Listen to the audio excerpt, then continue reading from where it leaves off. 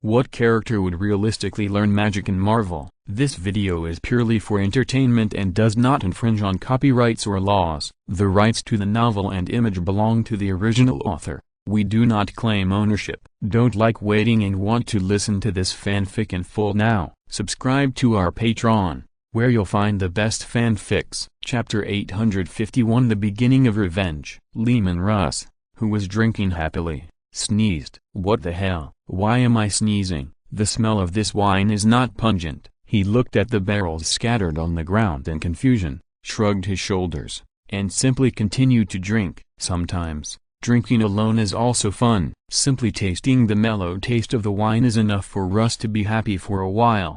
Of course, he was happy for more than a while. Under the pretext of investigating the internal affairs of the Space Wolves, he forced Gilliman to talk to him for 4 hours on the communication and finally convinced the latter. To date, he has been drinking for 2 weeks in a row. Robert Gilliman agreed to Russ's request to stay on the space station with a dark face, and told him that your sons will be here soon.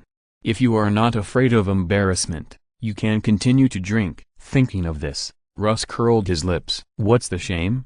The 13th Company was thrown back by my father a long time ago. They probably knew that I was back. Maybe some kids who haven't grown all their hair don't know. They know who I am. Leman Russ. When I am not fighting, I can do whatever I want. Besides, if I don't drink more now, how can I drink more later? They will definitely come to grab this wine like crazy. He waved his arms happily, and the thick wooden barrel wine glass in his hand passed through the barrel. The aroma of wine emanated as it was stirred, making him breathe a sigh of satisfaction. Then, Russ raised the wine glass in front of him, tilted his neck, and drank it all in one gulp. Burp. He burped without any image. He stood in the room that Wenzen had opened for him and shook his head. From the outside, you couldn't tell how much he drank. Only the wooden barrels scattered on the ground could prove it. Wenzen. Russ rubbed his cheeks to dispel the dizzy feeling. Did you report that they had arrived 7 hours ago? Yes,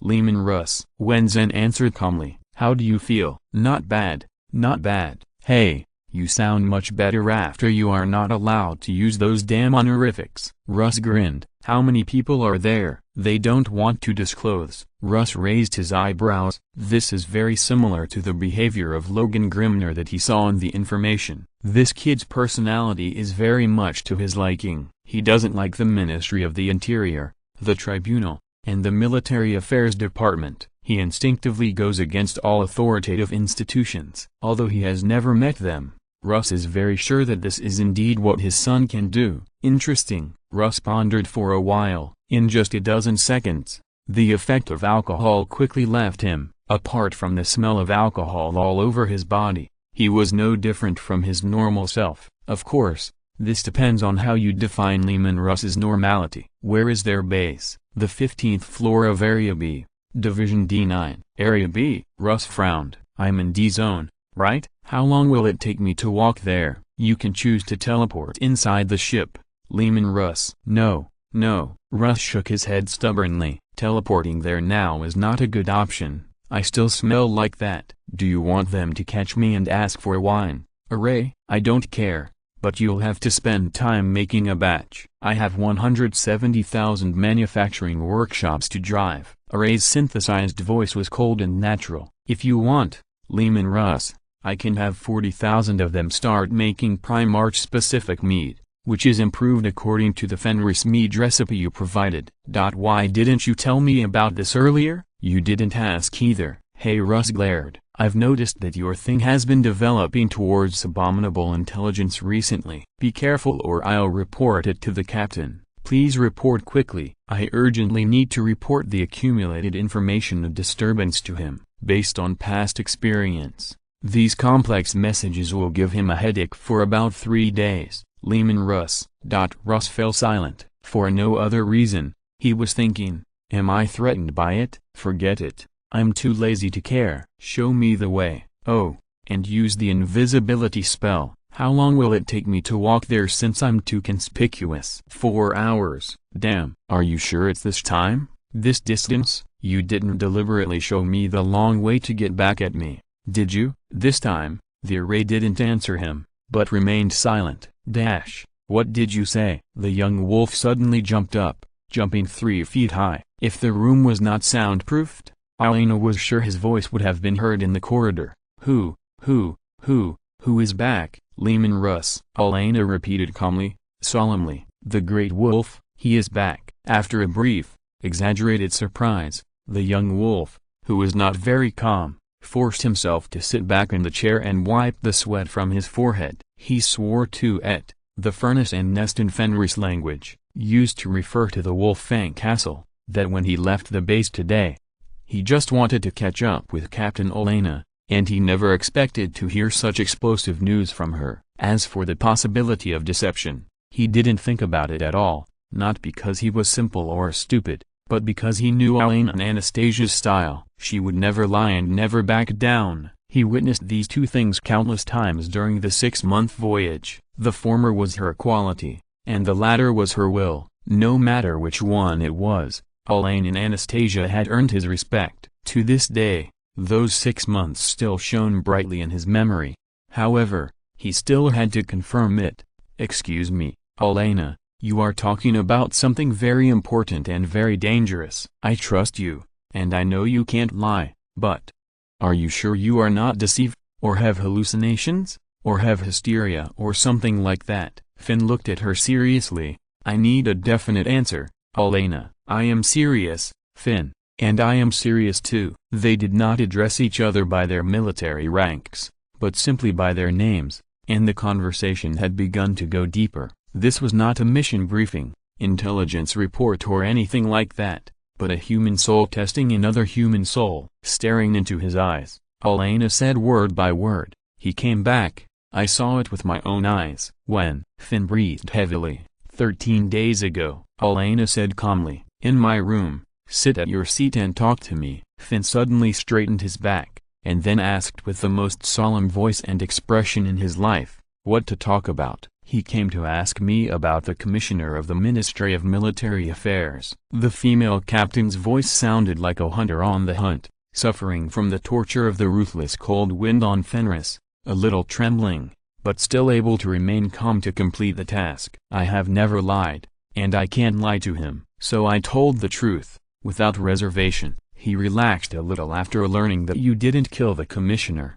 But when I asked him how it was, he didn't tell me. He just said that he had to go back and report to someone about it. Finn's brain has never moved so fast. When he was a blood claw, there were people to take care of him. Grey hunters, wolf priests, anyone could keep them calm and tell them what to do next. Now, he has been promoted and become a glorious grey hunter, but he has just been promoted and his brain has not received any basic training. In other words, his brain is now at the same level as the reckless and impulsive bloodclaws. What should I do? Should I go back and report to the Wolf Lord? Or should I tell the Wolf Priest first? Will the old man believe it? Will he not beat me with his stick again? He is lucky because he still doesn't have to use his brain this time. Alana gave her advice. You idiot, Finn, are you starting to have wild thoughts again? Huh? Alana cursed angrily. Why haven't you changed this problem yet? Asking you to use your brain is like killing you. Damn it. Listen to me. You go back and report now. Remember, report directly to the wolf leader, no matter who asks. Don't tell the truth of the matter. Just say that you have great news. Then what? Then, do I need to teach you this? No. What I mean is, should I tell him directly what happened, or keep him in suspense and play a joke? Finn asked hesitantly. I heard from Lucas that he always does this, and the alpha wolf always likes him. Who is Lucas? You don't know? Oh, it's normal that you don't know. We call him the big liar, because 9 out of 10 words this guy says are jokes, but we all like him. He is. Alana waved her arms. Wolf guard, or wolf priest? What? He is a blood claw. Alana sat back in her chair, no longer maintaining that nervous posture. She thought desperately and darkly it was really her bad luck to meet Finn, the world's #1 idiot. When she went out this morning, believe the words of a blood claw, believe the words of a blood claw who always jokes and is called a big liar. She took a deep breath. You can try, Finn, you can try. Although the young wolf was more sincere, he was more or less aware of something wrong. Alana's expression looked too dark, just like the time when they were surrounded by the Word-Bearer's fleet. "Okay, whatever you say, I'll listen to you," Space Wolf said to a mortal like this, and he didn't think there was anything wrong with it. "Anyway, old Torbjorn praises you for your intelligence every day. Come on, tell me, what are your plans?" "I'm sleepy. I have to get up early tomorrow, and I'll leave the 1K I owe to tomorrow." "Oh shit, why can't I write 5,000 words in an hour?" Chapter 852 The Beginning of Revenge. Finn returned to the base in a daze. He was not good at thinking, but he was good at listening. Even so, Elena's long and almost endless speculations still made him a little unable to accept it for a short time. The female captain told him 17 possible development routes of this matter, but Finn didn't write down any of them. In the end, she had no choice but to tell Finn to go back and tell your Wolf Master directly, and don't think about anything else. This is right, why make it so complicated? Finn thought. If you have something to say, just say it. If you are not happy, just fight. However, before doing this, he needs to deal with a more urgent and more important matter. Standing in front of the base, he carefully observed the silver metal door. After making sure that the door was closed tightly, he asked the array to unlock the door. This is the experience gained from many lessons. He is in charge of a group of blood claws, and they are not very obedient. It is the nature of blood claws to be keen on challenging authority, and it is also the nature of wolf packs. The strong must always ensure that they will not be knocked down by sneak attacks and challenges, and challengers are endless. Finn had foresight not to step in at the first time, and his choice was right. After several blood claws hiding behind the door waiting for him to come back found that they could not sneak attack him, they simply walked out from behind the door frame and slowly surrounded him. All of them held blunt swords for practice, and they were not wearing armor. There was a common crimson tattoo on their exposed arms and chests. They stared at him with ill intentions. This meant that they all came from a tribe on Fenris, called Broken Fang. There may be hundreds of similar names. The history of Fenris is long enough to bury many things, and the deadly change of seasons can also take many lives. Even in it, many places collapsed in the floods caused by the change of seasons, or were buried because of disrepair. The slaves who passed on knowledge from generation to generation and lived with them in Etri could not repair it. In this way, it gradually became smaller and smaller as centuries passed. Some say this is a sign of the end of the world. Finn doesn't care. His own tribe had long been lost in the dangerous seasons of Fenris, and he was the last survivor. Since then, he no longer cares about these small settlements and ominous omens. The tribe's prophet at the time said that they would survive the winter. Bullshit. Finn watched his mother freeze to death in the blizzard, and then his father and cousin. The leader of the Blood Claws had long red hair,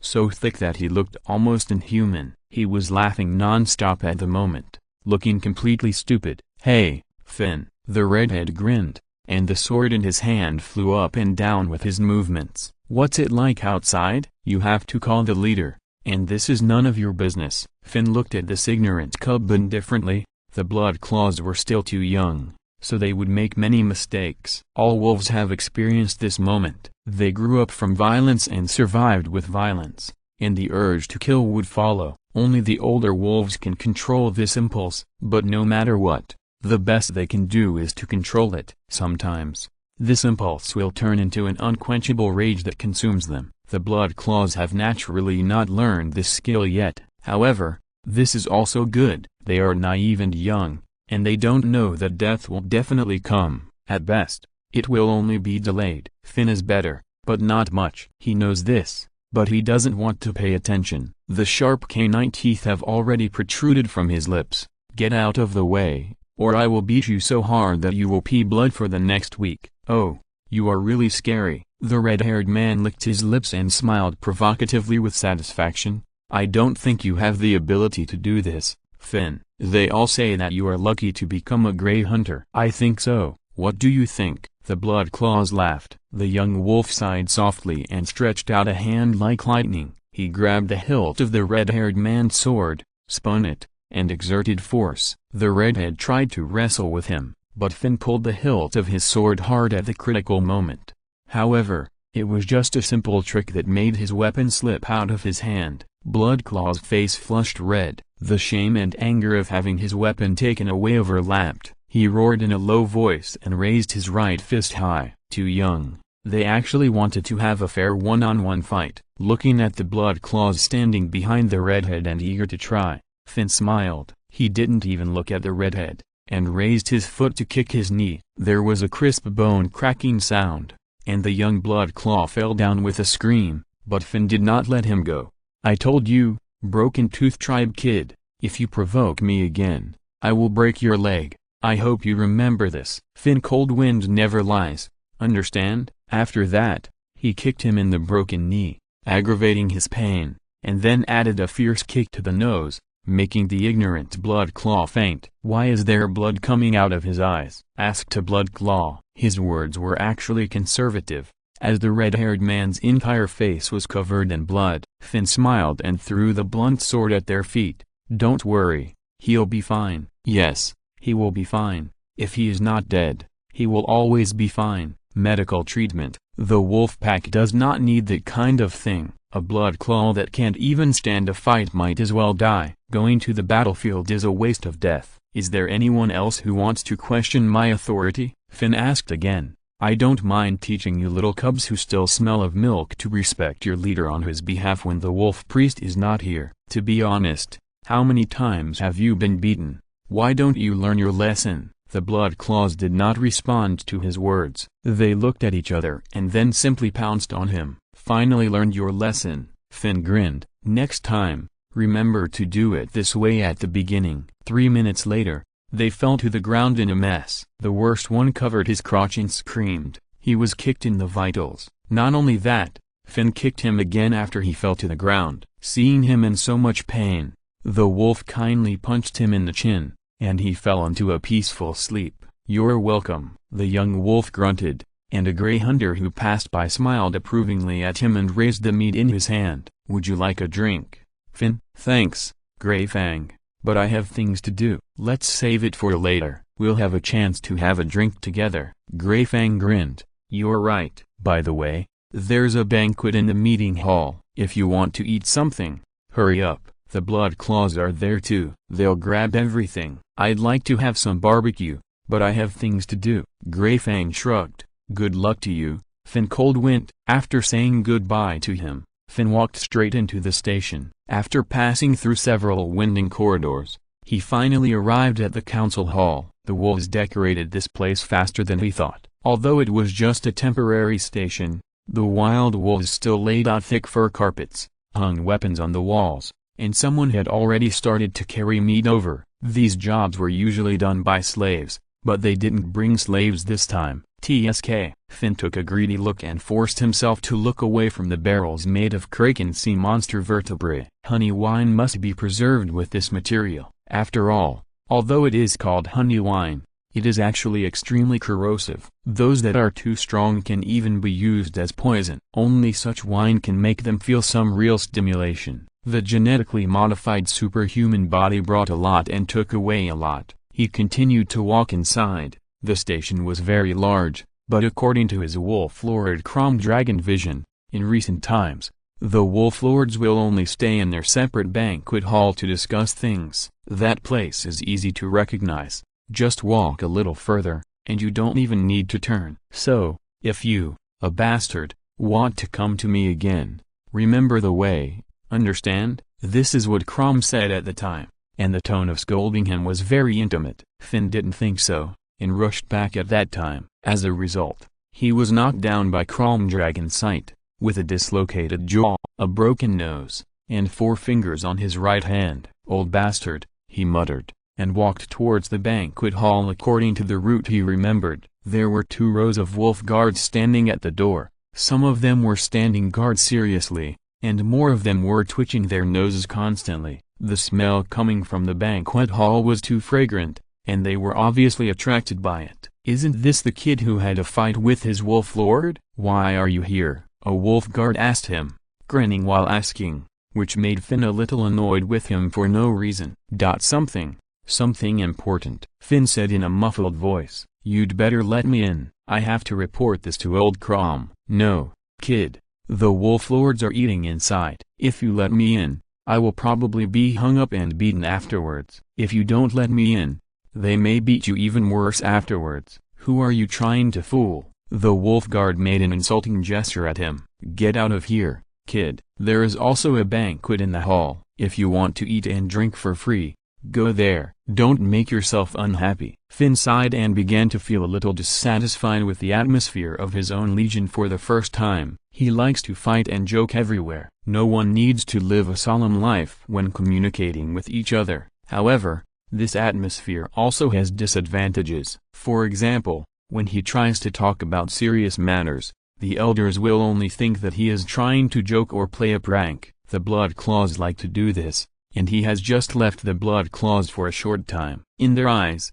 he is probably no different from the Blood Claws. Patiently, Finn said again seriously, "It's really important. You have to let me in." The wolf guard didn't laugh this time. He stared at the young wolf, carefully observing every detail on him, even the relics of old Torben. After a long time, he nodded. "Let him in," the wolf guard said. "I don't smell the smell of lies from him. It may be that my nose is finally old. Anyway, kid." He laughed again and reached out to pat Finn's shoulder. "You'd better not lie to me, otherwise I will be very angry." Just like that, he entered the banquet hall. To be precise, he was pushed in by the wolf guards. This place is much smaller than the hall. After all, there are only 12 alpha wolves, and they don't need too much space. There is basically no decoration here, and it still maintains this silver bright style that Finn doesn't like very much. The wolf pack is like this. They like a dirty, warm den, rather than a clean and bright place with a big light ball on their heads. "Crom, is that the guy you had a fight with some time ago?" asked Bran Redthroat, the alpha wolf of the great company of Red Maw. He happened to be sitting in a position where he could see Finn coming in, so he asked directly, and had to put on an expression of watching a show. Crom Dragonsight looked up and glanced at this side, sighing a little impatiently. He put down the tender and juicy barbecue in his hand, wiped his hand on the animal skin on the table, and waved to Finn. "What do you want from me again?" "Damn it, fart quickly." As he said this, he rubbed his nose. Finn was a little happy about this, which proved that the little gift he left for the Wolf Lord last time was still there. "Yes, you broke my nose, dislocated my jaw, and fractured 4 fingers, but I didn't let you have it easy either." He wanted to speak directly, but Crom Dragonsight raised his hand to signal him to wait. The Wolf Lord sneezed and said casually, "Just say it directly if you have something to say. Don't beat around the bush like last time, idiot." "If you had told me earlier that you were going to see Captain Aliona, would I have stopped you?" "Russ is back," Finn nodded and said obediently. A sense of pleasure from playing a prank surged in his heart. The noisy banquet hall suddenly became quiet. The Wolf Lords looked at the young Ray Hunter with strange eyes, and some of them looked particularly interesting. This strange silence even lasted until the leader spoke. "Logan Grinam." He moved his neck with interest, but did not deny or question it immediately. Instead, he picked up a large piece of barbecue with a smile, picked it up with a knife and fork, and threw it over. Finn reached out, accurately grasped the juicy barbecue, and then swallowed it whole. "Where did you know this news, kid?" asked the leader. His voice sounded like a low thunder, echoing in the banquet hall. "From Captain Alion and Anastasia." "How did she know?" "She met with Russ, Alpha Wolf." A discussion broke out among the Wolf Lords, but Grinam was unmoved. The Alpha Wolf raised his right hand, and the aftermath of the argument immediately subsided. Then he stood up. Only at this time did he truly look like the legend who had been fighting for 700 years. His hair was white, and his face was full of traces of aging brought by the years. But his posture was not stooped at all. He walked slowly in front of Finn, so close that Finn could even smell the barbecue flavor that had not yet dissipated from his mouth. "I'm going to tell you something, boy, but before that, I want to know your name." "Finn Coldwind." "Very good, Finn Coldwind. Listen carefully, we all know it." "What?" Finn looked at the wolf leader in astonishment. The solemnity on the wolf leader's face gradually turned into laughter. The Wolf Lords did the same. The violent laughter merged together and almost blew off the roof of the banquet hall. After a while, when the laughter finally subsided, Grimnir patted Finn on the shoulder. "Boy, We knew it a long time ago. But, no. What's wrong with you? I can't tell you the details, Grimner smiled at him, but we do know, and you'd better keep your mouth shut and don't tell anyone about this. Understand? We are all looking forward to seeing their surprised expressions when the time comes. As for you, Finn boy, I'm afraid I have to ask you to make another trip. Go and tell the respectable female captain that she has been invited to a banquet. It's related to Ruth. If she doesn't want to come, you can tie her up. Understand? She has to come. He winked at Finn meaningfully, and the young wolf looked at him blankly, as if he didn't understand what he said at all. Are you sure I'm not going the wrong way? Leman Russ asked in a low voice. I won't make mistakes, the array said. I have calculated tens of thousands of times before answering you. Through the built-in underlying logic, this is already the shortest route. If you think it's too slow, you can teleport. Leman Russ. Okay, you're awesome, Rust said unhappily. While hiding in the corner of the corridor to avoid a transport vehicle, the driver was an officer from the Ministry of Military Affairs, with a bitter face, and the back of the car was full of new power armor. The Wolf King looked at those treasures with envy. He sighed regretfully and asked again. Did Robert reply? No, but he said an automatic reply. Do you want to listen? Play it, Rust said as he walked. The invisibility spell made him walk in this spacious corridor as if he was in an empty space, and no one could see him. After a buzzing sound, he heard the familiar voice of Robert Gilliman, with a little anger. I won't talk to you anymore, Russ. I know what you want to do. I'll give you 5 more days. If you still plan to stay on the space station and drink, I'll go and drag you back myself. Leman Russ curled his lips. Why are you so serious? If you don't want to talk about it, then don't talk about it. Anyway, my work is almost done. He continued to move forward in silence. The lone wolf was about to return to the wolf pack, and there was some nostalgia on his face. He didn't know whether this wolf pack he had never met would welcome him, nor did he know what they looked like now. Leman Russ didn't know anything, but he knew one thing. He couldn't wait. Update completed. Chapter 853 The Beginning of Revenge. Wolf pack feasts are usually accompanied by the smell of stinking fur, cursing, fighting, and blood, especially when the blood claws are present. These young wolf cubs are very keen to carry forward this ancient tradition. They are more aggressive than the gray hunters and wolf guards combined. The latter two have long learned to use their anger in real battles. Although fighting often occurs in leisure time, they will never choose to do such things during feasts unless someone really makes them angry. They know that food and wine are hard to come by. Fighting can be put off until after eating and drinking. However, the blood claws have no such concerns. They are in the so-called youth time. The blood in their bodies is restless all day long, and it is impossible not to fight several times a day. Just like now, a blood claw is grabbing another and beating him up.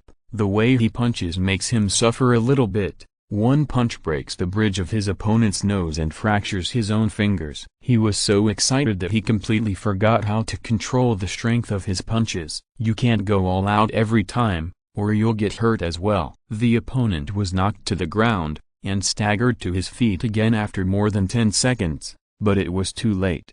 When he temporarily gained precious clarity from the blood, pain, and numbness of mead, he was knocked to the ground again by an uppercut. This time, he couldn't get up, but just raised his right hand tremblingly to admit defeat. He gave in, and the wolves watching laughed and poured cup after cup of mead on his face to wash the boy's face. The taste of mead made him lick his lips, and he actually struggled to stand up. He barely lay on the table, grabbed a bottle of mead and drank half a bottle in one breath. The more he drank, the straighter he stood. Seeing this, the wolves cheered loudly, mixed with constant praise like vulgar curses and happy laughter. Someone threw another large bottle of mead to the winner, Blood Claw. The young man raised his hands excitedly, holding the mead and pouring it on himself, while running around the council hall like a victorious champion. Knives and forks rubbed against each other, wine glasses collided, blood flew everywhere, and the smell of meat filled the air. The atmosphere was very joyful until a stranger arrived.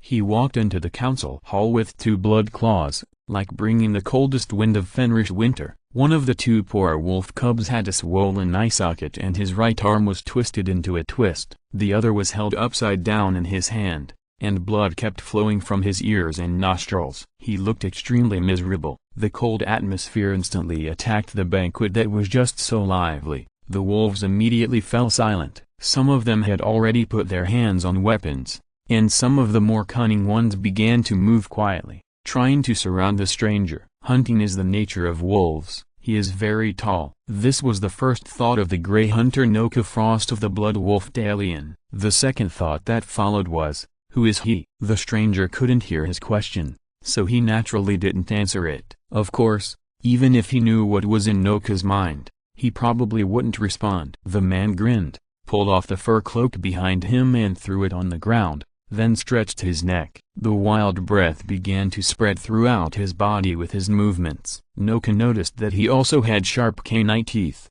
which were thicker and longer than theirs. They were just like the sharp teeth of a werewolf. I saw a group of stinky wolf cubs. The stranger grinned and said with a smile, I'm so disappointed. I thought I could see a well-trained wolf pack, but you are not qualified at all. At best, you are just puppies that haven't been weaned yet. He raised his hand contemptuously and threw the two blood claws together on the long banquet table. The soup and water were spilled all over the floor due to the violent collision, not to mention the precious meat. They rolled around on the dirty carpet and were crushed by the iron boots. The unconscious blood claws were also quickly dragged to the back of the crowd, and the wolf pack sent him to a corner. Rage rose silently, and several wolves had already circled behind the stranger, but he still acted as if he knew nothing about it. Even the food is so bad, who can eat this little meat? At least one portion should be given to each person. The Wenzin has 170,000 manufacturing workshops,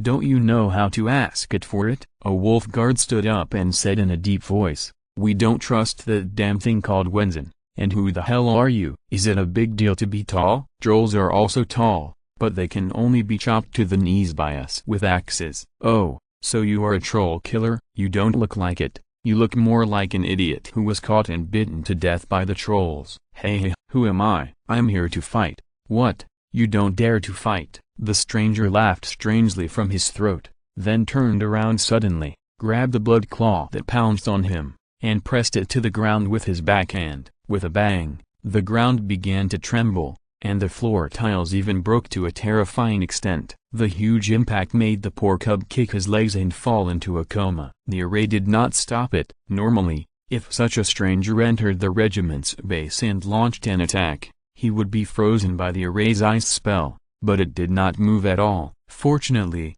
the wolves did not know, so they could continue to hunt in anger. Another blood claw behind him howled and pounced on him. The stranger stood up at a speed so fast that people could not see clearly, grabbed his wrist, and threw him to the ground with the reaction force. Everyone heard the crisp whine of the blood claw's hand bones under the heavy load, and the sound of close contact with his skull and the ground. You'd better come together. Hey, the stranger laughed in a low voice and walked to the corner of the council hall. This action, whether intentional or unintentional, allowed him to avoid being attacked from both sides. Of course, there was a weapon rack there. The thick wooden rack was full of weapons provided for the wolves to fight. This was the tradition of the wolves. Sometimes, the atmosphere will reach a climax, and fists and feet will become weapons that are passable but not exciting. If, at this time, you can use these blunt swords or wooden sticks to have a good time with each other, no one will say anything. The winner can boast and show off for a while,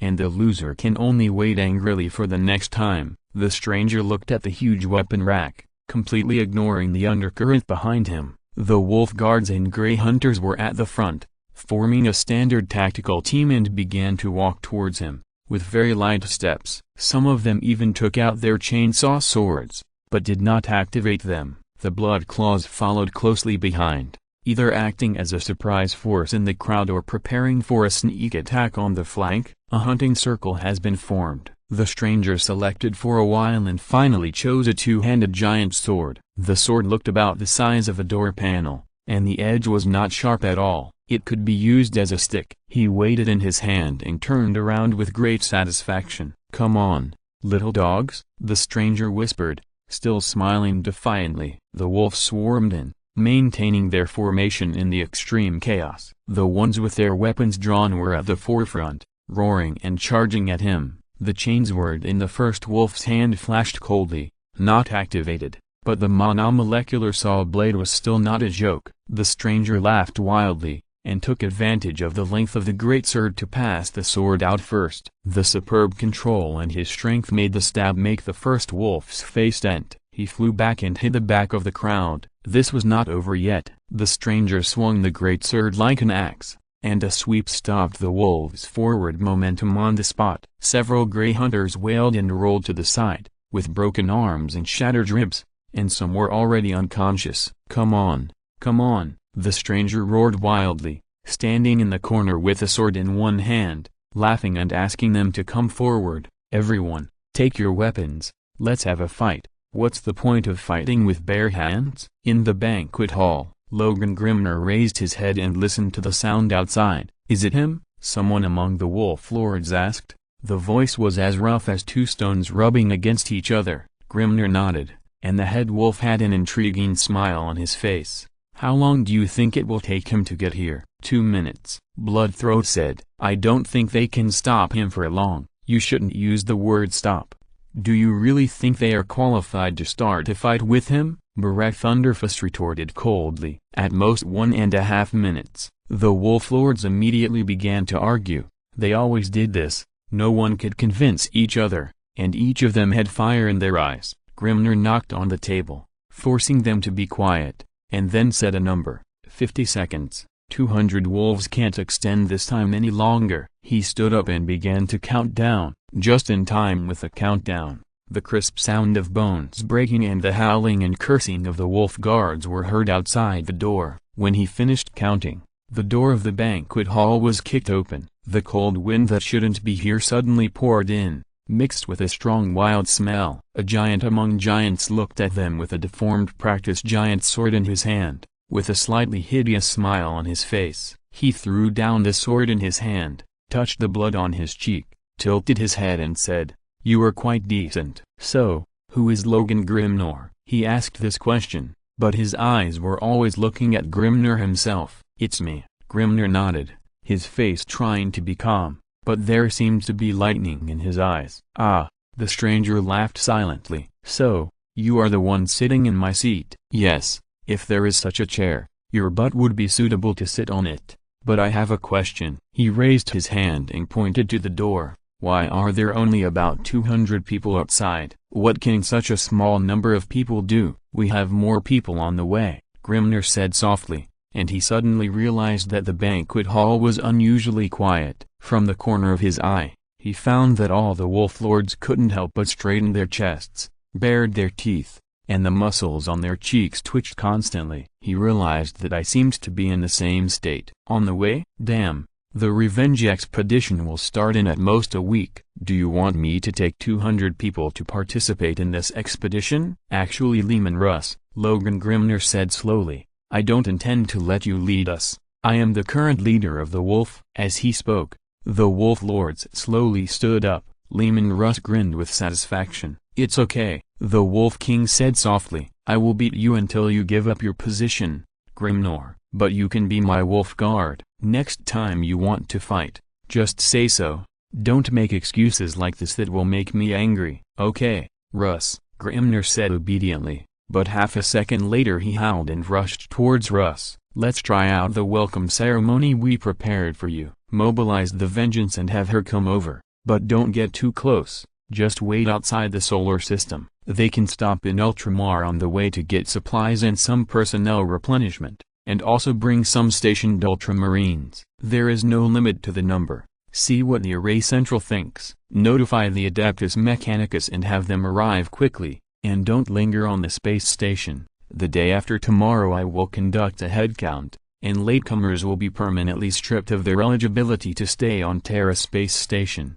Issue a new order to the Array on Terra Space Station, asking it to use its monitoring authority to check the implementation of the new equipment for me. I want to make sure that every Astartes can use the new power armor, and I want to make sure that every Astra Militarum is equipped with the new combat uniform. Of course, Also note down those over-reported chapters. Put the chapter masters of these chapters together on a list, and have a meeting tomorrow afternoon. Ask them to be present. Inform the logistics department to send 5 recorders. The minutes of the meeting must be filed and recorded. I want to see who dares to make excuses this time. Robert Gilman issued orders one after another, his thoughts clear and without pause. He had not rested for 3 days, but he was still in high spirits. The great achievement and pleasure brought by work made his spirit never tired. Mobilizing troops and preparing for war is much more interesting than simply handling government affairs. He stood in front of the porthole, breathing steadily and long, but the regent's expression was quite interesting. He clenched his teeth while thinking, his eyes wide open, staring directly at the darkness in the vacuum, and he would not blink for a long time. He knew what was hiding in the darkness, and he knew even more that the darkness could not defeat them. The Empire never forgets revenge. Chapter 854, Flame of Rage. A slave walked carefully along the edge of the corridor. His modified right-hand palm had a magnetic hook device that allowed him to hold the cold metal handrail tightly. This modification was not only to assist walking, but also allowed him to ignore gravity and the violent vibrations caused by the ship's flight at certain moments. Of course, he could also hold weapons tightly when necessary. The slaves on the Fury of Fury were not all defenseless. When faced with danger, they could also fight back with their own strength and faith in the Emperor. He walked through the gloomy corridor, bowing his head when passing every statue and every painting, paying his respects to the heroic predecessors whose names he did not know. The slave walked across the first bridge and passed through the burning gun deck. Here, the corridor was crowded. The slaves and medical personnel who were busy with rescue were moving back and forth in this crowded and hot area. The slave glanced at them and quickly looked away. Fire! He didn't think he could last long in such an environment. Look at his companions. Everyone's face was covered with charred stains, palms were burned, and their faces were exhausted. This warp voyage has been bad since the beginning. There have been many explosions in the artillery positions, and rumors have begun to spread on the lower deck. He kept moving forward. The winding corridors and gloomy environment did not affect him. He was born and raised on this ship, and he also believed that he would die on this ship. For him, this is his home. Strategy room. He came here again. There were mottled rust on the dark metal door. The technical sergeant came to inspect it once 17 days ago. The conclusion was that there was no need to pay attention to it. The surface rust would not affect its operation. It can continue to support for 130 years. Every metal component on the Flame of Fury has been blessed by the Emperor. They will not be easily damaged. The slave still remembered the low and solemn voice of the sergeant. Every time he thought of it, he felt excited. His angels will always be like this, and they can always make people feel the power of hope. Two Astartes brothers stood in front of the strategic room. Their power armor was painted gray, with a ball of burning flame on the side of the shoulder armor. The fiery red color formed an extremely strong contrast with the plain appearance of the power armor itself. The slave looked at the black sky eagle on their chests with a little awe, lowered his head, and said respectfully, "The data has been sent." One of the brothers nodded and said in a voice without activating the breathing grid, "Go in." The door slid open, and the heavy sound echoed in the corridor. The strategic room was decorated very simply. The bust of the Emperor stared at everyone in the room in front of the holographic table. His solemn expression immediately made the slave nervous. No matter how many times he would be shocked by this statue. A mechanical servant staggered to him and extended his tentacle. The slave sighed inwardly, raised his head and looked at the forest tart standing near the holographic platform and staring at him. The tallest one smiled, but the right half of his face did not move. A hideous scar might be the culprit for the paralysis of the muscles on this half of his face. The monk raised his hand in a friendly manner and made a gesture. "Don't pay attention to it. There is something wrong with the thinking component of this servitor. Just push it aside." The slave did as he was told. The servitor was pushed aside and staggered in the air back to where it should be. He walked forward and handed the parchment scroll with data and text to the commander of the Flame of Fury, Kareem Declims. "Thank you," he nodded, then unfolded the parchment, and the information on it made him frown tightly. Kareem's appearance was not as noble or handsome as his brother's. Most of the time, if he didn't speak, he was like a gloomy flame, always giving people a sense of oppression. This was even more so at this moment. With just a frown, the slave's heels began to weaken. He secretly groaned and regretted his weak performance. At this moment, the sergeant of the Flame of Fury, the respected Tokar, gently placed his hand on his shoulder and steadied him. "Go out, Cornu." Cornu looked at him gratefully and left the strategic room. "This is the intelligence sent by the captain," Kareem said in a deep voice, and his voice happened to merge with the dull noise made when the door closed. "The navigator is dead." The think tank director Clifford shook his head and sighed. Kareem continued his ruthless judgment. "There is not enough ammunition." The 7th gun deck exploded again. This time it is more serious than before. The chain reaction caused by the fire caused 2 ammunition depots to explode. He looked at the other 4 people seriously. "This means that half of our artillery positions may not be able to operate normally next." "It doesn't make any difference," Priest Deimos said. "The failure rate of our artillery positions is already alarmingly high. I suspect that the filth in the warp is affecting them. Otherwise, it is impossible to explain why this voyage is so disastrous. But this is not the most important problem." Sergeant Tokar glanced at the priest and said seriously, "How can we rush to the sacred Terra without a navigator?" He pointed out the most serious problem. Yes, how to rush to Terra under such circumstances. Without a navigator, warp navigation has become a dangerous matter. Even if the warp engine can still be used, no one dares to rashly pass through this filthy space under such circumstances. If conventional engines are used, then by the time they arrive, the revenge expedition may be over. I am afraid it is necessary to take some risky actions. Chapter Master, the librarian said, "I will go to the cockpit to retrieve the previous navigation logs and see if I can find some patterns from them. If I fail, then I will try to take on the job of the navigator." "You can't succeed." The priest glared at him. "Every navigator is a valuable asset to the Empire. They may not be as powerful as you, but only they can see the astronomicon." "I must try, Deimos." "The longer we stay in the warp, the more dangerous it will be." As the think tank director of the Flame of Rage, I must take on this responsibility. "You are crazy, Clifford." A violent vibration came from the Flame of Rage, interrupting their quarrel. The stable eternal light above suddenly turned into a flashing red, and the alarm sounded throughout the ship. Kareem glanced at the sergeant, who immediately nodded and ran away. Clifford closed his eyes, and a blue light flowed under his tightly closed eyelids, and a low strange sound followed. The priest held a rosary on his chest with his left hand, and held the copper stick at his waist with his right hand. The golden eagle on the top flashed a dark scarlet light, like blood that had not been wiped clean. "Enemy attack." The think tank director opened his eyes and glared at a certain place in the void. Enemy attack. Battle Brother Marcus took a step forward fiercely. The corn believer who was laughing wildly and waving the chainsaw axe in his hand to kill slaves did not realize his arrival. The slaves ran in all directions, but they were not panicking. They were running not for their own lives, but to find weapons. There was a weapon cabinet every 50 meters on the lower deck of the Flame of Fury. It could not be opened normally and would only be passively triggered when the ship-wide alarm was activated. Marcus watched them go away, and he ran towards the corn believers. "The flames of rage will burn you." Marcus roared and pulled the trigger of the grenade launcher. The traitor shook his upper body as if he had predicted the future, and the shoulder armor with the skull hanging on it just blocked the 3 bursts of explosive shells. They were embedded in the traitor's shoulder armor, emitting green smoke. The corn believer roared, and in the gap between turning around, he dismembered a poor woman alive with the axe blade,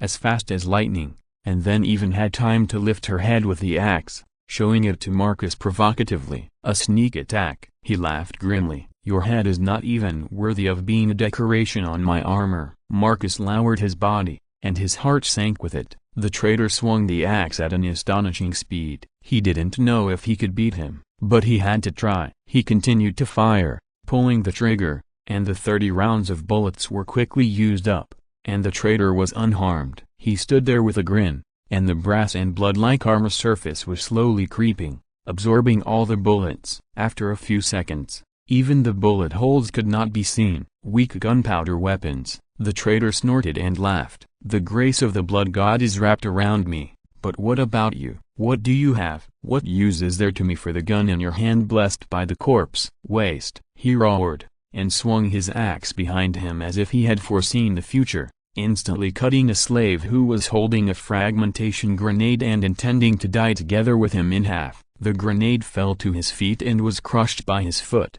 but the trigger gunpowder inside did not move at all, as if it had seen a ghost, and died with the slave. Draw your sword and fight with me in a battle between warriors, the corn believer said contemptuously and arrogantly, and even walked into Marcus' attack range leisurely. As you wish, scum. Marcus looked at him with hatred, and he threw down the grenade gun, and the chainsaw sword roared the moment it was pulled out. The single molecule saw blade rotated manically, and the machine spirit roared in it, thirsting for the enemy's blood. The battle brother took a step forward fiercely, and the chainsword collided with the axe blade the second he swung it out. The blasphemous dark red axe blade exuded a pungent bloody smell as it spun. The wrestling began from then on, but it did not last long. The traitor grinned, spun his arm, and the axe blade changed its position in an instant. With his arm swinging, the axe blade pierced deeply into Marcus' left shoulder armor, but he did not let the traitor have an easy time either.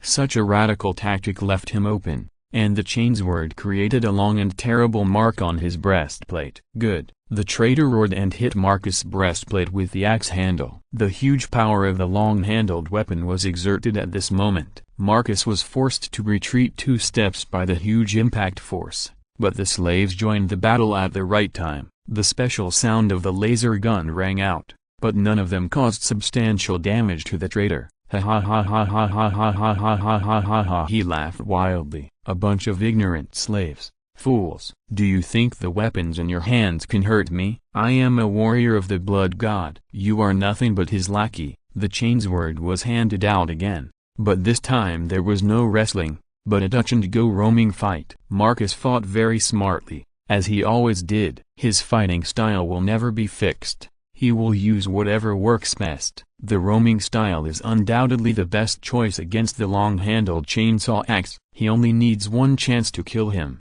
and vice versa. The traitor had to stand still and carefully parry his attacks. His armor might be able to heal itself from ranged attacks, but not in close combat. The blood god is happy to see the armor of the 2 warriors damage each other in a fight. They will bleed and get hurt, and so will the armor. The sound of metal rubbing is the wail of the power armor, and this wail, along with the screams of others, also echoes continuously in the blood-red wasteland. Annoying coward, the traitor cursed. Your words only highlight your own incompetence, Marcus replied coldly. When the flames of anger burn you will know what it means to regret. In the 17th round of the fight, the traitor seized the opportunity to strike Marcus in the left abdomen. In the 23rd round, Marcus fought back. The chainsaw sword trembled and stabbed into the traitor's right shoulder. In the 31st round, he seized the most important opportunity. While the traitor was pulling back the axe blade to prepare for the next 2-handed swing, he rushed forward and cut off his head with a horizontal slash. Marcus stood there panting, covered in blood. His heart was not calm. The high heart rate brought by adrenaline and the pleasure of victory merged together, and the increasingly pungent smell of blood surged in the sky. In the world that people cannot look directly at, his eyes were covered. A flash of scarlet flashed by, but was shattered by a vague sound in the next moment. The voice was irrational, without basic logic. If you listen carefully, you can even find that it is thousands of different people screaming. Plus revenge. Plus a cold snort came, and the blood god withdrew his gaze in dismay. Marcus, who survived the disaster, half knelt on the ground weakly, took off his helmet, and vomited a large mouthful of blood. The traitor's strength was amazing, and the heavy blow from the axe handle caused him internal injuries. My lord. The slaves gathered around, and the medical staff quickly arrived at the scene and gave him the most basic surgical care. These slaves have always been like this. They have lived on the flame of fury for generations and fought side by side with them for generations. No, Marcus said. He raised his hand to stop them, barely stood up, and asked for a shot of painkillers. There was a noisy sound coming from the communication channel on the helmet. He knew that it was proof that his brothers were fighting endlessly in various parts of the ship. He couldn't receive treatment here. He had to join them. The original chapter, ostensibly Gilliman's child. Well, this is all I can reveal for now. On the 8th day of the Lunar New Year, I will resume normal updates, which means 4K a day, 10K a day. Occasionally, there will be extra updates, such as on the 4K day, I may suddenly update 2 chapters. As for this war group, I can only say, pray for them. Chapter 855, Flame of Rage. Blood sacrifice to the blood god. Skull to the skull seat. Swinging the blade, the chainsaw sword got stuck between the ribs of the Astartes. The Khorne berserker grinned and continued to push. The terrible brute force made his opponent scream in pain. He continued to scream during the whole process of being disemboweled. In contrast, he kept hitting the berserker's visor with his fists. His punches were heavy. He broke the visor, the bridge of the berserker's nose and half of his cheekbone. He even pulled out his tongue while groping around, and finally put his hands together to forcibly pull off his jaw. But the berserker kept grinning and pushing, never retreating. The pain and blood overlapped, making him even more crazy. He had lost the ability to use language, but he still exhaled hot air with his vocal cords. The syllables were rough and blasphemous, and the vague shout seemed to be as terrifying as coming from the wasteland. When he finally killed the monk of the Flame of Fury, his entire face was so miserable that it could hardly be called a human form. A horrible monster that had lost its eyeballs, nose bridge and entire jaw stood in the dark corridor, with red flashing lights and shrill warnings above its head. The monster, wearing brass armor, moved forward heavily, and its bones and flesh suddenly became distorted as it moved forward. Its lost vision also returned in the process, but it became more scarlet and more blurred. Everything in his eyes turned into a collection of flesh and blood and screaming dead skulls. It roared and swung the chainsaw sword in its hand, destroying everything in the corridor along the way. The statues and paintings on the lower deck were chopped to pieces, and the metal walls with hundreds of years of history were torn off the walls by it, exposing the wires flashing with electricity inside. Just like that, it moved forward all the way, heading for more slaughter. Dash, retreat, fire. Tokar's voice sounded very cold in the corridor, but his voice in person was not like that. The helmet distorted his voice into this, but it didn't matter. When 15 bolt guns fired at the same time, no one would care about such things. Fierce flames erupted in the narrow corridor, and the matic gunfire unique to the Goldwyn Mk5B model was infinitely amplified in the corridor. The distorted vision brought by the flashing red light did not reduce the accuracy of their shooting. In the 4-shot mode, all the bolt shells hit the target accurately. All the traitors at the other end of the corridor were dead. Without exception, they could not survive. The smoking wreckage fell heavily with a heavy sound. Well done, brothers. Tokar gently stroked the side of the receiver with his right index finger. This was his little habit. Hold here, and make sure there is no mistake in the cockpit. Captain Nisha and her subordinates are trying to appease the machine spirit and restart the defense system on the bridge. Understood, Sergeant. Flagman Jian replied. But what about the hangar? When he said the word hangar, he paused, as if he meant something. Don't worry, Librarian Clifford and Chaplain Dimos have already gone to the hangar, and they will wake up Elder Bartlett. This name sparked a slight discussion in the communication channel, and Tokar did not stop them. Elder Bartlett was a name that was rarely mentioned in the Fury Flame chapter. For a fearless elder, this was obviously disrespectful, but this was his own request. Elder Bartlett's history was almost as long as theirs, and the Fury Flames respected his wishes, even if the elder occasionally uttered blasphemous words in his dreams. The discussion continued for a while until a hoarse voice came from the communication channel. Sergeant, this is Marcus Drocus. Repeat, this is Marcus Drocus. I am speaking to you from the lower deck. I am about to detonate the 5th ammunition depot. Please be prepared. Explain your reasons. The sergeant replied calmly and almost indifferently, but his hand suddenly clenched the grip of the grenade launcher. I was stopped by a group of traitors who boarded the ship on my way to support the 1st artillery position, but I had led them into the blast range of the ammunition depot. 73 slaves are using their lives to buy me time. Marcus Dricus paused, his voice full of weakness that could not be concealed. I will extinguish, Sergeant. Witness our burning. I witness, Tokar said. 5 seconds later, there was a violent tremor under their feet. There was no sound in the communication channel. The indistinct whimpering and roaring of the corn berserkers sounded at the right time from the other end of the corridor. They made a huge noise and were rushing towards this side. The deck shook. Prepare to engage the enemy. Tokar raised his bolter, and a group of shameful traitors wearing fresh skulls were reflected in the scarlet eyepiece. 3, 2, 1. Blood sacrifice to the blood god. Skull to the skull seat. Fire. The sergeant's voice mixed with the roar of the traitors, and then there was a continuous roar of bolters. The volley did not have much effect this time. 4 traitors approached them. The sergeant took the lead and put down the grenade launcher and hung it back on his belt. Then he pressed the hilt of the power sword with a slight force in his right hand. With a slight sound, it was pulled out of the scabbard. While swinging, Tokar touched the activation rune with his thumb, and the decomposition field on the sword was activated, and in the second, it cut deeply into the traitor's helmet. The field made his armor useless. The armor was cut, and then the flesh and bones. When the blade pierced through his head that was neatly cut in half, Tokar had already started looking for his next target. The roar of the flag-bearer sounded behind him, and then the roar of his deputy Elin, who loved progress, and the roar of the chainsaw sword came along. In Tokar's senses, all of this was slowed down a lot. The sound was stretched out, so long that it was even impossible to clearly distinguish who the owner of the sound was. A strange noise sounded in his head, followed by a slight tingling. The sergeant sighed inwardly. Here it comes again. His curse, one of the reasons why he had always refused promotion. With his senses slowed down, Tokar swung his sword, committed 2 more murders, and turned around. His senses returned to normal at this moment,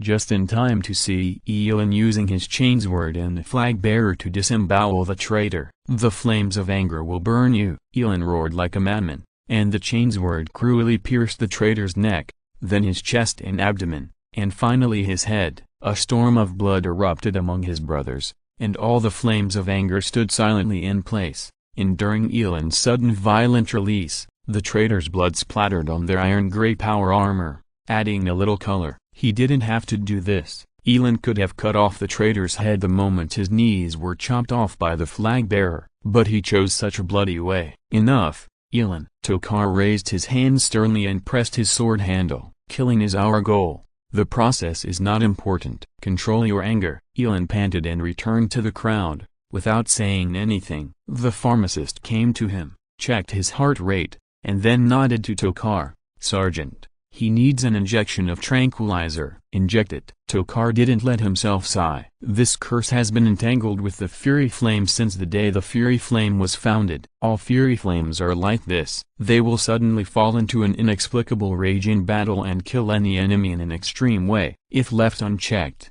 they will soon fall into a manic state. Although they will not distinguish between friend and foe, they will rush into the enemy's line with a strong tendency to self-destruction, creating a horrific massacre before they die. It's as if something is driving them to do this. The most puzzling thing is that they are awake throughout the whole process. Not only that, the best among them would even occasionally enter an illusion that time could slow down during battle. These things made Elder Bartlett extremely worried. He obviously knew something, but he kept silent. Because of this, they had always avoided contact with official agencies or cooperation with their brothers. But this expedition was an exception. They could not betray their oaths and duties and refuse such an honor. But if they were discovered, what would they do? Thinking of this, Tokar lowered his head in worry. Elder, what should we do? Elder Bartlett. Daimos's voice echoed in the hangar. We stand here with the strength and courage given by the Emperor, standing before you. We call your name and beg you to wake up from that slumber. No need to shout anymore. Through the external speakers, the synthesized voice sounded in the hangar, cold and ruthless, without any humanity contained in it. The dreadnought rumbled and stood up according to the driver's wishes. There were no sacred prayers on the surface of the mecha, nor were there scrolls engraved with the names of previous drivers.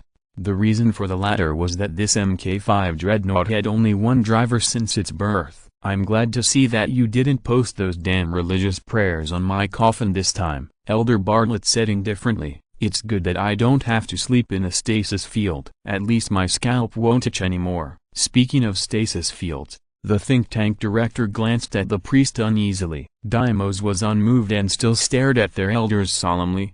"We need your help." "Of course you do. I'm staying alive for this. Tell me, what's the situation?" "We are trapped in the warp, Elder. The navigator is dead. A group of chaos traders boarded us. Due to the previous fires and explosions in artillery positions, this boarding also paralyzed the flame of wrath." The dreadnought raised its right hand, and the power claws that flashed with cold light moved slightly, causing the air in the hangar to vibrate a little. "I remember, I said last time when I was asleep, not to enter the warp again. We have to do this. The Primarch summoned us and hopes that we will go on an expedition with him." "Expedition?" "Yes, expedition." Deimos nodded fanatically. "Revenge expedition, Primarch." He. Bartlett laughed shrilly, and the superposition of the speaker and the synthesized sound did not stop him from laughing. Deimos remained unmoved, and said with a firmness that was almost terrifying, "Yes,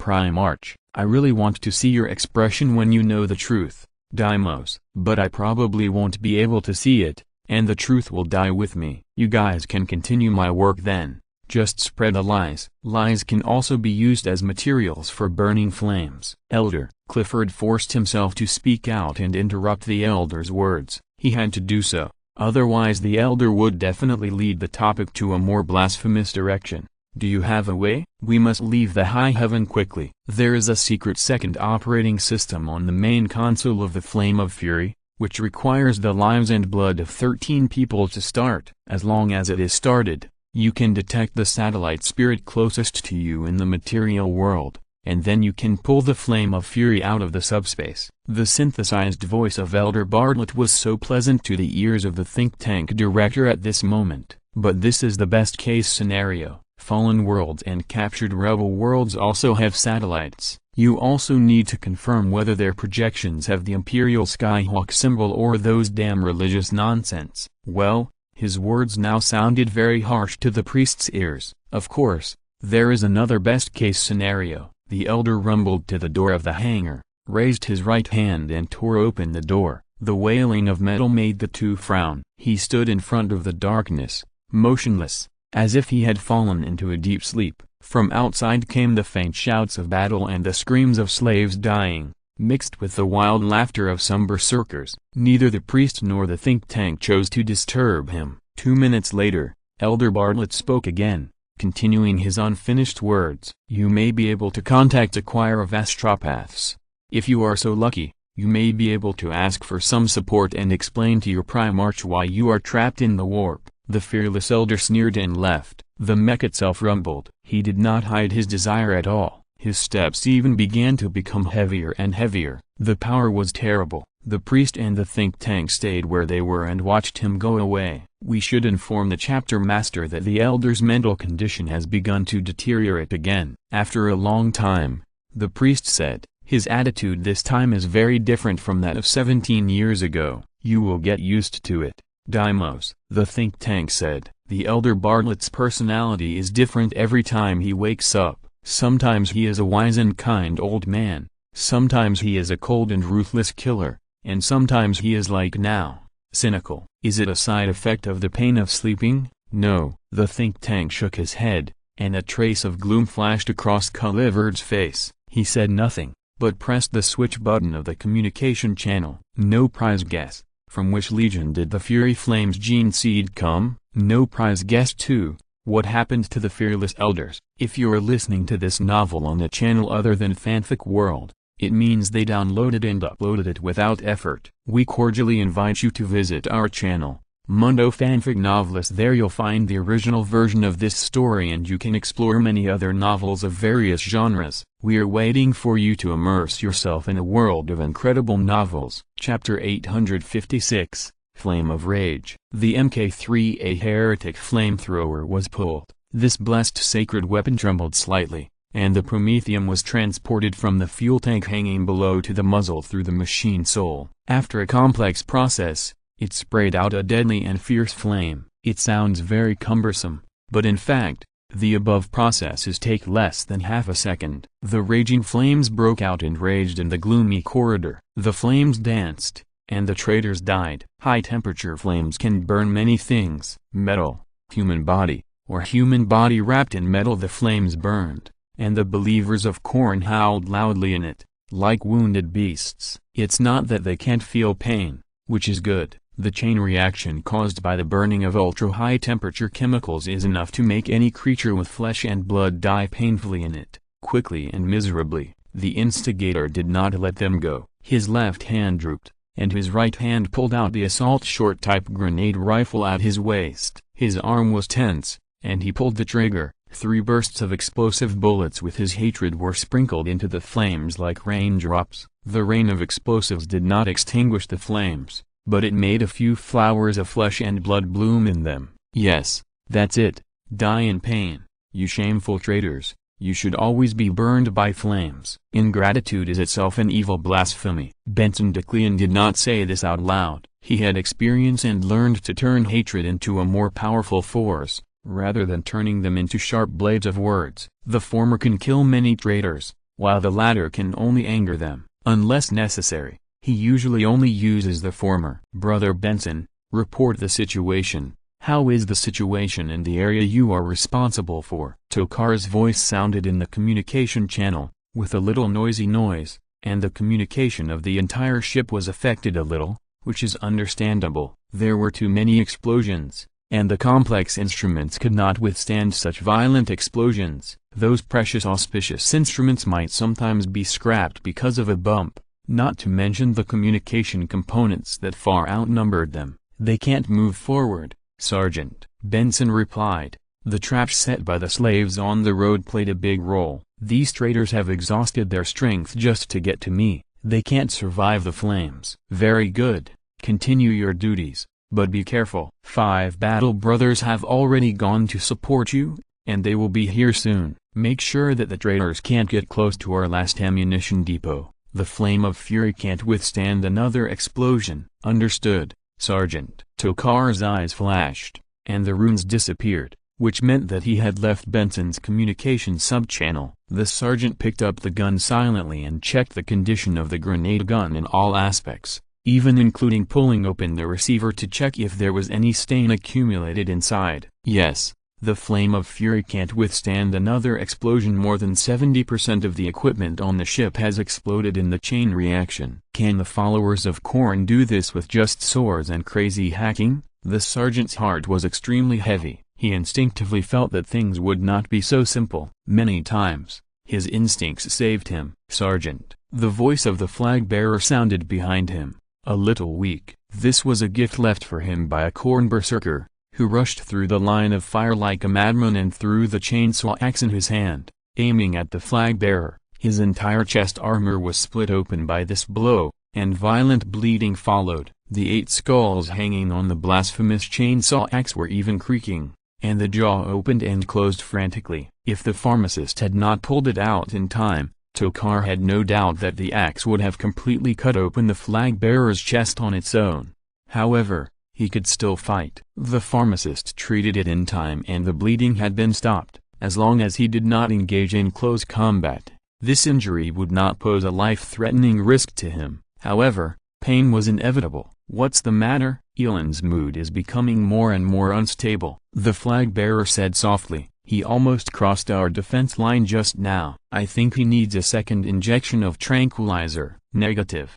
Jian. Tokar replaced a new magazine for his grenade gun. You know that injecting a second shot of tranquilizer in a short period of time will lead to severe side effects, which may aggravate his anger. The flag-bearer looked back at Elan, and the squad flag installed on the power backpack shook. Under the gaze of the flag and him, Elan took off his helmet and showed a forced smile. Rather than a smile, it was more like the bearing of a beast before launching an attack. The veins on his forehead bulged, and his eyes were full of blood-red filaments. That forced smile was all the kindness he could show, and his whole body was shaking. The flag-bearer sighed in his heart. There was really no trace of this curse. Elin had been very calm before this battle. "I'm afraid it won't get worse, Sergeant." He turned around and said with a little bitterness, "He's on the verge of losing control. If more traitors come, I suspect Elin will rush out directly. We'll talk about it when the time comes." Tokar stood up,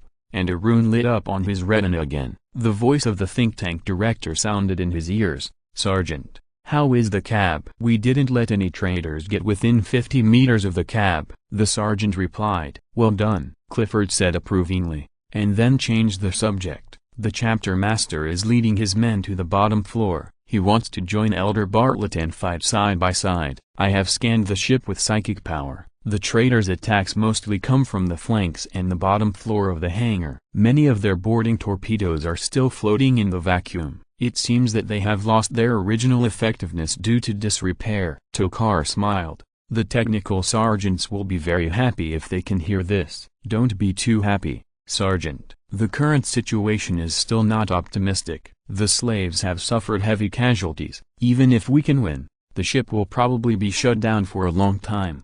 During this time, we are likely to be attacked again. If it is a traitor, it's okay, but if it is a demon..." The voice of the think tank director sounded a little hoarse. "However, it is not that there is no solution. Brother Daimos, the priest, will soon lead people to the cockpit. He needs your support." "Understood." Tokar did not ask what the solution was. He already had experience. If it is a solution obtained after seeking help from Elder Bartlett, it is best not to ask about the specific situation. It must be blasphemous and illogical, but the result must be successful. Tokar still wanted to kill more traitors or aliens for the Emperor, and he didn't want to go crazy so early. "Be careful, Sergeant." Clifford said the last sentence in a low voice. "For some reason, I vaguely smell the scent of conspiracy." The arrival of the 5 Battle Brothers greatly relieved Benson's pressure. Although the narrow corridor already gave him a great advantage, 6 people are better than 1. "Benson Hendricks?" asked one of the Battle Brothers. "I have heard of your name, the assaulter of the Destroyer Squad. Some people say that your performance in battle is like the incarnation of the Flame of Anger." "That's too much," Benson said, and then patted the flamethrower in his hand. "This is all her credit." The Battle Brother who spoke solemnly looked at the flamethrower emitting high temperature, and then put on his helmet. He walked to the corridor in front of the ammunition depot and set up a simple booby trap. The 4 Battle Brothers who came with him provided silent cover for him very tacitly during this process, and Benson couldn't help but feel a little envious. The other members of the Destroyer Squad were now scattered and fighting in various places on the Fury Flame. The sacred weapons in their hands must be used to the fullest extent, and this was also a last resort. "Okay." The voice of the Battle Brother sounded in the communication channel. "I have arranged 4 booby traps. Wait. The enemy attacks." He drew out the chainsaw sword, but death came with the enemy. A monster wearing brass armor smashed the wall with a grin and appeared in front of them without any warning. It raised its hand leisurely, and the chainsaw axe roared wildly. It didn't choose to launch a sneak attack at the first time to kill the Battle Brother who placed the booby trap. "I came here under the guidance of the Blood God," it roared and raised the axe in its hand. The muscles on the face that still retained the last trace of human form twisted and squirmed. Silent wailing began to spread in the air, and Benson had already put his hand on the trigger of the launcher. He was very happy to see that the Battle Brother slowly left the burning range of the heretic without any reminder. But the monster continued. 6 people. Your heads can be the greatest gift I offer to him. I will win his praise. Come, warriors who are foolish but brave. Come and fight me. It really makes me feel creepy to listen to a believer of an evil god talking nonsense about faith, one of the Battle Brothers said in a low voice, and then silently adjusted the grenade launcher in his hand to full automatic mode. 2 seconds later, he pulled the trigger, and the others. Benson's superhuman reaction allowed him to quickly catch up with them. After the bullet hit the monster's brass armor, he pulled the trigger hard. The machine spirit roared and transported Prometheum to the front of the ejector again. The flames gushed out with his hatred and anger. The monster let out a roar of pain, followed by the pungent smell of burning flesh. The monster fell to its knees, panting. The combat brothers replaced the magazines in an orderly manner, preparing for the second round of volleys. Benson was still suppressing the fire, trying his best to control the launcher, so that the high-temperature flames formed by the chemical reaction sprayed all over its body. At present, the monster had no chance of standing up. Benson paid special attention to its knees. The chemical reaction completely melted the brass armor, and the metal melted and deformed, growing together with its twisted bones, and together with its flesh and blood. It became a more terrifying shape. I need to change the fuel tank. It's your turn. Understood. Fire. Their coordination was perfect. The moment the flames disappeared, the second round of volleys from the grenade launcher began. This round of shooting completely destroyed the legs and limbs of the monster. Its face was beaten to a bloody mess, and pale bone fragments fell from the skull into the empty eye sockets, gradually melting in the bloody eye sockets, and the blood was evaporated by the remaining flames before it even had time to stay on the ground. It continued to howl in pain, but it still did not die. In contrast, its body was gradually changing. It became more hideous, more twisted, and larger. The explosives began to disappear on its body surface, and the melted brass armor and the skulls of the dead turned into a constantly changing scarlet molten iron. Its flesh and blood began to boil in the molten iron, and the pungent smell of blood followed. Even two red lights lit up in the empty eye sockets. Something is wrong, Benson shouted. Stop shooting, let me do it. I gave you enough opportunities. The monster roared and stood up from the ground. I didn't sneak attack, and I didn't use the coward's tricks. I offered you 880,000 heads. Benson pulled the trigger without hesitation, and the flames gushed out again, illuminating the gloomy corridor and the iron-gray power armor of the fighting brothers. They began to replace the third magazine, and the monster slowly stood up in the flames that could burn all flesh. With a brand new look, its knee joints turned into recurved sheep's hooves. Its back was bulging high, and its shoulders and neck were wriggling constantly, as if something was brewing inside. The bloody forehead also began to undergo strange changes, and two ferocious horns gradually grew out of it. Emperor above. Benson felt his teeth trembling, and the instinctive fear only existed for a short second. Intense anger and shame followed, causing him to throw away the flamethrower that he had previously regarded as his life. The chainsaw sword sounded wildly, and the monster laughed at this defective product. It roared. The false emperor deceived you, deceived all of us. I can feel it. Ah, I couldn't see the truth, but my lord let me see it. Your blood is the same as mine, but you are more ignorant. You don't even know that you are created by lies. Shut up. The flames of anger will burn you. Benson roared furiously, ignoring the obstruction of his fighting brothers, and rushed straight forward. I have been burned by the flames of anger. As early as 10,000 years ago, the monster roared and raised the chainsaw axe in his hand. The bloody wind rolled up in the next second. 3 minutes later, it killed the last of them. The belly was ripped open, the head was chopped off, and the weapons and body were trampled. The monster threw down the victim in his hand and turned to the direction of the ammunition depot with a grin. At the same time, a satisfied voice came from the high heaven. Yes, my lord. It lowered its head. I will bring you a new massacre. Yes, I will be your sharp blade, it said in a low voice and walked towards the ammunition depot. 2 minutes later, a violent explosion spread throughout the flame of rage. In the high heaven, Korn smiled with satisfaction. He hadn't laughed so happily for a long time. This laughter even caused an echo comparable to a supernova explosion in the wasteland. But he didn't care. You can't escape, the blood guide roared. I solemnly announce something here. No one can guess what will happen next. Hee. Does anyone want to challenge? Chapter 857.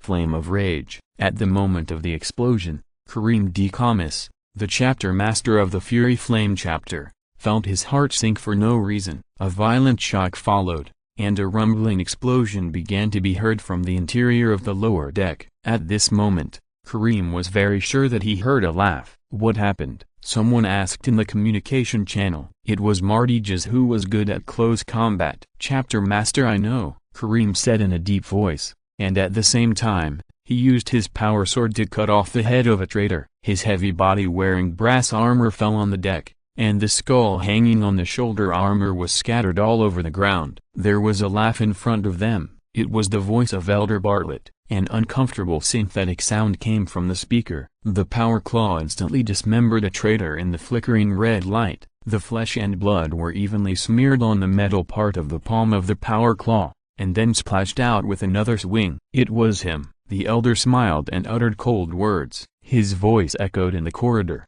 and when combined with the voices of the traitors who were shouting blasphemous war cries, it was louder than all of them combined. "He finally found you," Elder Bartlett said as he killed the traitors. "Be prepared, Kareem Declims." "Be prepared for what?" "Death," Fearless said. This time, he didn't laugh. Benson Hendricks, report to me. The sergeant shouted the name of the destroyer squad's assaulter on the communication channel, and then the names of the 5 combat brothers who came to support. He kept calling them for 2 minutes. No one answered. Damn it. Seeing that there was no answer, he switched the voice channel, and the light blue runes changed and disappeared. The voice of Pastor Deimos appeared in his ears, with anxiety. "Sergeant, what happened to the explosion just now?" "It was the ammunition depot. It exploded," the sergeant replied heavily. "Brother Benson and the combat brothers who were responsible for supporting him did not respond to my call, and they are likely to have died." The priest was silent for a moment. The sergeant could vaguely hear his heavy breathing and the roar of Captain Nisha on the other end of the communication. She seemed to be ordering someone to do something. "This is not good news." After a long time, the priest said, "We have suffered heavy casualties. The enemy's boarding torpedoes are still firing, and more than 70% of our artillery positions cannot fire. It seems that failure is inevitable. This is the filth in the warp." "Sergeant, I said it long ago." Tokar had to admit that he began to get tired of the priest's endless "I said it long ago" and other such words. Deimos was a good priest, but he showed extreme opposition and stubbornness in the matter of warp navigation. This opposition did not come from his will, but from Elder Bartlett 17 years ago, who had warned not to travel in the warp again within 100 years. The flames of fury did not obey. They had to respond to Robert Gilman's call. They had to fulfill their duties. "That's why we came here," the sergeant said in a deep voice. "You know our duties. We are Astartes. We are the Emperor's blade and protectors of humanity. The filth in the warp is also on our hunting list. If you want to kill them, Sergeant, you have to touch them first. Swords cannot touch the curse that causes fires in artillery positions again and again, and that damn, blasphemous genic energy that paralyzes ships. We have think tanks. They can't do anything about it either. If they had, we wouldn't have encountered so many fires in the first place." The priest's voice did not sound like he was arguing, but rather like he was telling a fact. "We are about to fail, Sergeant, but it's not that we can't make one last attempt." "Captain Nisha, is it done?" The female captain's voice sounded in the channel, panting. 13 people, yes, it's done. They voluntarily gave their lives. We will remember them. If this method doesn't work, then we will follow them to the Golden Throne. Then, we will have plenty of opportunities to apologize to them. Tokar frowned. "What 13 people? What are you talking about?" "The Fury has a second operating system, Sergeant," the chaplain told him calmly, "but it needs the lives of 13 people to be activated. Now, it has been activated." The deck shook, as if something was coming this way. The flag-bearer standing behind Tokar silently raised the grenade launcher in his hand, alert to the darkness across the deep corridor. The chaplain's voice echoed in the communication channel, gradually becoming distorted, as if being squeezed and deformed by some force. Tokar felt a deep shudder. Something he couldn't understand happened, or maybe he could understand it, but his mind instinctively refused to understand it. "We need 10 minutes. Sergeant." The chaplain's voice became painful and unbearable.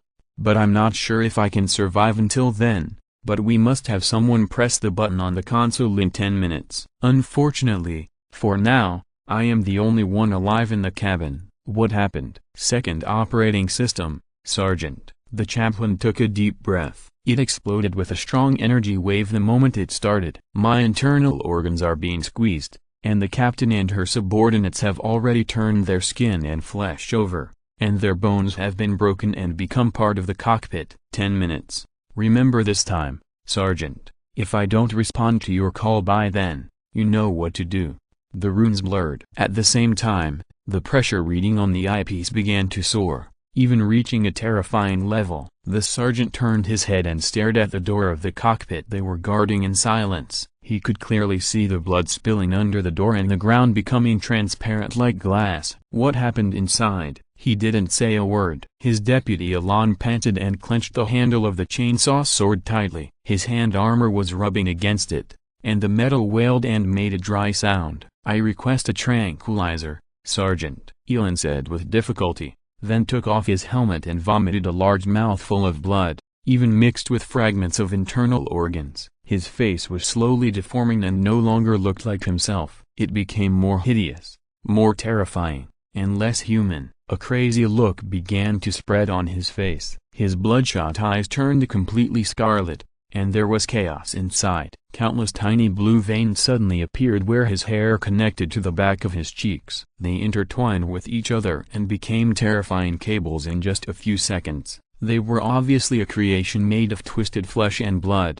but they revealed a terrifying metallic luster. They emerged from under the skin, pierced into the back of Elon's head, tore open his skull, and pierced into the cortex of his brain. The hot blood gushed out crazily, making a terrible hissing sound on the deck. And Elon knew nothing about it. He knew nothing about it, and even let out a comfortable sigh. "I seem to be better, Sergeant," he said fluently. But that expression was not like himself. A flash of lightning flashed through the sergeant's mind, and a sentence suddenly broke in. It was not the voice he usually spoke in his heart, but a vague, sad voice. The voice of an old man, like crying. The voice said, "Plus world eaters, flaws, designed traps, no." Plus the sergeant heard the apothecary praying to the emperor, heard the flag bearer shouting in shock. He didn't do that, he just raised his hand and pulled the trigger. After doing that, he turned his head. The tremors in the ground began to grow stronger and stronger, more and more terrifying. In fact, he no longer needed the night vision mode of the eyepiece to remind him that something was over there. A monster was walking towards them from the darkness, its horn slicing through the ceiling above its head, and the axe in its hand made a piercing scream. Tokar could even hear the sound of its skulls colliding with each other. 888 It laughed lowly. "You still have so many people left, but just enough prepare for battle," said the sergeant. He held a gun in one hand and drew his power sword in the other. 10 minutes, brothers.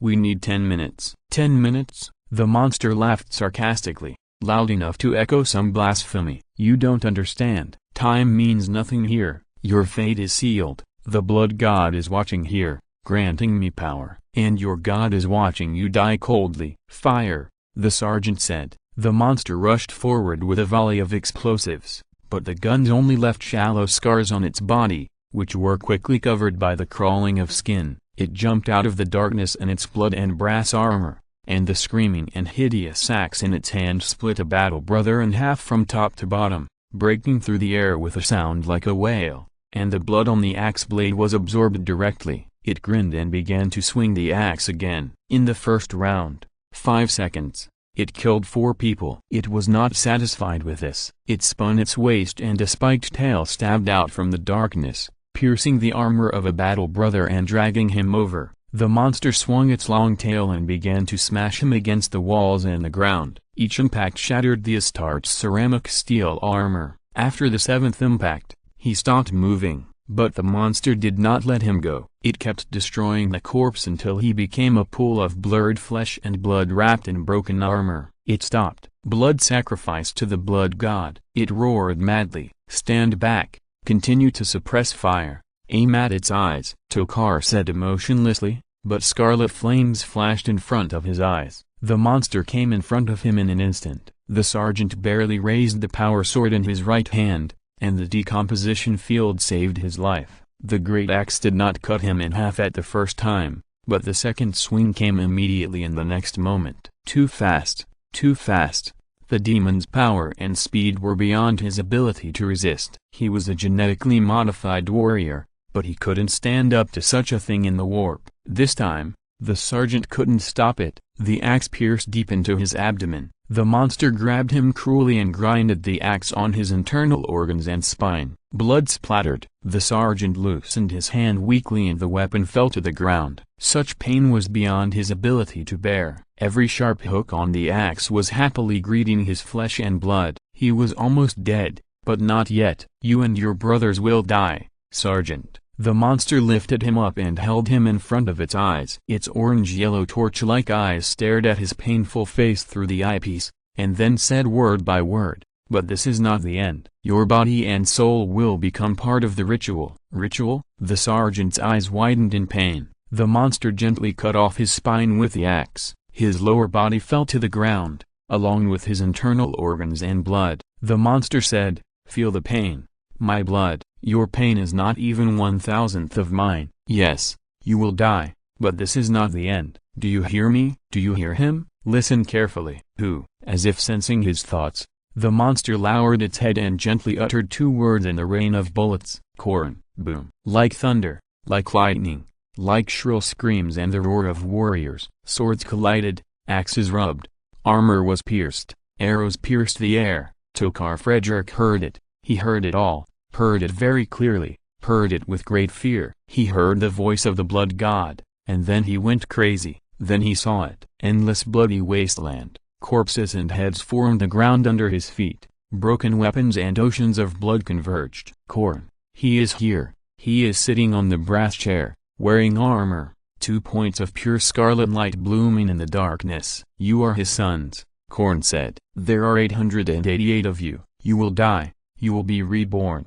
and your souls will become my guard. Lead me to him." Thunder rolled, and scarlet mist followed, obscuring his eyes and spirit. The manic desire to kill and the blasphemous defects buried deep in his genes merged into one. The memory of their primarch's former corruption surged in Korn's hands, and the power in the high heaven surged violently. Tokar Frederick, the sergeant of the Flame of Fury, the respected Astartes, he ceased to exist in 1/1000th of a second. He became a hound, a race that was just created, and the purpose of existence was only to cross the world to pursue a gem lost by the blood god. Korn smiled with satisfaction. "Go find him, hound," the blood god roared. "My creation, my warrior, my slave. Go find him. Find Angren." Does any reader know how Korn knew that the original Angren in this universe went to another universe? In addition, there will be an update tomorrow to end this paragraph. Chapter 858, Flame of Rage. In the blurry darkness, Deimos vaguely felt that he should be dead. He thought so, but the unconscious twitching at the end of his finger brought him back to consciousness. He opened his eyes and saw the remains of Captain Nisha and her first mate. The bodies of the two were twisted together in a bloody mess, with broken white bones and flesh intertwined. An eyeball was alone on the ground not far away. Deimos distinguished from the color of the pupil that it was the captain's eye, which was not broken. The purple eye stared at the direction of the control panel on the floor. "Sorry," the priest said with difficulty. "I'm sorry. How long will it take?" He thought, turned his head and looked at the control panel. The golden flame danced on it, burning the entire control panel into a glass-like appearance. Despite this, its shape did not change at all. A number jumped coldly on the display. 3:23 3 minutes. The priest breathed a sigh of relief. If he could barely survive 7 minutes under great pressure without dying, then what would be the difficulty in holding on for another 3 minutes? He thought so, but the change of numbers ruthlessly shattered his idea. 6:34 What? Deimos widened his eyes, trying to confirm whether he had seen it wrong. Of course, it was impossible for an Astartes to make a mistake in judging for obvious numbers at such a distance, but he still wanted to do it. He looked, and then saw it in despair. 848 number, no, how could this be? Exclamation mark. A wave of cold suspicion and despair poured into his heart, and the priest trembled and began to doubt. He began to doubt everything that could be doubted. He suspected that it was the power of chaos that was blinding his eyes. He suspected that this thing was actually broken, and he even doubted whether he was awake. Time cannot be reversed. This thought floated through Deimos's almost crazy thoughts, and he grabbed it tightly like a life-saving straw. Yes, time cannot be reversed. He reached out with a trembling hand, grabbed a mechanical servant that had merged with the wall due to excessive pressure, and stood up by holding its shapeless metal part. This process was not easy. His knees groaned under the heavy load, his muscles trembled, and his neurons roared in protest to him. "Stop, we are going to collapse." "I know. Of course I know." Deimos ignored the protest of his body, and he stood up little by little, straightening his chest. The servo of the power armor had long been damaged, and the artificial muscle fibers were no longer exerting force at this moment. They even became resistance to his movement. He groaned and tried to move himself forward. This action made his bones begin to break little by little. He felt that, starting from the soles of his feet, every detail, every bone that should be as hard as steel, now all began to squeeze each other. He grasped the metal parts of the servitor painfully, but this action caused his forearm muscles to explode instantly, and severe pain broke out. He heard a clear sound like the crack of a whip. "It doesn't matter." The priest walked forward little by little, dragging his dying body forcefully to the front of the control panel. He stared at the changing numbers and carefully stretched out his good right hand, wanting to wipe the screen, erase the jumping numbers, and make them look like what they should be. The gauntlet collided with the thick screen, and from the point of contact, the golden flames immediately began to spread to his body. Countless noisy thoughts flooded into his mind at that moment. "This is Corporal Laska of the 673rd Cadian Regiment. We are trapped by the enemy on the flank of the command center. We are about to detonate all grenades and let the Emperor's wrath fall here. The time to die is now. We are about to atone." Creak. "Charge. Call for orbital bombardment. I repeat, I call for orbital bombardment, and cast the Emperor's wrath on my position immediately. These hateful traitors will not escape. Never ending, every moment, bomb, die, pull the trigger, die, sacrifice, die, charge, die, death in the agony and confusion." The priest screamed, his vocal cords destroyed by the force he exerted in the 4th second, and then he could only utter a blood-filled grunt. Those voices did not stop. They were not human, without human consciousness. They were just the dying words of countless people when they sacrificed. The roar of the victims. Emotions roared and surged in it. Emotions in it endlessly tore everything apart like a storm. The storm rolled up in his mind, and this chatter beyond all human imagination bombarded his mind endlessly. They had no mercy, no perception. They just kept repeating, "Is this what you have been enduring, Emperor? You have endured our suffering, our difficulties, our deaths, and you can't speak." The only clear place left in the priest's heart suddenly flashed this thought, and then he actually got an answer. But it didn't come from the Emperor. Plus Deimos. Plus what? Who? Plus it's me, Clifford. Plus I don't understand. Plus answer me, Deimos. You can't die yet. Plus the voice pierced through Deimos' mind like a thunderbolt. He fell to his knees, unable to speak or hear, but he realized it and planted it deep in his mind. "I can't die. Plus you still have a chance." Plus the voice became ethereal and hard to detect, but Deimos still held it tightly, and his consciousness began to travel through the unspeakable. Culliver's voice took him across countless light years in the stretched,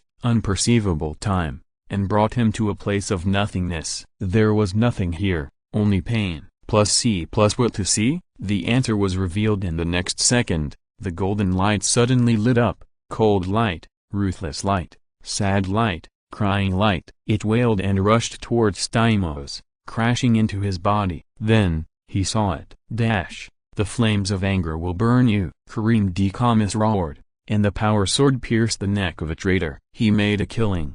He once again fulfilled his promise, but it didn't matter. Failure was inevitable. The ship was disabled, and Deimos did not answer their calls. The sergeant and his squad were wiped out, and the flag-bearer Gian delivered the news and died immediately. The last 2 words he uttered were demons. Demons. Bone-chilling cold, indescribable despair. Kareem remained unmoved, forcing himself to move his thoughts away from them. He raised his left hand, and the muzzle of the grenade launcher burst into brilliant flames, which looked so gorgeous in the flickering red light. The dark corridor was completely illuminated, and bullets were fired. He heard a war cry from his side that seemed particularly strange after being stretched out. "Here it comes, their curse." Kareem stood calmly, waiting for it to disappear. Death is inevitable. The voice of Elder Bartlett came from the front, and his back was as thick as a mountain. The dreadnought calmly asked through the loudspeaker,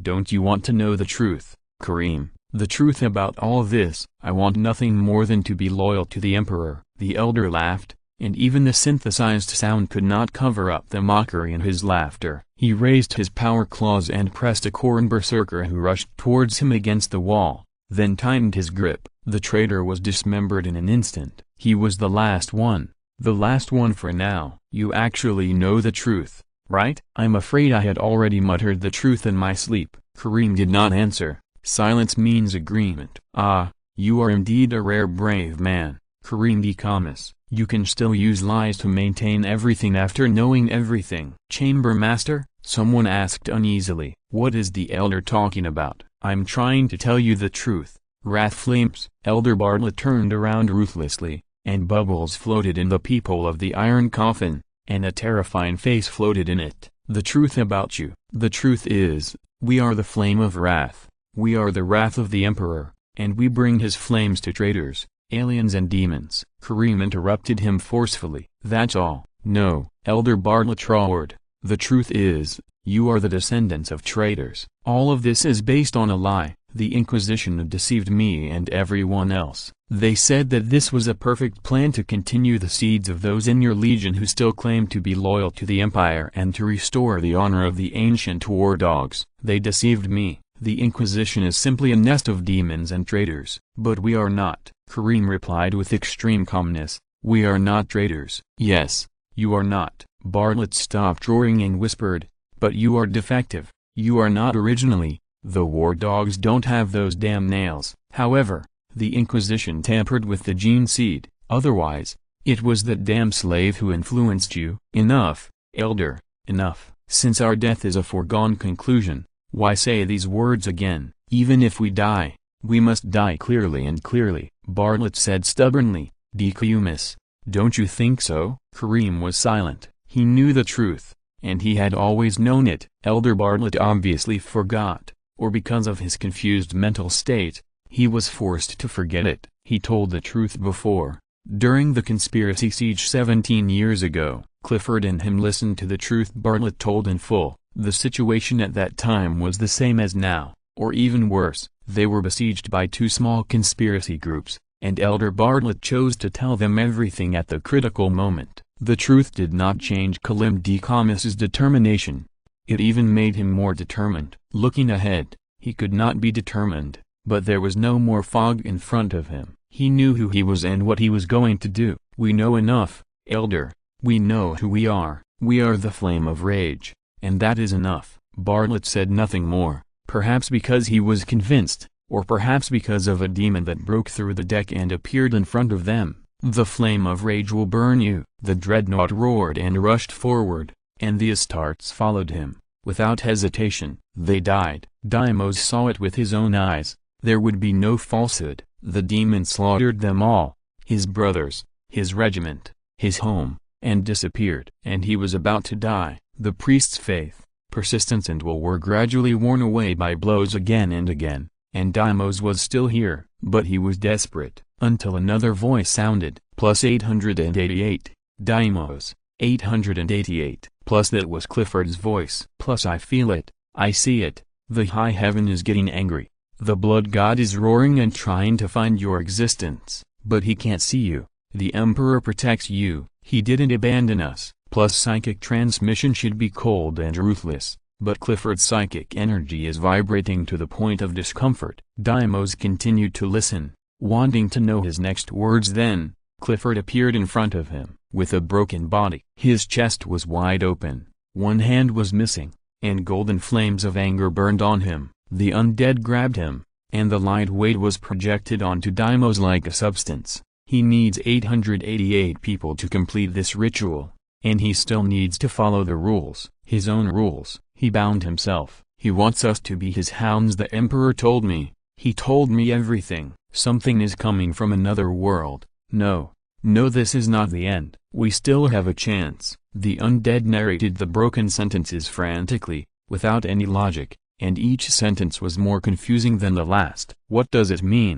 Deimos looked at him blankly. "Control panel." "Priest, wake up and go to the control panel." "Time has no meaning here. Concentrate and find the time you want." "I will burn." "God, I am burning." "No, we must pass this message on." The think tank director roared, wailed, and cried as he threw him out of here. "The wrath will burn you. The wrath will burn you." So, he woke up. He woke up in pain, and there was darkness in front of his eyes. He had lost his eyesight. It took Deimos several seconds to realize this. He raised his hand, and the index finger of his right hand, which still had a sense of touch, touched an empty eyelid. His eyeballs were gone, and his fingernails became a little sticky.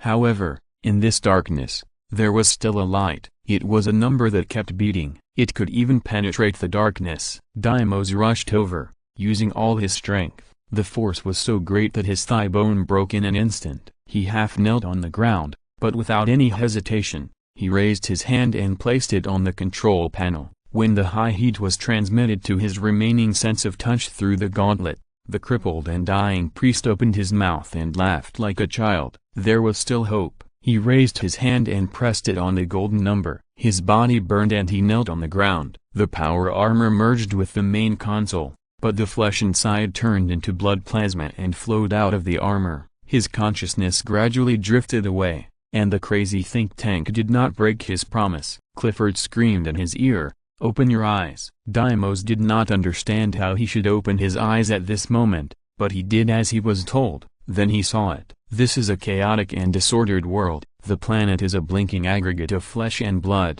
crushing countless wailing souls as it moves. The gorgeous heavy curtain slowly flows above their heads, and one pale face after another flows on it. The dead stare at Deimos and Clifford with their white eyes, screaming silently. "Look there," Culliver roared, pointing to a place in this nightmarish sea of stars. Deimos looked over, and the dazzling golden light made him raise his hands in fear. At this time, he found that his hands were gradually turning blood red. "No," the librarian roared again, this time in an urgent voice. "He found it. Go over there, Deimos." "Quickly." "Where to?" "Astronaut, astronaut," the librarian screamed and raised his hands. His own fingertips had begun to crumble bit by bit, but he still pointed stubbornly at the towering and magnificent torch. "Burn." Deimos did as he was told. "The rage will burn my body and witness my extinguishing." He silently chanted this sentence. In the dark, a voice responded to him sadly. "Plus eyewitness plus."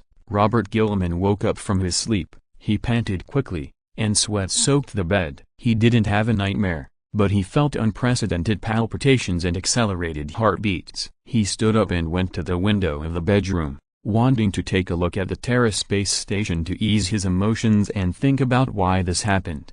However, when he came to the window, what he saw was not the Terra space station. Instead, it was a face covered in blood. He was horrified and raised his hand to attack, but stopped his fist at the critical moment. His hand touched the glass, making a dull sound. "He knows," the undead said intermittently. "I brought a warning. He knows that we are not his hounds. There is something in our world. You must talk." "Fury, fury," he screamed. His words disappeared, and indescribable horror fell on him. The flesh melted, the bones were burned, and the golden flames filled every inch of his skin, gushing out from his eye sockets. Then, an anxious voice. "Primarch." Robert Gilman woke up from his sleep, and in front of him was the anxious and worried face of his chapter master Marius. He sat up panting and found himself in the medical cabin. "What happened?" "You started screaming an hour ago," Marius Calgar said heavily. "In your sleep, you muttered some terrible words. The ever-victorious army immediately reported to me and found the pharmacist. The pharmacist was powerless and could not wake you up,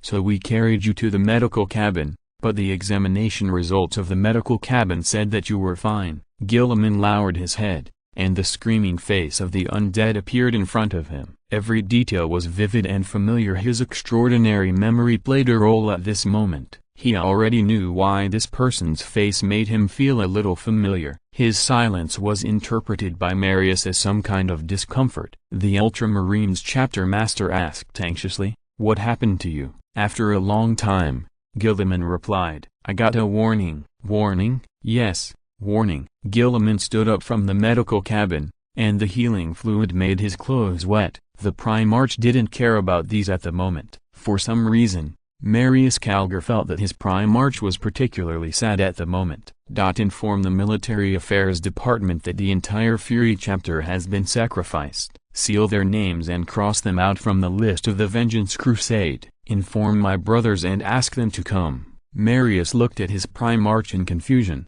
but Gilliman did not explain. After a long silence, he slowly said the last sentence. In the name of the Emperor. The sadness faded and the anger ignited. There is another chapter of 4K. Come and have a meal. I originally saved 3,000 words, but I was not satisfied with it, so I deleted and rewrote it. Chapter 859 Seizing the Opportunity. Only pain lasts forever, Conrad Kerr thought, dancing his fingers across the cold iron table. The irregular edges that Vulcan had created earlier made his actions a monotonous game of striking out notes. The Night Lord smiled carelessly, letting the monotonous sounds annoy Corvus Corax, who sat beside him. The latter's face was hidden in the shadows, but his eyes were full of hostility. After a long moment, he leaned forward. He also stretched out a hand, as if to challenge Conrad Kerr's, and began to tap the edge of the table. Leman Russ laughed and joined them. The three of them pounded the iron table, and the noisy and chaotic sound made Fulgrim look up from his book speechlessly. He gave Sanguinius a look, indicating that the Archangel should take care of it.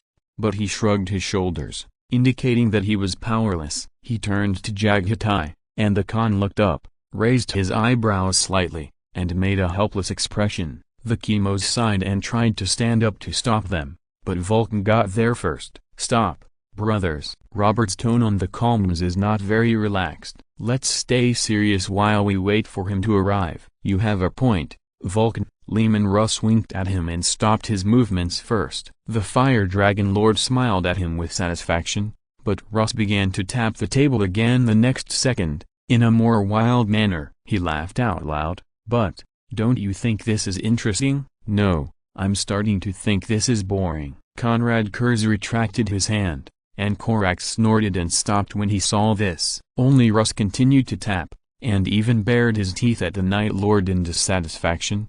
Hey, what's wrong with you? I just don't want to do the same thing as you at the same time. It will make me look a bit stupid, Kurz said coldly. Korax rarely agreed, and he nodded. Indeed, Fulgrim had to admit that he took a lot of effort to keep himself from laughing out loud, and his efforts were rewarded just a few seconds later, when Robert Gilliman pushed open the door at the right time and walked in. His expression was calm, but it was reminiscent of the sea level under a storm. All the waves and tsunamis may erupt in the next moment, just waiting for the thunder to explode. Leman Russ withdrew his hand tactfully, but spoke first in a less tactful way. I've done the job, Robert. They didn't kill that person. I don't have time to deal with this matter now. Russ. Gilliman's voice seemed to have never been so cold and hard. I have an announcement to make. An entire chapter of the Ultramarines has been killed. There was a moment of silence in the chamber, and then Conrad Kurz spoke in his rasping voice.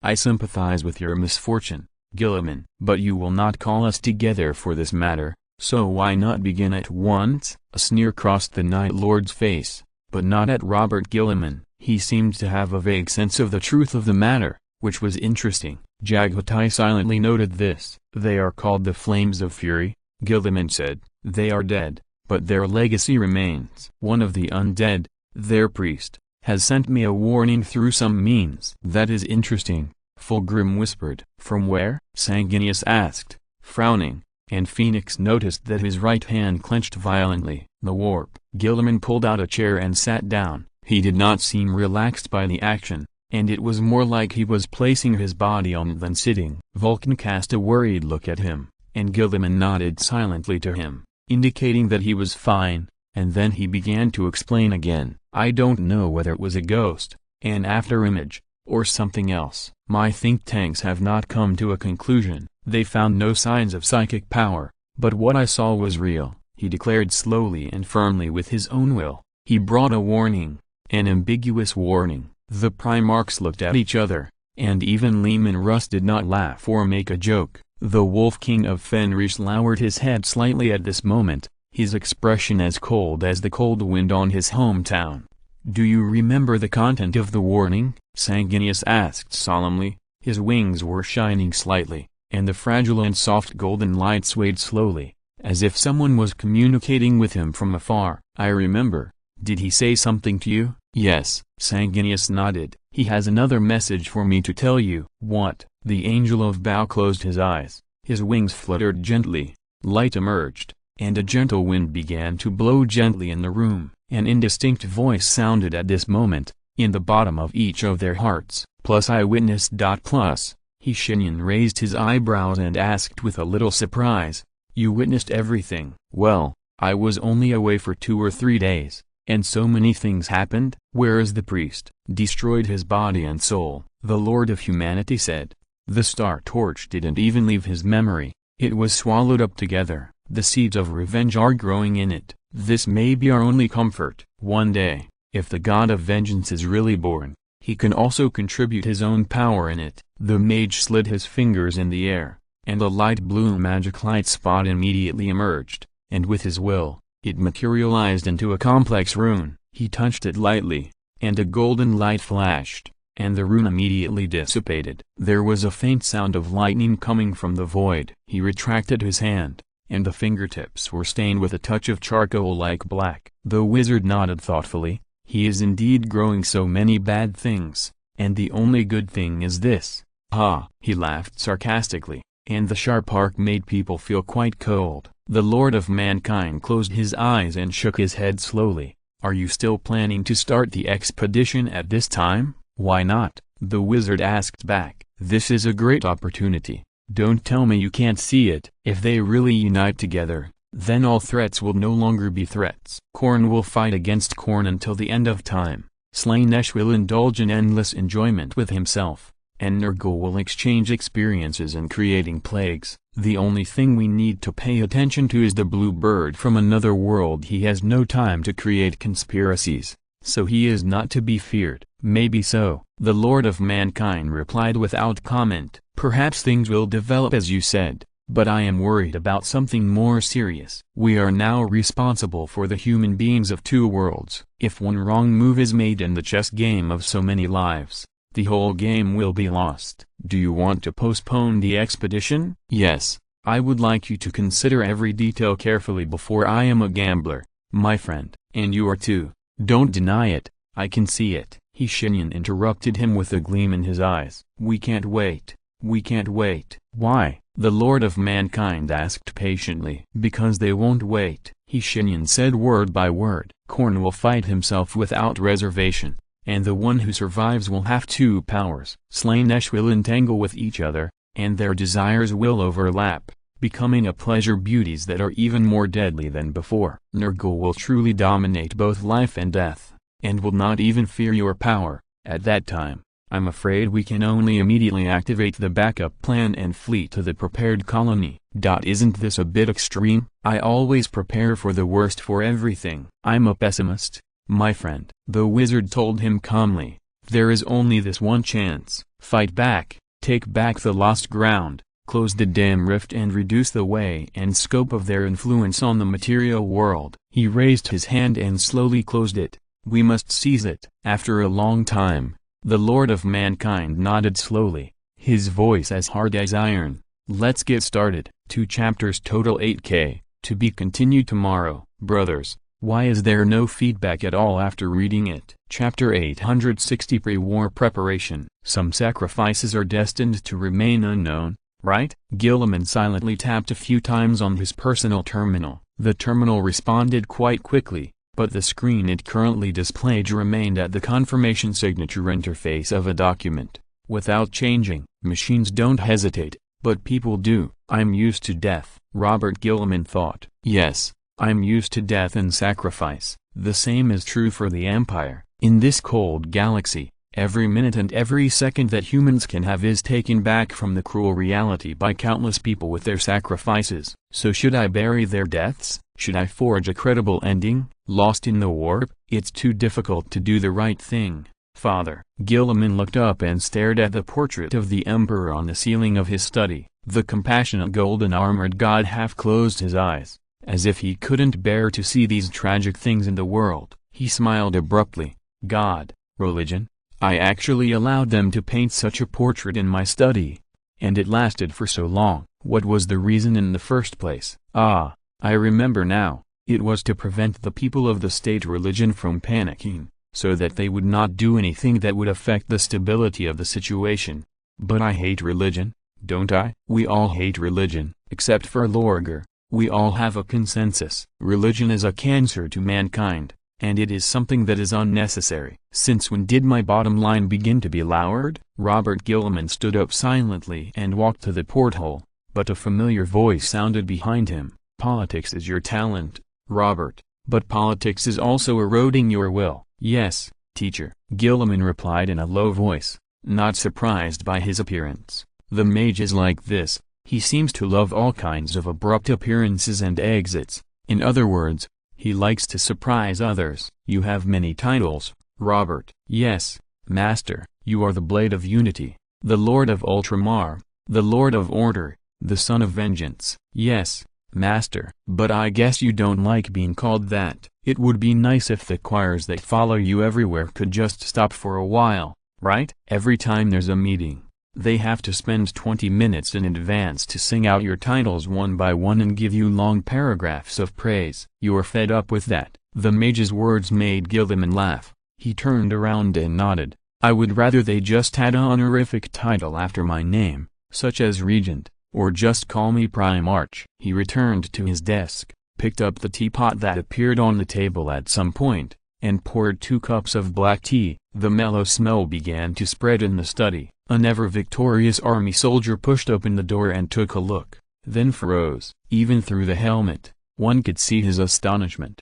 However, he quickly closed the door, very quickly and quietly. They just want to show respect. The wizard took his cup and took a sip. He smiled and said, if most people don't treat you with more respect than they treat their parents, they will probably suffer a disaster afterwards. Gilliman frowned, and even the action of drinking tea was a bit slower. What do you mean? Attacks from political enemies, accusations from others, those who want to occupy his position and climb up. The so-called politics is nothing more than this, finding handles on others, and being careful when doing things yourself. You are the pinnacle of this empire's politics, Robert, so you can be indifferent, but they can't. In this empire, the higher you stand, the more enemies you make, especially those who really want to work for the empire. The wizard's smile gradually became a little gloomy, but Gilliman felt a little more comfortable. He was used to seeing mages like this. In his impression, black-robed mages should look like this. So, the mage raised his teacup towards Gilliman and tilted his head. Fuck politics. Gilliman laughed dumbly, his shoulders trembling constantly, and in the end he even gave up the last bit of reserve on his face. He laughed loudly and raised his teacup. Fuck politics. After the laughter, the mage said softly, so, let their sacrifice be seen in the light of day. Those who die bravely deserve to have their names in history. Besides, it's time for you to find some reliable people in the Ministry of Internal Affairs. What do you mean? Yes, the mage nodded, put down the teacup, and disappeared, leaving only the last sentence. I will wait on the space station and deal with it as soon as possible, and your brothers will do the same. After a long silence, the Son of Vengeance, who was only wearing a cloth robe, slowly stood up. He came to the door of the study, pushed open the 2 heavy doors engraved with heroic deeds, and strode out of here, as if he had thrown away something. Bring my armor and weapons, he said.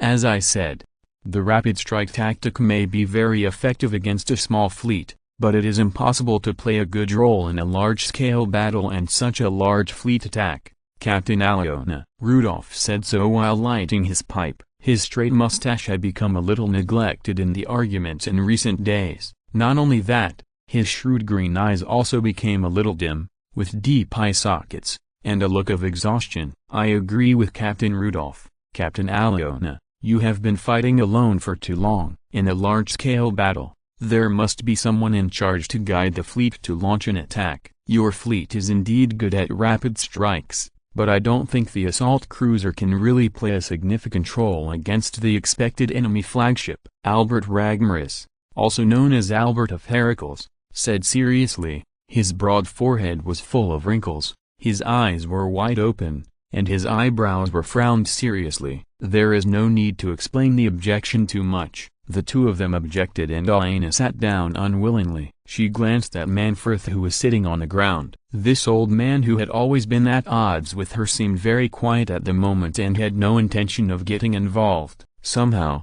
Alana felt a little angry. "Aren't you going to say anything, Captain Manfred?" "Captain Rudolph and Captain Albert have given their opinions. What about you? What do you have to say to me?" "Alana and Anastasia." The old man slowly raised his head and looked at her, both hands resting on his brown cane. After a while, he spoke. "It's meaningless to argue about these, she-wolf," Manfred used a vulgar term to call her, but there was no insult in his tone. "War is unpredictable, and unpredictable, with the wisdom of mortals like us. Even if we discuss it for another 20 days, we can't know the specific number and fleet composition of the enemy. The real situation will still be left on the battlefield." The sturdy old man touched the scar on his face and shook his head. "No matter how good the plan is, it's just a plan, and changes will always be one step faster than the plan, unless you can really predict every move of the enemy. But that's impossible, isn't it?" He laughed. "So, everyone, don't continue to discuss this topic. You have been discussing this for 3 days. Whether it's a quick strike tactic or a guerrilla tactic, it's better to discuss something more real. For example, who will be the commander-in-chief of the fleet?" He got to the point, and the other three fell silent. The meeting room fell into silence for a while, and only the pen of the recorder Taz was still in contact with his brown paper, making a constant hissing sound. "Maybe it's the Lady Cassandra Velasquez," Albert said hesitantly after a long while. He took out a pocket watch from his pocket, opened it and took out a small photo. It was a group photo. There were 2 people in the photo, one of whom was Albert Ragmaris, who was standing on the left and looked a little immature. The gloomy and serious-looking hook-nosed captain showed a silly smile in the photo. Alana looked at him in surprise, but the latter's expression at the moment seemed very indifferent. "I have no intention of hiding my admiration. The one standing next to me is the famous Lady Cassandra." The photo was a little blurry, but it still couldn't hide the intimidating look of Cassandra Velasquez. Her composite artificial eyes stared straight at the camera, with a serious expression, and a tall figure. Standing together with Albert, she was even a head taller than the latter. "I've heard of this lady," Manfred nodded. "More than 30 years of combat experience. Fierce, confident, and domineering. She is indeed qualified to be the commander of this fleet, at least in terms of the overall situation. I think I am not as good as her, but if it is really her, who is she?" The old man once again hit the crux of the problem. Even Alana, who didn't like him very much, had to admit that this old man who always sang against her did have extraordinary insights on many things. This kind of insight is not brought by time, but something innate, an irrational product that is close to intuition. Lady Cassandra Velasquez is investigating the situation at the front line. She leads another fleet, so she will not be involved in your affairs. "Hello, captains." A man in a black robe walked in. His clothes were not the clothes of any official of the Empire, and there were no military medals or anything like that that could reveal his identity. He was tall, pale and handsome, but with an uncomfortable sharp smile on his face. Instinctively, Alana shrank quietly in her chair. For some reason, she was vaguely a little scared that she didn't quite understand. "Who are you?" Rudolph asked first, frowning, not understanding the identity of this person. He did not mean to answer, but walked to the back of the meeting room, pulled out a chair and sat down. There was a faint sound at the door, and Rudolph turned his head and saw a tall figure in golden armor. "Imperial Guard?" Me? "Ah, I am also a captain, but I can't compare with you. I only have one ship." "Richter, why are you running here? Didn't I say that I don't need you to waste your vacation to follow me?" The Imperial Guard lowered his head slightly and said calmly, "My vacation was cancelled by Marshal Trajan 5 minutes ago. The mission has been updated. Now, I will take on the role of your guard again." "It's unnecessary." The man shook his head unhappily. and his attitude towards the Imperial Guard was extremely casual. Manfred stared at his face, breathing heavier and heavier, as if he had discovered something but was not sure. "Are you also a captain?" Albert asked politely. "Yes." The man smiled and nodded. "I'm sorry I haven't introduced myself yet. My name is Shenyan. My name may be a little difficult to pronounce in Gothic, so you can just call me he." "Well, Mr. He, are you one of us too?" Albert asked again. "I guess so, Mr. Albert Ragmaris." The hook-nosed captain was surprised. "You know me?" "Actually, I know all of you, but that's not the point of this meeting, is it?" Shenyan smiled again, and Manfred suddenly leaned back in his chair, his shoulders trembling slightly, and his hands tightly grasped his cane. "There's no need to be so nervous, Captain Manfred," Shenyan said with a smile. "Let's get down to business, then. In the name of the Emperor and the Empire, I have 3 announcements to make. First, the fleets under the command of the 4 of you will be integrated into a new fleet battle group, under the command of the Revenge. Second, the ship refitting will begin in 2 hours. If nothing goes wrong, our meeting will end at that time. If you are interested, you can go to the dock to watch the ship refitting and upgrading scene. I believe you will like it. Of course, the equipment of the naval soldiers will also be updated. Third, and most importantly, the Revenge will arrive at the Terra space station tomorrow, which means that the expedition will start tomorrow." His tone was relaxed, and he did not produce any relevant proof when issuing these orders. From beginning to end, no official from the Military Affairs Department came with him to endorse him, but for some reason, the recorder Taz lowered his head and wrote furiously, and even his face became a little flushed because of excitement. Logically speaking, his records would be directly fed back to the logistics department. He actually accepted the words of such an unidentified person. Rudolph noticed this, so his expression became very hesitant, and it was obvious that he wanted to say something but didn't dare to speak. "Just say it, Captain Rudolph. In fact, everyone, you can ask any questions now, and I will answer you one by one if I can." Sir. Rudolph took a deep breath and asked, "Who are you?" "Didn't I say it? A captain, just like you," Shenyan replied with a smile. "At best, my ship is a little big, nothing special. Does anyone else have any questions?" "Ah, Captain Elena, you seem to have been silent." Elena, who was suddenly called by her name, shrank her neck and became 3 or 4 centimeters shorter. She blinked, and after several seconds she spoke slowly. "Ah, sir." "No, Captain I don't have any questions." "Really?" Shenyan looked at her meaningfully. "Are you okay?" "It's not a good thing to attend a gathering of space wolves. As far as I know, you stayed in the medical cabin for 7 hours afterwards." "Space wolves?" The other 3 captains turned their heads to look at her. Their eyes were full of the meaning of it. Turns out that the rumor is true. Elena blushed and stammered. How do you know?" "No, I mean, I am in good health." Shenyan smiled mischievously. "That's good. If they continue to knock on your door in the middle of the night and kidnap you to their banquet next time, you can report my name, and the array will teach them a lesson for you." "Okay. Does anyone else have any questions?" He looked around. "No one?" "Like I said, any questions?" I have a question, sir." The old naval captain, Manfred, took a deep breath, stood up slowly, and made a sky eagle salute. His face turned red due to excitement, his body trembled, and his expression was tense. It was obvious that he was suppressing his emotions. "But you can say it. Can we really fight under your command?" With a little hope, Manfred asked with difficulty. "It seems that you know who I am. This is very boring. I wanted to leave the answer to the end." "But you are wrong about one thing, Captain Manfred."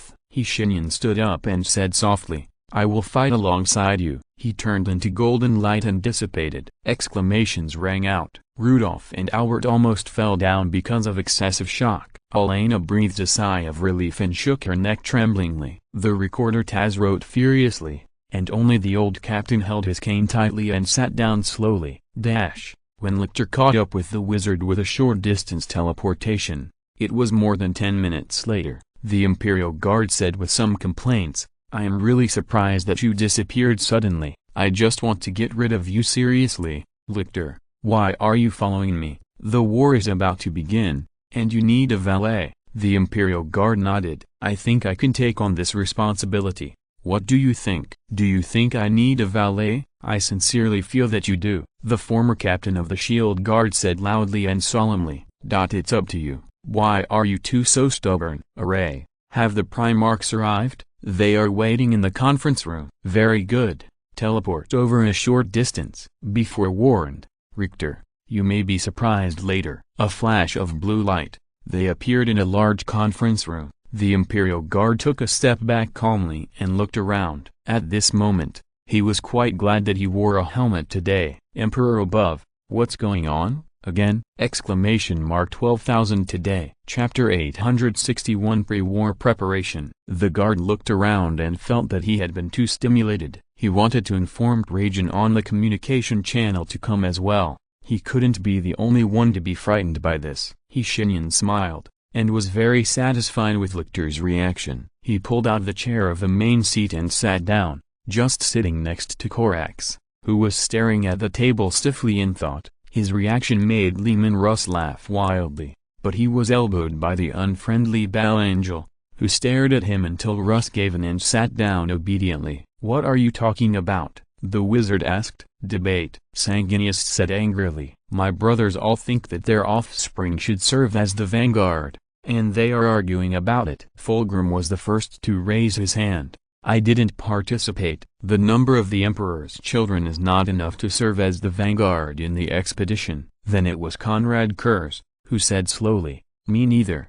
As he spoke, he actually laughed. You didn't, but you were fanning their flames the whole time. Sanguinius shouted. Can't you stop them? For example, the guy sitting next to you. Yes, I'm talking about you, Vulcan. Your legion is still on the way, and you want to take the lead? The Lord of Fire Dragons raised his eyes silently and looked at the ceiling with a tense expression. Conrad Kurz shrugged innocently. And you, Robert, you wrote a holy book yourself, but none of your descendants followed it. Where did you get the number of 2,000 Ultramarines? When you said this, I almost thought I heard it wrong. Sanguinius's words made Robert Gilliman a little embarrassed. These 2,000 did not count the sub-legions that came to participate in the war. That is, he took the lead in violating the holy book of Ishtartes that he wrote, and the violation was very serious. But the arrow was on the string and had to be shot. Gilliman stiffened his neck and spoke with the calmness he had honed in politics.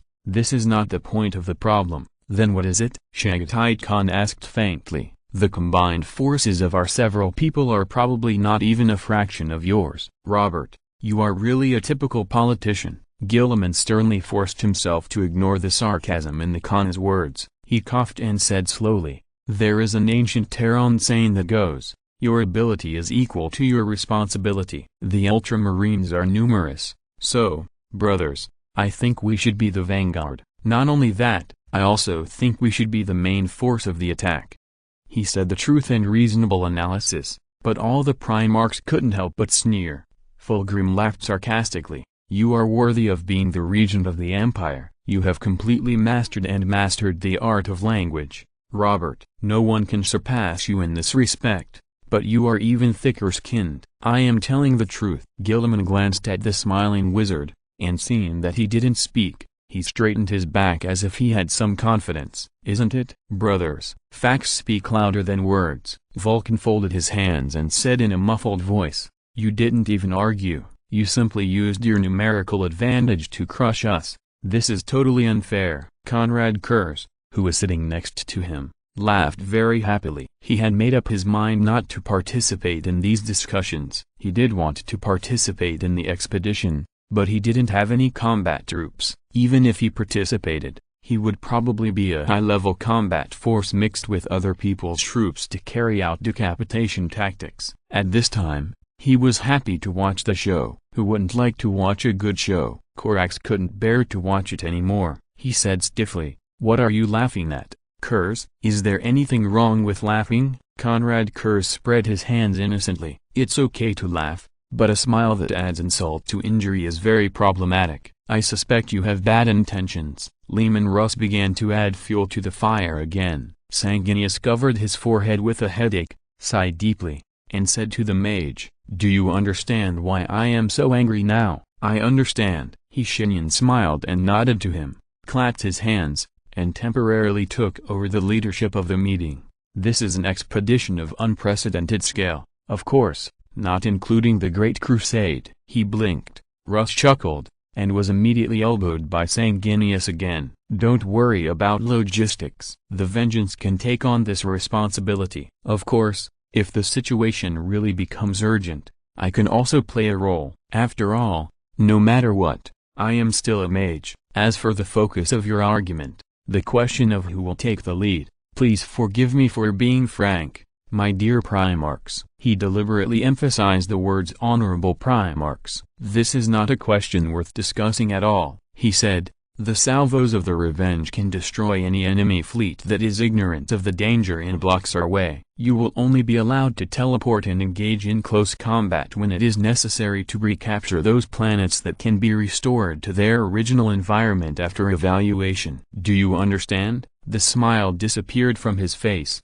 replaced by gloomy seriousness. "I believe Robert has told you all the warnings he received. I don't want to be too rude, but it is very stupid to discuss who will be the vanguard in this situation. What about the vanguard? The front battlefield can only rely on mortals. What about 2,000 ultramarines? What role can they play in front of enemies that are dozens of times larger than you and under the heavy firepower bombardment of chaos? Will standing together kill you faster? Do you need me to remind you of this? The Astartes are not the main force of the war. Never. They are the lightning that makes the final decision, the flame that burns the enemy's hope of victory, but they are by no means the real Superman who can push through and do everything. You should know more about war than I do, but you are probably blinded by the false good situation and think that we will definitely win, so you are so optimistic. Optimism is almost foolish." The voice of the mage echoed in the conference room,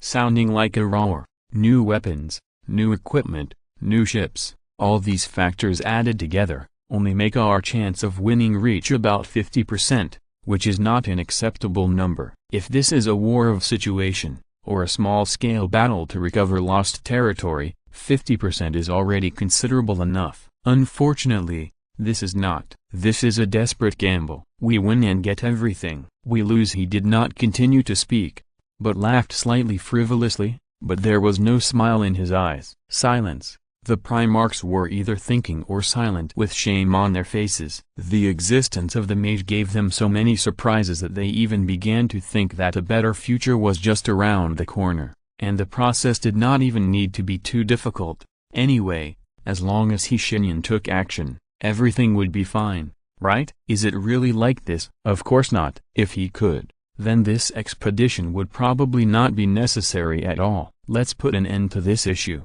The Revenge expedition will be commanded by me, Wenzen. Report on the specific personnel matters of the Revenge expedition. A light curtain slowly unfolded, and Wenzen's emotionless voice sounded. Naval Battle Group, Flagship, Revenge. Retribution Class Battleship, Unforgivable, Captain Manfred Brook. Oberon Class Battleship, Disaster, Captain Rudolf Schreiben. Retribution Class Battleship, Frostwolf, Captain Aleon and Anastasia. Victory Class Battleship, Captain Albert Ragmaris. Replacement Progress, 4/4. The split installation of the Wenzen has been completed. 18 Imperial Navy cruisers. Replacement Progress 9/18. Soldier Equipment Iteration completed. Mind Barrier Engraving completed. And the Wenzen completed 15 Imperial Navy frigate squadrons. Refitting Progress 15/15. Soldiers Equipment Iteration completed. Hull Reinforcement completed. Mind Barrier Engraving completed. Array Split Installation completed. 5 Mechanicus War Barges. Refitting Progress 1/5. The mechanical priests insist on observing and recording every detail. The doc has been urged to speed up the progress. Robert Gilman nodded calmly. This disguised roll call always made him feel refreshed. But what does this mind barrier engraving mean? Someone asked this question on his behalf. Sanguinius raised his hand. Pause. Array Commander, what is the mind barrier? You should call me Captain. It sounds too weird to the commander. How can I explain the mind barrier to you? The interior of the Vengeance is large enough to accommodate all these ships. When they are on standby, there is no need to worry about the corruption threat from chaos. But if they attack, the wizard made a gesture. That's what the mind barrier does. You can think of it as a disguised void shield. Spiritual. Any other questions? Sanguinius nodded in sudden realization. No more. The voice of the array sounded just right the next second. Army Battle Group. Cadian 714th Regiment. Cadian 717th Regiment. Both are fully staffed with 3,000 people. Armoring has been completed. War mecha equipment and training have been completed, and weapons and equipment have been replaced. Vostonia 617th Eldest Son Regiment. Vostronia 618th Eldest Son Regiment. Vostronia 619th Eldest Son Regiment. Incomplete organization. Casualties. The wizard frowned. Explain the reason. Most of Vostronia's Eldest Son regiments are in areas that have been destroyed by the dark side of the Empire covered by the rift. According to the intelligence of Fleet Commander Cassandra at the front, they suffered heavy losses. The reason is that they continued to send reinforcements to those places that had called for help in the eternal night caused by the Great Rift. Due to the lack of the navigation of the Astronomicon, their navigators can only use data charts or rely on past memories to cross the subspace. Most of them cannot reach their destination, but they did not give up, but chose to continue to respond to those calls. Currently, Fleet Commander Cassandra and them are anchored in front of the battle line, waiting for your order. The explanation of the pattern array made the conference room fall into silence. Fortunately, it did not know the complex and difficult psychological activities of humans. Or, it knew, but did not want to care. It just continued. The 974th, 415th, 634th and 527th Krieg Death Corps are all fully staffed with 3,000 men, and have completed armoring and weapon equipment replacement. They are unwilling to undergo war machine training, and the commanders of Krieg have jointly given reasons. The mage said expressionlessly, "Speak. We are sinners and have not yet been pardoned. How can we have the face to board this God's machine? Please withdraw your order and forgive our stupidity and stubbornness." It's really their style. Robert Gilliman smiled bitterly and shook his head repeatedly. The other Primarchs were puzzled. They had never heard of the name of the Krieg Death Corps, but there were many legions in the Astra Militarum, so this was nothing strange. But why would their commanders refuse war machines, which are more effective than any tanks and heavy firepower? Vulcan frowned in disapproval. Their commander was very foresighted, but indeed stubborn and stupid. Conrad Kurz's voice sounded softly. "Sinners? Where is the sin?" he asked. But the array did not answer immediately. Instead, Robert Gilliman answered his doubts. "This is a history from the past, very heavy, and it is not appropriate to narrate it here. I will explain it to you after the meeting." The mage sighed. Write a reply and tell their commander. He wanted to say something, but stopped. Fulgrim realized from his experience that the mage was probably going to curse. Forget it. These blockheads probably won't have any psychological fluctuations even if they are scolded. Change the color of Heroic Blade and Thundercloud, change their appearance and send them back, reduce the number, and tell them that this is a special version of the criminal's torture instruments. Sitting on it will be extremely painful. This is one of the Emperor's punishments on them. He rubbed his brows as he spoke. That's it. If they still don't want to, hypnotize their commander and they have to listen to me on my ship. Continue. The 718th, 719th, 720th and 721st Alicia Airborne Corps were transported directly from Alicia Planet. They are fully staffed and their weapons and equipment have been replaced. According to the Expedition Details Article 71, the results of the mental verification and simulation training showed that they were the elite of the Alicia Airborne Corps, and the four regiments often fought each other without distinction, and had a strong tacit understanding. 10 Ajmite and Iron Legions. Due to the large number of people, they have been mixed and organized. The current number is Regret Fire, an independent number. The armored vehicles have been updated, the heavy tanks have been equipped, and the magic protection array has been engraved. Astartes Battle Group, Ultramarines, Legion, 2,000 people. The weapons have been replaced, and the Land Titans have been equipped. Gilliman was very dissatisfied with the suspicious pause of the array. He snorted coldly. and the word legion made his face darker. The mage glanced at the Primarch who took the lead in violating his own holy code, and said indifferently, "Your 2,000 Ultramarines are indeed not considered a chapter, Robert." The Iron Serpent's chapter, 570 people, are Ultramarines belonging to the Mother Regiment. The weapons have been replaced, and the Land Titans have been equipped. Chapter Captain Insel told you that many of their recruits have undergone transformation surgery, and this number will change during the expedition. It really deserves to be a daughter regiment of the Ultramarines, Conrad Kurz said in a sarcastic tone. Except for Robert Gilliman, who glared at him,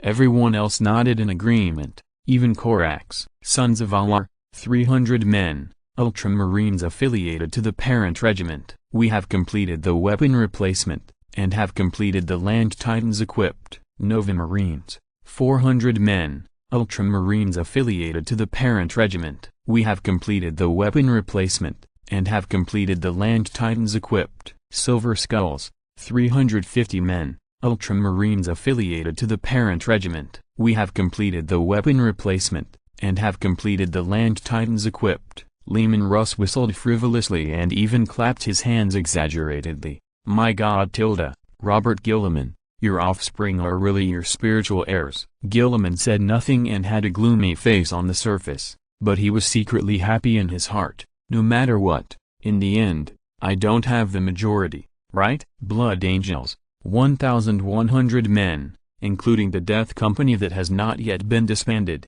all present. The weapons have been replaced, but the Land Titans have not yet been equipped. The Blood Angels insist that such treasures should be left to other brothers who need them more. They are already rich enough. Fulgrim could swear to Chemos. He really saw an unspeakable expression on Sanguinius' face at this moment, and his face was completely red. Tell them that everyone must change to Land Titans before 8 o'clock tonight. Sanguinius gritted his teeth and said, otherwise I will go and put on their armor one by one. The Flesh Terrors, the Blood Angels of the Mother Group, 373 people, have completed the weapons replacement, and have completed the Land Titans. The Archangel's expression eased slightly and nodded. The Salamanders, 840 men are all present, have completed the weapons replacement, and have completed the Land Titans. Vulcan smiled, and Chagatai Khan, who was sitting next to him, patted his shoulder to congratulate him. The Emperor's Children chapter. Okay,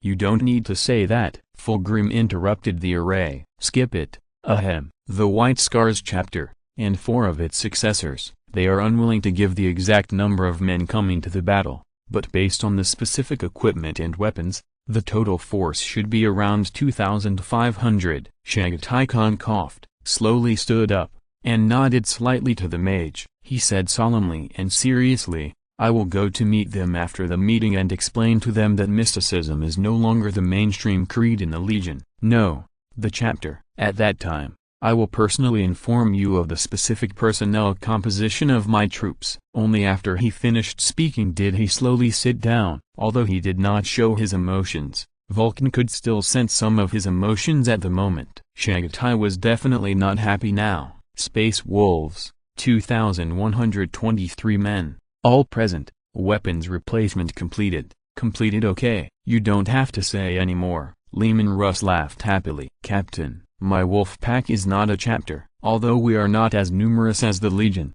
we have all the necessary heavy firepower and other things. He laughed, looking very cunning. Not that cunning. These cunning wolf cubs have inherited the fine traditions of us old Fenrisans. The warehouse is full of old guys and good treasures. They have all arrived in the past few days. I always feel like he is hiding something, Fulgrim whispered to Sanguinius, and the Angel of Baal nodded, but didn't say much. Let Lehman Russ do whatever he wants. It's best not to reason with him. Shenyan didn't say anything, just raised his eyebrows and nodded at him. I won't ask about the secrets you hide, but you'd better explain it clearly when you go back. What's the big deal about attacking the Imperial Navy captain at night on the Terra space station and kidnapping him to attend the banquet? Russ chuckled and nodded repeatedly. The Imperial Fists, 1,000 men, have completed the weapons replacement and the land-based Titans have been equipped. The Raven Guards,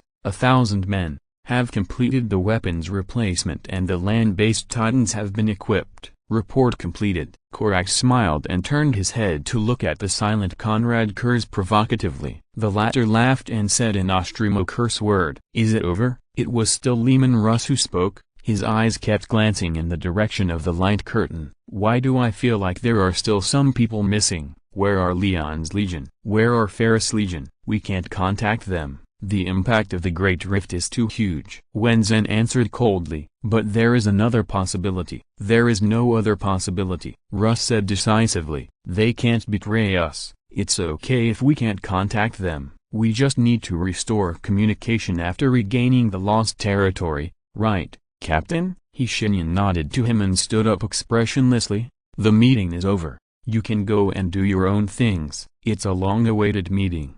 Relax. Or have a short military parade. He walked to the door, and the black-robed wizard suddenly showed a rather sharp smile on his face, which made people shudder. Tomorrow morning, we will officially set off for the expedition. See you tomorrow. I owe 1K. I can't write anymore. I'll pay it back tomorrow. This chapter is difficult to write, in the true sense of the word. It's okay if you can find the armament summary, but if you can't find it, you can only make up a number. There may be many errors in the timeline. I was so exhausted by the time I checked it myself that I couldn't cover everything. Please forgive me if there are any errors. Just treat it as a change in the world line. To be honest, if I have the chance, I would like to ask the writers of GW how they found what they wanted in so much data that was filled in by others. Chapter 862 Revenge. Already, soldiers, stand firm and hold on. Activate the magnetic devices on your arm or legs according to the training. The Vengeance is about to dock with the Terra space station. If I see any bastard fall to the ground after the docking is completed, he will be ready to clean the toilet for me for a year. The captain roared past them. From Curls's perspective, he could just see the captain's terrifying mechanical prosthetic eye. It is said that he specially asked the mechanical priests on the ship to make it look like this. The black eye sockets are completely inconsistent with the skin. The scarlet eyeballs inside are exposed with cables, trembling constantly, and the metal eyelids are rapidly enlarging and shrinking. A silver skull is shining on the edge of the eye socket. Curls must admit that he is a little envious. This prosthetic eye is not just as simple as looking scary. It has night vision function and can provide measurement functions comparable to high-precision sniper scopes. It can penetrate walls up to 3 meters thick to observe the enemy behind the wall, and can also analyze complex battlefield situations. What are you looking at? Asked a soldier from the 4th Company. Curls had never seen her before, he was sure of this. Otherwise he would have remembered her. Oh, her voice was very nice, Curls thought, and then he was kicked in the buttocks. The company commander stuck his head between the two of them and roared, "What the hell are you looking at, Corporal Curls?" Report to the commander. I'm thinking about the cost of your artificial eye. I want to get one too. Is my artificial eye on her? Damn it, you don't do these things during the rest time. But you are excited when the expedition is about to start. Report to the commander. I'm not excited. The company commander stared at him fiercely, and his artificial eye trembled and glowed red. He wanted to say something, but the violent shaking of the deck prevented this process, which meant that the docking had begun. He had to quickly return to the front of the team and stand properly, while not forgetting to leave a harsh word through the communication channel. You'd better keep up your appearance, Corporal. A burst of laughter sounded in the communication channel. Curls scratched his head awkwardly and put down the visor of his full-coverage helmet. The skull-shaped visor was solemn and gloomy, completely covering his face. But it made the soldier standing beside him laugh. My name is Corporal Coolaton. Curls. I used to be in the 3rd Company. After the merger, I joined the 4th Company. It's strange that armored companies will be merged, isn't it? Yes, it's really strange. But the strangest thing is that I actually like you a little. Curls thought with some annoyance and spoke again. Nice to meet you, Soldier Coolaton. This is not a good time to talk, so we'd better keep quiet. You're right, Corporal, but do you have time tonight? We should be able to have a drink. Curls turned his head in surprise and nodded repeatedly. The Astra Militarum does not prohibit marriage between soldiers. In fact, It supports it. One-on-one pure love will not attract the attention of Slaanesh. His standards are much higher than this. The Military Affairs Department realized this as early as 2,000 years ago, so they simply made changes. Not only that, they even silently changed the propaganda caliber. If it is not wartime, soldiers are allowed to find a political commissar as a witness to get married immediately. Of course, it is better to have a priest of the state religion. Then you have to do what you should do. Otherwise, where do you think all the trainees in Zhongzhi Academy come from? Enlist, get married, die in battle, and the children left behind continue to repeat their life trajectory. No one complains about this. They know their duties. As for the drinking mentioned by Kulaitan, it is really just drinking. What are you thinking about, soldier? This is during the war. Report to the captain. The Kadian 714th Regiment has completed its preparations. We will welcome the brothers and sisters of the Alicia Airborne Corps in the 13th hangar. Report to the captain. The Kadian 717th Regiment has also completed its preparations. The wizard looked at the leader of the 717th Regiment with a little amusement. He had a stern face, but he was thinking about something else. The captain wanted to take his gun and duel with the captain of the 714th Regiment. They had agreed to speak a paragraph each, but the captain of the 714th Regiment, who spoke first, finished the whole thing. Don't be so nervous, Captain Soroyan. I won't treat you differently based on who spoke first. Also, if you encounter this kind of thing next time, you can answer me with a 4-word Terran phrase. Soroyan stared at him blankly, and the mage laughed and uttered 4 awkward syllables, allowing them to teleport back through the ship. His bad taste attracted the attention of the Imperial guards behind him. Lictor said in a faint voice, "If my memory is not wrong, sir, you are teaching a captain of the Star Army to learn the most difficult branch of the ancient Terra language. Is it really okay to do this? What's wrong with it? It's just 4 words. Moreover, this sentence comes from a magnificent heroic epic. The person who said this sentence is a great hero in the distant past of ancient Terra." Lictor raised his eyebrows and immediately stepped forward. "Sir, can I know his name? Is there any information about him in the magic circle?" "Yes,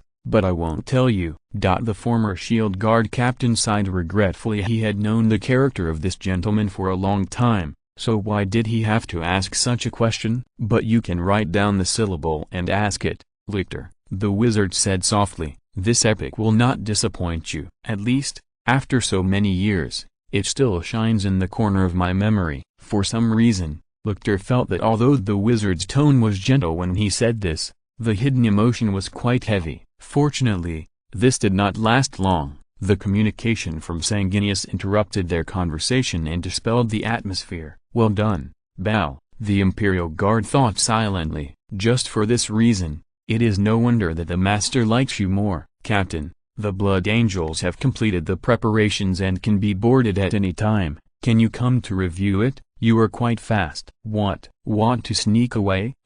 Sanguinius uttered a strange monosyllable in astonishment. "I have no such intention." "If you didn't sound guilty, I'm afraid I would really believe it." "I don't want to show up, Sanguinius. They just need to know that there is someone like me." The mage spun around in his chair boredly, wishing he could drive the ship to the Great Rift and open fire to blast his mother. "I don't want to meet people everywhere, accept their admiring gazes, and have 2 rows of choirs from the state church singing my name and the title of living saint non-stop behind me. Seriously, how did you endure it?" "While I'm still alive. I mean, I'm not dead yet." The Archangel sighed. "In short, during the Great Crusade, there was no so-called religion in the Empire, except for Lorgar and his constantly updated records of the Emperor's sacred word. At that time, we believed in science." He smiled, his voice clear. "But you should at least give a speech to the whole army, to rally the troops and boost morale. I can't think of a better person than you." Although the propaganda of the state church is slowly changing, most soldiers still believe that the emperor is a god, and you, a living saint, stand behind them. "Of course I will do this." The mage slumped in his chair and shook his fingers. A flash of lightning rushed out from his fingertips manically, crackling in the air. "How interesting," he thought. "I actually got to this point, giving a speech, leading a huge army. So many people trust me and are willing to die for my orders. Trust, Shenyan laughed. So their deaths should also be counted on me. Captain? Sanguinius's puzzled voice came from the other end of the communication. What did you say? Nothing, my dear Sanguinius. Go and do what you should do. I need some quiet time. The mage hung up the communication, and without saying anything, the magic circle center projected 2 coffins in the cemetery on the light curtain. The one on the left was iron gray, without decoration, and only a line of small words was engraved on the top, "Never stop." The one on the right was painted blue and white, and Gividron's name was chiseled on the top of the coffin with profound power, implying anger. This was Angren's handwriting. The whole coffin was made by him. The Imperial Guard took off his helmet silently. He knew them. He had fought side by side with them. Sergeant Pride from the Iron Snakes chapter, and Gividron, the first Astartes of the World Devourers. They died, a worthy death, a glorious sacrifice. However, the Admiral knew very well that at this moment, the man sitting in front of him might not think so. Death is death, Richter. There were many times when I thought I was used to it, and many times when I thought I could get used to seeing you sacrifice one after another. I wanted to convince myself, but I couldn't. I can't allow it. This is my arrogance, my original sin. He turned his head, and the Admiral saw his smiling profile and the eyes that were burning with golden anger. I can't, but we all know that the laws of reality will not change because of my will, right? War is impossible without bloodshed. The mage laughed loudly, and only he knew the emotion. The Admiral lowered his head silently and heard him mutter, "Revenge." Shocked, extreme shock, Venotocleos, the head of the Sons of Valar, looked at the ship in front of him with an almost numb attitude. Ship, he suddenly felt an urge to laugh. How could this be a ship? The top of the dock was opened, the metal stretched to the extreme, and the space outside was completely occupied by the huge silver metal. The metal was tightly connected, without any traces of welding or block, and the surface was so smooth that it was disturbing. The 7th dock where he was even just a part of the docking.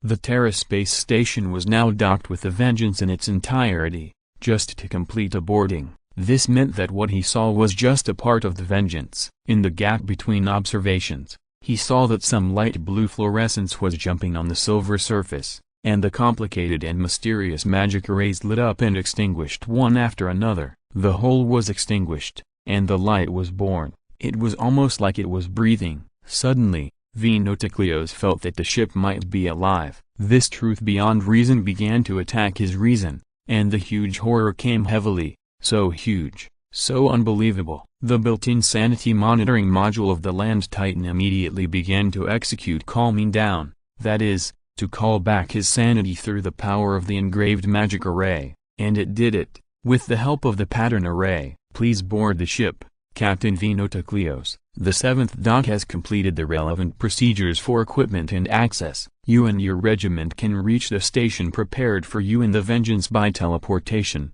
or you can walk there. Which one do you want to choose? If possible, I would of course like to walk, but no, we need to board the ship immediately and set an example, at least to defeat the Nova warriors. Can you teleport for us, Winzen? Of course, please wait. We are communicating with the Array Center and verifying your identity. The verification passed, the mental scan passed, and there is no sign of contamination. Winzen said coldly, "Please be prepared." A blue light flashed, and the scene in front of them began to be torn and reorganized. When everything calmed down, they were already standing in a brand new territory. Unlike the style on the space station, the station on the Vengeance had obviously been carefully cleaned. Clean and tidy. Someone even placed flowers in the corners here, and a faint fragrance spread inside. There was also a long parchment scroll hanging on that wall. "Captain, did you notice?" asked his think tank. Venotocleos did not answer.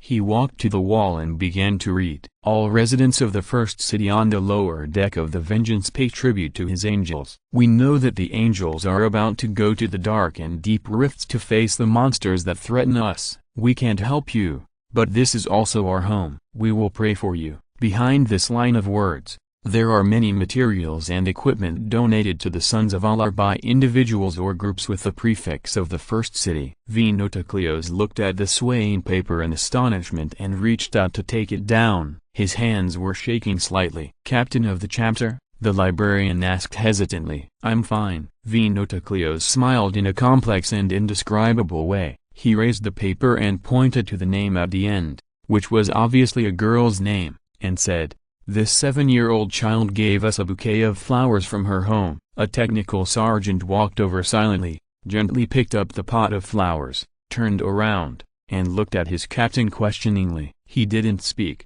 but his eyes were full of emotions. "Leave it and take good care of it," Venotocleos said cherishingly. "The Son of Allah will regard it as a treasure. Do you need to provide you with the corresponding plant care knowledge?" A voice that was not as cold as the array sounded. "Who are you?" "The core of the array, Captain Venotocleos. You can think of me as the original version of all the arrays. Of course, my performance is not backward, so you can feel free to ask me boldly." "Then, do you need the corresponding plant care knowledge?" "If you can, thank you." "No need to thank me," the core of the array said. The technical sergeant holding the flower raised his head in astonishment and stared at the light blue fluorescence on the ceiling. "It just called itself." "Me?" "The corresponding plant care knowledge has been sent to the large terminal at your base by email. Any son of Oral can view it. In addition, you should probably be ready." "Ready?" "Yes. The Imperial Navy Battle Group,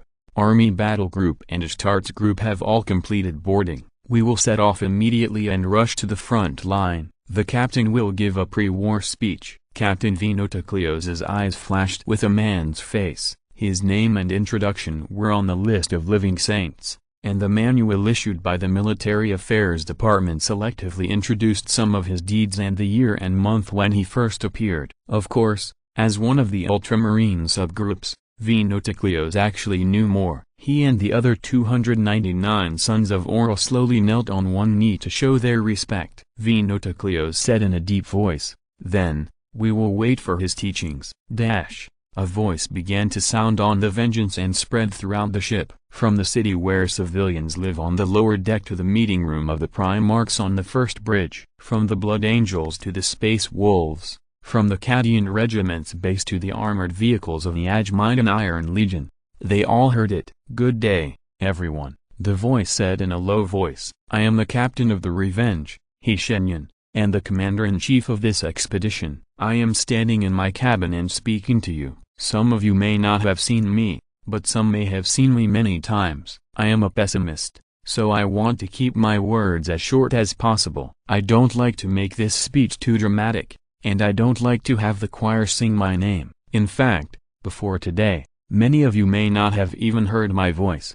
But it doesn't matter, everyone. We are about to go to the front line, and we are about to launch the most united and selfless expedition within the Empire since the Great Crusade. This expedition is not for faith or someone's personal gain. This expedition is to save the tens of millions of worlds that are wailing in pain in the Great Rift. We can't hear their screams, nor can we hear the screams of the people on them, but we can't ignore them. We have to go and save them. This is the ancient covenant. This is why the human race has come to this day. The most important reason. We are a group. Since the prehistoric times of ancient Terra, our ancestors have been doing this. Hurting one human means hurting all humans. Hurting all humans means death. Our ancestors drove away and exterminated all the animals that threatened them with spears and stone axes. What about us? We will move forward, everyone. We will move forward without hesitation. The Vengeance will crush any enemy that stands in our way, and their screams will penetrate the dark sky and be transmitted to every successor who wants to come, so that they know what is the wrath of mankind, what is the wrath of revenge, and what is our wrath. Let the war burn, if that's what they want. He roared. There is no logic, no retreat. I will fight with you. Remember that, soldiers, Astartes, even civilians. When you shoot, my eyes are with you. When you swing your sword, my rage is with you. When you pray, my will is with you. Let the revenge begin. Update completed. If you're listening to this novel on a channel other than Fanfic World, it means they downloaded and uploaded it without effort. We cordially invite you to visit our channel, Mundo Fanfic Novelist. There you'll find the original version of this story, and you can explore many other novels of various genres. We are waiting for you to immerse yourself in a world of incredible novels. Chapter 863 Revenge. The ship was shaking. Corporal 2273 tried to stand up straighter. The deck of the cruiser creaked,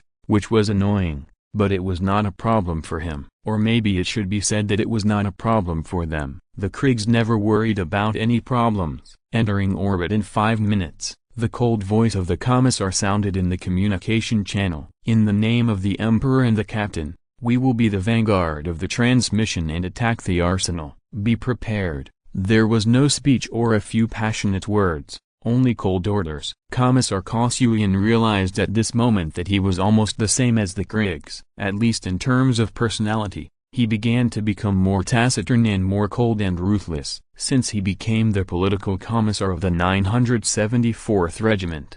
This change has begun to appear imperceptibly. Should I be happy or regretful about this? It doesn't matter. It has been 2 months since the voyage, and the expedition has been progressing smoothly. As the gunner of the Vengeance, the Cadian has made many contributions in 2 months. Kossuian had stood on the bridge and watched the Vengeance's composite magic cannon gather energy and fire more than once. He could not describe such a scene in words. The deep blue light blocked out the stars and the sun, and reflected the dark deep space into the color of destruction. Fire, flash, hit, explode. Enemy ships are often destroyed before they can detect them, and then ruthlessly crushed by the Vengeance. But they are just some data written in the corner of the military record that no one cares about. The Vengeance expedition was not launched for them. While thinking, the political commissar found that the shaking stopped. This means that they have entered the orbit of this planet, Sulai number 3.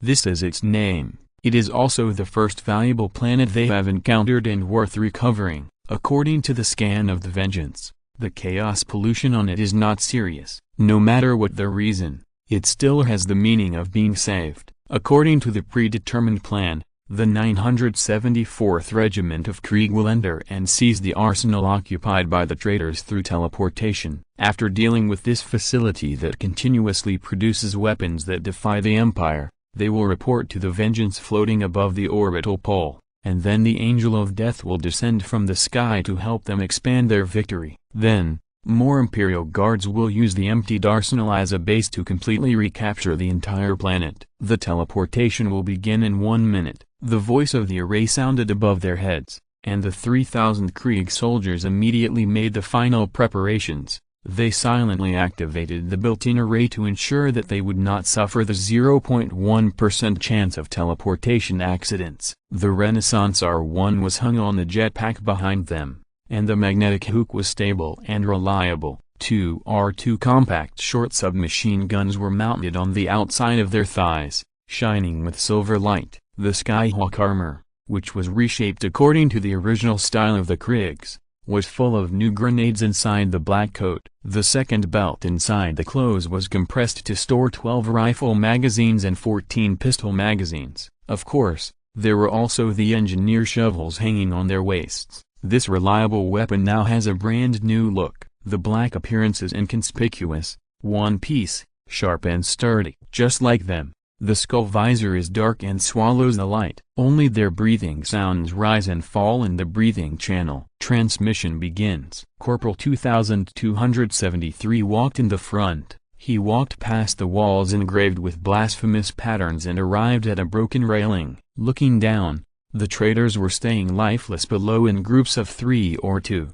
and occasional discussions were heard. He turned his head and made a gesture. His soldiers bent down and followed him in a standard advancement posture to occupy the high point secretly. The transmission was very successful. They entered the arsenal directly without making any noise or movement. What would the traitors think if they knew that there were 3,000 Kriegs with them? 2273's mission was to occupy the heights and provide cover for the first layer of troops that were about to attack. That was all he knew, and that was all he needed to know. 3 seconds later, they set up their guns. The countdown on the eyepiece began to flow, and a layer of golden light emerged on the gun in his hand. Hot but warm, That was a person's commitment. Corporal 2273 felt a different emotion at this moment, an emotion that neither he nor his compatriots had ever felt before. But no matter what, the mission must continue. 10 seconds later, the unique sound of the R1 began to echo in the arsenal. 1 second,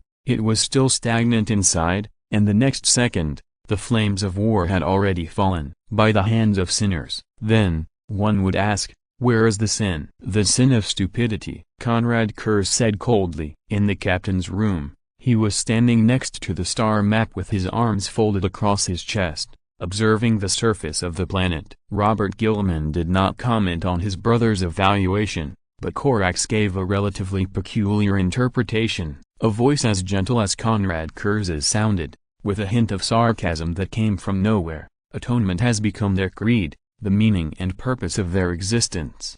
Do you really want to deprive them of this only thing? The culprit has been killed, and the Kriegs have proved their loyalty with their countless sacrifices, so I don't understand what they are guilty of. I also don't understand why our father didn't speak out to change their social environment and the poor planetary environment. Does he really think they are guilty? A group of test tube babies are guilty? The Lord of the Night sneered and said no more. Robert Gilman turned around and rubbed his brow. He hadn't rested for a week, and fatigue had never attacked him so deeply as it did now, even leaving marks on the Primarch's face. Frankly speaking, constantly obtaining information from new intelligence and summarizing it is much more tiring than handling government affairs. This involves a lot of complicated issues. In fact, if you want to find someone to blame for the Krieg problem, blame me, Kurz. Gilman told him calmly. Krieg can surrender dozens of standard-equipped, well-trained legions every year. Worlds of their size may only surrender one every 10 years, although their casualties and destruction rates are terrible. However, the Empire needs their sacrifice. He looked up. The Empire needs them, Gilman repeated. So I forced myself to ignore the profound stupidity and mistake in the whole thing. I blinded myself and made myself a fool. You can blame me, Conrad Kurz, but this matter has nothing to do with my father. Kurz looked at him for a while, his sneer widened, but he didn't say anything hurtful. How about telling me about your new discoveries? Is there anything else in this system that we should pay attention to? At present, there is nothing, Gilman said. At present, no. Yes. His tone gradually became thoughtful. Array center. Zoom in on the surface of the planet of Sulai 7. The star map zoomed in, clearly showing its surface and the wriggling green smoke. This technology, which has been completely revolutionized by the mages, now has a clarity and speed that no other Imperial technology can match. Relying on the equipment of the Vengeance, it no longer needs to send a team to the ground to place scanning beacons. Gilman stared at the smoke and his expression became serious. There was a sound of footsteps outside the door at the right time. The door slid open and Sanguinius walked in. His Holy Blood Guard stayed outside the door and stood with other guards. How are they doing? The Archangel asked impatiently. I need to know the exact news. Wait, what is this? The voice of the Baal suddenly became solemn. If he wanted, he could make his voice sound as pleasant as the sound of nature. But at this moment, he just wanted to express his serious emotions. Emperor, the nature of this power. The Magic Circle Core provided complex flow data at the bottom left of the star map. Every Primarch, even Lehman Russ, had learned how to interpret them during these days of sailing. Therefore, everyone in the captain's room could realize what these squirming green smokes that covered the sky of Sulai 7 were. Corvus Corax spit out two words seriously, Nurgle. So he is the first evil demon we met. Conrad Kurz touched his side face, and his cheekbones protruded on the side of his emaciated face. He laughed. Then what are we waiting for? Notify the captain and let him order the direct destruction of the planet. He proposed the most efficient and most recognized solution in the Empire. As we all know, Nurgle's pollution is irreversible. When facing his believers and power, the best way is to kill them directly along with the living. Otherwise, more people will die. I'm here, Conrad, the wizard's slow voice sounded. So, you don't have to notify me. The Night Lord bowed to him exaggeratedly. In court etiquette, the exaggerated behavior made Korax tut impatiently, and when he saw the provocation on the former's face, his expression became even more unfriendly. The golden light flashed and disappeared, and a figure appeared behind the desk that was empty not long ago. He sat on the chair, with his hands interlocked and a smile on his face. "Have you been here all the time?" Gilliman was surprised. "In a sense, the vengeance is my eyes, so, if you want to say that, yes, I have always been there. But that's not the point, is it?" The wizard smiled. "Erase enter, pull the star map closer, call up magic power. I allow you to draw 3% of the current magic power to operate. Run the 7th protocol and start calculating. The 7th protocol has been verified in the process of calling up magic power. Please wait while calculation is in progress." "Calculate?" Gilliman frowned and walked around to the side of the star map. He looked at the changing star map and the complex data inquisitively and asked, "Calculate what, teacher?" "Now is not class time, Robert. But I am happy to answer you. Calculate his true intentions." "Intention?" Gilliman was even more confused. "Can this also be calculated? The thoughts of an evil god?" "Yes, those fogs of disease did not pollute the surface of Sulai 7. You all missed a reading, which is very bad." The wizard moved his fingers, and hundreds of readings jumped out from the lower left of the star map, arranged in rows, forming a short table. "Look, if we add these readings, we can find that the surface of the planet is not polluted at all. Sulai 7 was at most destroyed by war and turned into an uninhabited dead planet, far from being polluted." "But, this fog," Sanguinius said hesitantly. "These fogs of plague are real, Captain." "Of course they are real. If we don't do this, how can we show his sincerity?" The wizard nodded with a smile. "Maybe he is using this to show me his innocence." He. Korax took a step back suddenly, facing the strange eyes of the crowd. He straightened his posture, took a deep breath and said, "This laughter reminds me of some not-so-good memories." Conrad Kurz chuckled. "Of course you feel bad, but you had a chance to escape that terrible atrocity," the wizard said. "It's a pity that you didn't listen to me, didn't you?" Korax looked away uncomfortably. He was wrong from the beginning to the end. There was no way. He really didn't know what expression to use to look back.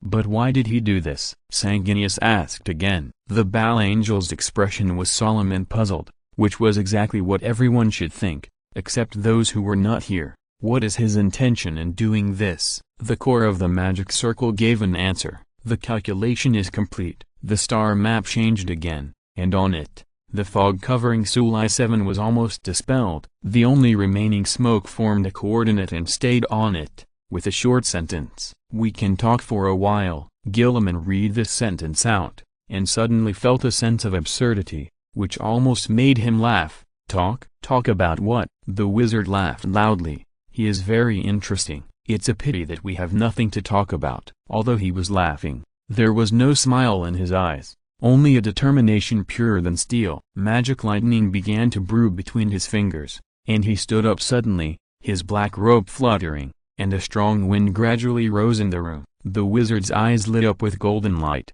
like a blazing flame. He raised his hand and snapped his fingers. The next second, Sulai number 7 completely disappeared from the star map, and high-energy warnings kept popping up. Shenyan sat down quietly, and the flames in his eyes dissipated. He spoke, but not to the Primarchs. At this moment, his voice directly penetrated the thick reality curtain of the warp, and the storm that turned into substance kept howling in it, and reached Nurgle's ears after killing countless demons and blasphemous things. "We have nothing to talk about, you damn thing." The kind father suddenly broke the spoon in his hand, his face gloomy. "The update is over. I will update 10,000 words tomorrow. By the way, I will report the update of last month. I wrote 220,000 words last month.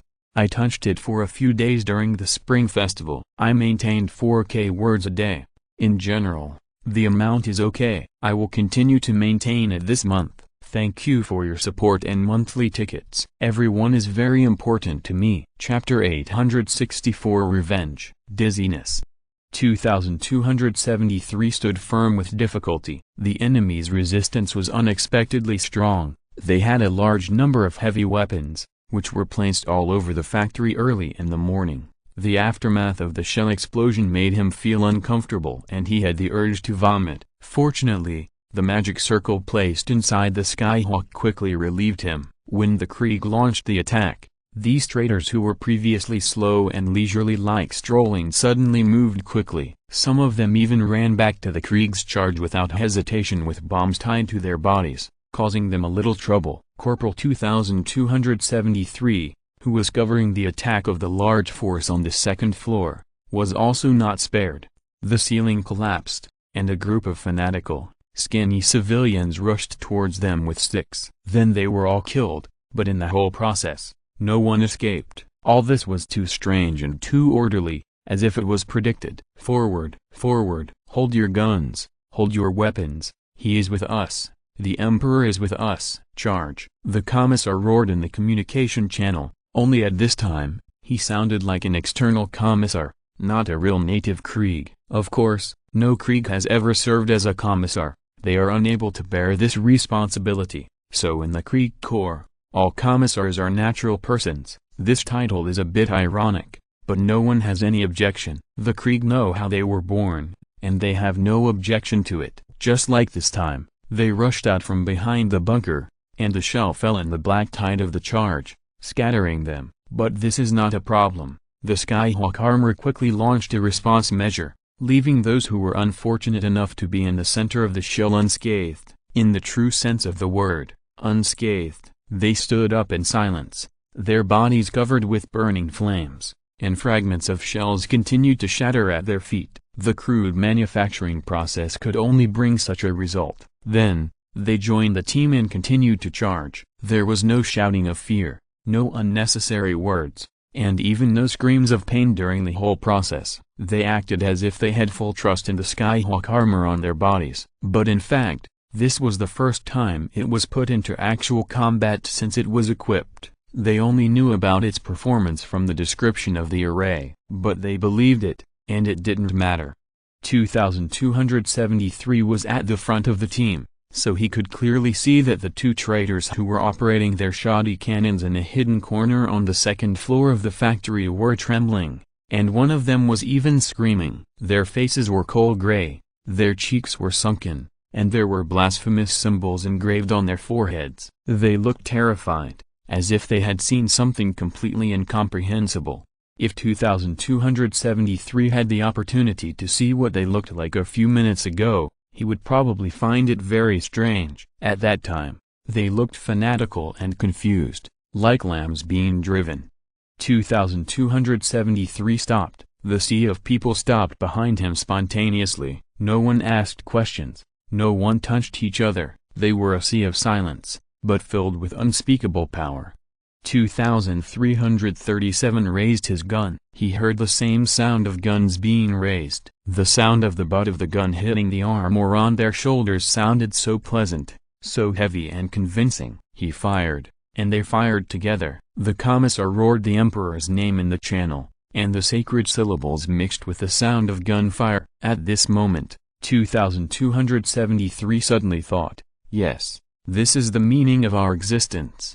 We kill in his name. The volley of air shells destroyed the entire second floor, and the simple artillery position surrounded by sandbags and bricks was completely destroyed. The bodies of the traitors were smashed to pieces, and a piece of skull flew out and fell at 2273's feet, and he rolled over it silently. The touch was no different from bricks. Find cover. Stop advancing. The commissar gave the order, and then the voice of the regiment commander sounded. Colonel 543 said in his hoarse voice in the channel, according to the detection, they have been hiding under the factory. Be prepared, soldiers, they are likely to have placed high explosives and intend to drag us into an unfavorable situation in this way. They will not succeed. The commissar took over and said firmly, because we will be one step ahead of them. Place explosives, soldiers. We will crush this rotten stone pestle and land on their heads with the wrath and death of the Emperor. Shenyan leaned back in his chair,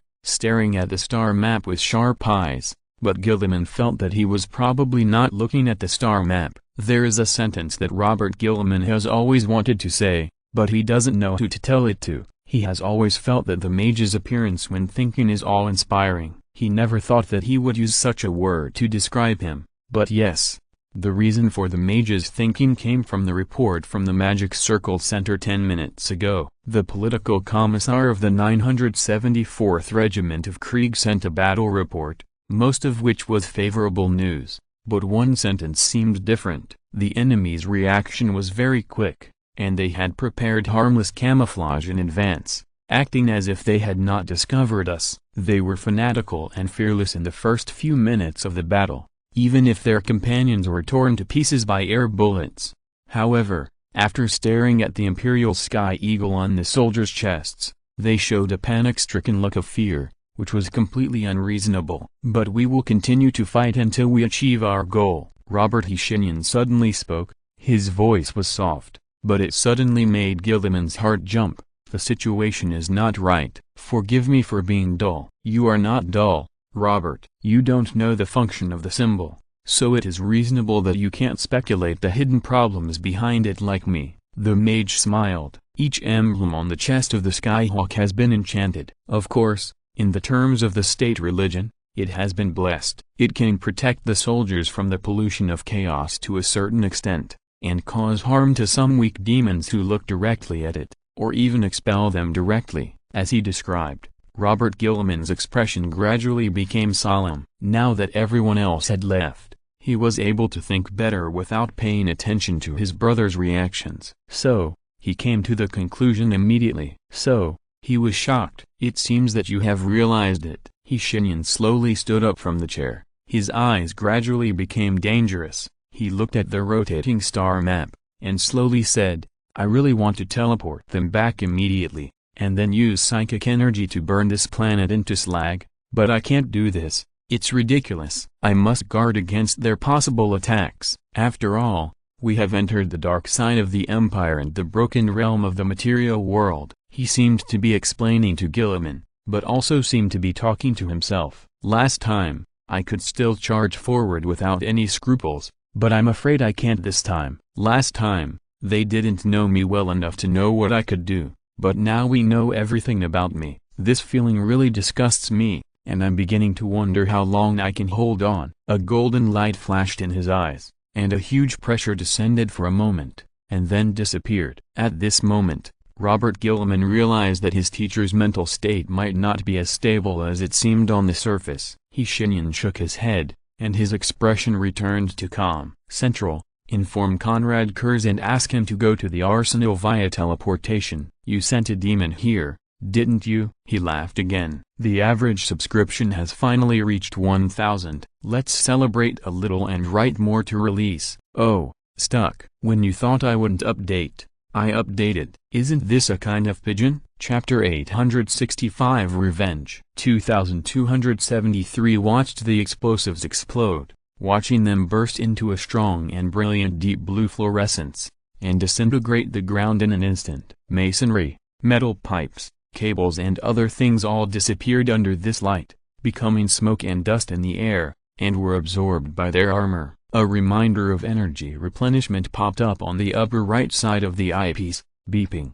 2273 didn't care. He raised his hand and gestured, and 5 soldiers came to him, raised their guns and aimed at the pit. He took out a flare from his coat and threw it down. A light sound was fleeting. A data appeared on the eyepiece, 66 meters. It was green, which meant that this distance was still within the range that the armor could withstand. But the question was how these traitors dug such a huge hole 66 meters underground. According to the detection instrument, the entire underground was hollowed out. Moreover, 2273 didn't understand this number and the meaning behind it, but the built-in pattern array knew it. At this moment, it was warning its wearer, danger. Ignoring him, the corporal raised his hand, made another gesture, then grabbed his gun and jumped straight down. The height of dozens of meters passed in an instant, and the whistling wind blew up the hem of his coat.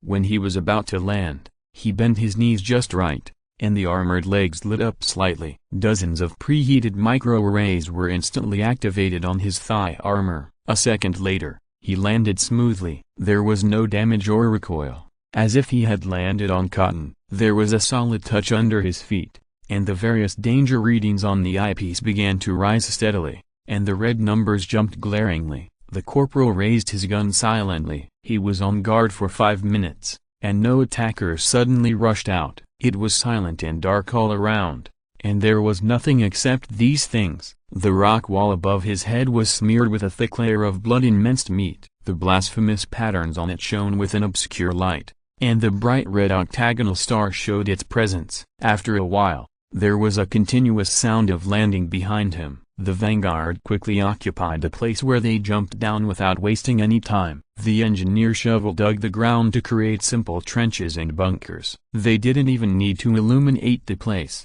The eyepiece made it as bright as day. But what about the enemy? Where is the enemy? Corporal 2273, report the situation. The voice of the political commissar sounded in his ears. Sir, we have not found the enemy. Since the start of the war, 2273 finally said his first sentence. His voice was hoarse and gloomy, not natural, but the result of the environment. There is nothing here. The eyepiece did not detect any enemy in the search mode, and the heartbeat radar did not respond. Understood. Stay alert. You can move forward a distance. We are occupying the power generation facilities of the foundry. The Emperor is watching us. Corporal, don't let him down. Understood. He hung up the communication, and a cold wind blew from the other end of the dark cave, bringing bursts of whistling, as if something was breathing inside. A damp mist suddenly rose and spread on the ground. The Krieg people watched all this indifferently,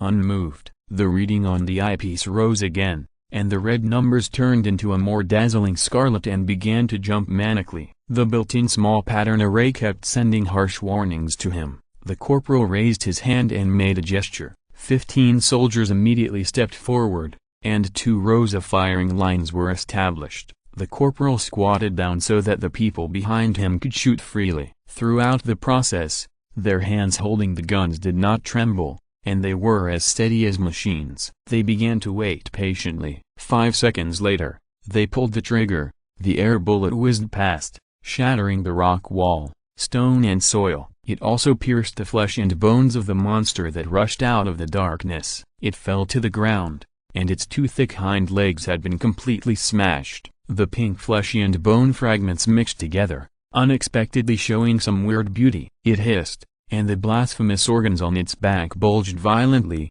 and a burst of light pink smoke was released. The reading on the eyepiece rose again, but it dropped when it was about to reach the critical point. The corporal lowered his head and found that the sky eagle on his chest was emitting a faint golden glow, and the monster was still hissing. The corporal raised his hand, pulled the trigger, ended its dirty and blasphemous life, and opened the communication channel again. This is Corporal 2273. Commissar Kossulian, the advance has failed. We encountered a monster below. According to the data on the eyepiece, it is an evil monster of Slanesh. The corporal said hoarsely. We killed it, but we are not sure if there are more. Well done, Corporal. Stay where you are and stop advancing. The commissar's praise sounded like an angry roar. 2273 heard the roar of the chainsaw sword from his end. After a while, he finally spoke again. Stay calm. We have received the latest orders. The situation here is not right. The Vengeance has sent support to us. Keep the number of your troops, Corporal, and don't lose too much. Our lives are the currency of the Emperor. Use it well. Understood, sir. The corporal raised his hand and turned off the communication. The dark skull visor flashed with reflections because of his actions, and 2 scarlet lights lit up on the inside of the eyepiece. The built-in small array is actively calculating and analyzing the abnormal environment here, and giving a relatively reasonable and reliable action plan. Behind him, the digging sound of the engineer's shovel did not stop. The Kriegs were like this, tireless, never retreating, and never wavering. They knew what was in the darkness, but that would not stop them from continuing to fight. They would not stop until they died. Conrad Kurz couldn't stop chuckling. His laughter was sharp, but not unpleasant. The horror brought by his pale skin and dark eyes even seemed to be reduced by this smile. He was in high spirits, but his brothers were not. Lehman Russ squatted on the far right of the teleportation array with a sigh, grabbing his fur cloak melancholy, and kept complaining. Why is it you, Bat? I really don't understand. What is the captain thinking? Oh, Maybe it's because I'm a loner. Conrad Kurz smiled happily and gestured to Korax. The Lord of Crows turned pale because of the gesture, but his temperament and desire for revenge did not allow him to walk away at this moment. So, he snorted coldly and said, "You'd better not turn it into a slaughterhouse down there. You'd better not do it again, Kurz." "But it already is down there." Conrad Kurz stretched out his right hand, and his slender fingers began to dance in the air. He walked briskly to the weapon rack provided by the center of the magic circle, tapped the sharp blades and guns with his fingers, and felt their materials. "It's still different from the nightmare scene you created." Korax showed a more dangerous smile. "You won't forget what you did?" "Of course I haven't forgotten." Conrad Kurz turned his head in the interval of choosing weapons and grinned at his brother. "I dare to admit this. What about you?" "Oh, admit it, Korax. You are jealous of me in this matter. You really want to know why it was me, but you don't want to ask him, so you can only stand here and cry to me like a child." The smile was restrained a little, but the smile still existed. He pulled the corners of his mouth with the middle finger and thumb of his left hand, smiling, and the smile returned. The sharp canine teeth made the smile even more sharp. "I can hear the dissatisfaction in your heart. The anger and resentment that have nowhere to vent are so beautiful, just like a ballad. Isn't it, Corvus Corax? Can't you hear it?" The Lord of Crows folded his hands without saying a word. "I see your clenched fist right hand." Kurz said so, and received a cold snort. He turned his head with satisfaction and pulled a short sword from the weapon rack. He looked at it for a moment, put it back, and picked up the two short knives below. For his body, these two knives are indeed a bit short, but Conrad Kurz probably likes their sharpness. He held the short knife in reverse and put it against the inside of his wrist. The index fingers of both hands rubbed the handle of the knife, and the familiar touch made him narrow his eyes. Seeing this, Leman Russ became even more depressed. He shouted, "At least you can take an axe or a greatsword. What's the matter with two short knives? I'm going to do some quiet work." Kurz raised a finger to him and shook it slowly. "I need quiet." He grinned. "Do you understand?" After saying this, he jumped into the teleportation array and said goodbye to the two. When his vision returned to normal from the blue fluorescence, he had already arrived deep underground. With his feet on the ground, he moved his shoulders and neck. The short knives were still against his wrists, and the cold touch did not change at all. They were not warmed by his body temperature. "Maybe I don't have body temperature," Conrad Kurz thought. Now, there was no smile on his face. Familiar black, familiar darkness. All he could see was darkness, and they came again, whispering, surrendering to him. Kurz smiled, but did not accept it. He could, but he didn't want to. "I need you to explore the situation underground." This is what the wizard said to him. "You can use your powers, but I ask you to be careful. They can see us." "Can you see me?" Conrad Kurz asked, standing in the darkness. He walked forward slowly until he was completely immersed in the darkness. 10,000 today. 2 chapters left. Chapter 866 Revenge. Inform Captain Aliona that she can have her Frostwolf begin orbital bombardment. Once that is done, have the repentant flame land on the surface of Sulai 4. They are authorized to use thunderclouds, numbering 100. They have 2 hours to kill every traitor on the planet. Mobilize 2 frigate squadrons and Captain Rudolph Ferisbon's disaster to intercept the enemy ships that have burst out of the rift. No boarding is allowed. Use the newly installed composite magic cannon to directly bomb them. Have the Alicia Airborne Regiment ready. They will land on the surface of Sulai V. Their combat mission is to create chaos in the local command. The Cadian 714th and 717th Regiments will drive war meshs to help them. Inform Jaghatai Khan that he and his sons can ride again. The wizard sat in his chair, issuing orders one after another with a normal expression. Robert Gilman stood beside the star map, frowning as he thought about the overall situation of the war. He had to admit that he could not predict the specific direction of this battle. Sulai and its satellites are a world community that is not worth mentioning. In the scattered records that can be found in the Empire, most of the descriptions of this place have a keyword: barren. Thousands of years ago, it may have been rich, but after continuous mining, it has become a place with terrible environmental pollution, and the surface has collapsed due to continuous mineral mining. just like other non-garden worlds in the Empire, from Sulai number 1 to Sulai number 7. They are all like this. The only thing worth mentioning is that the local planetary governors and lords are very tactful. They pay taxes very, very promptly, but that was before the Great Rift appeared. Now, all the people here have become accomplices of chaos, whether they are willing or not. In front of chaos, there is no such thing as voluntary or not. Mortals may occasionally appear in front of them, but around the Great Rift, their final fate is nothing more than becoming cultists and rebels. Most people may still be confused now. Their lords may say that painting octagonal stars on their faces is the latest order of the Empire. In any case,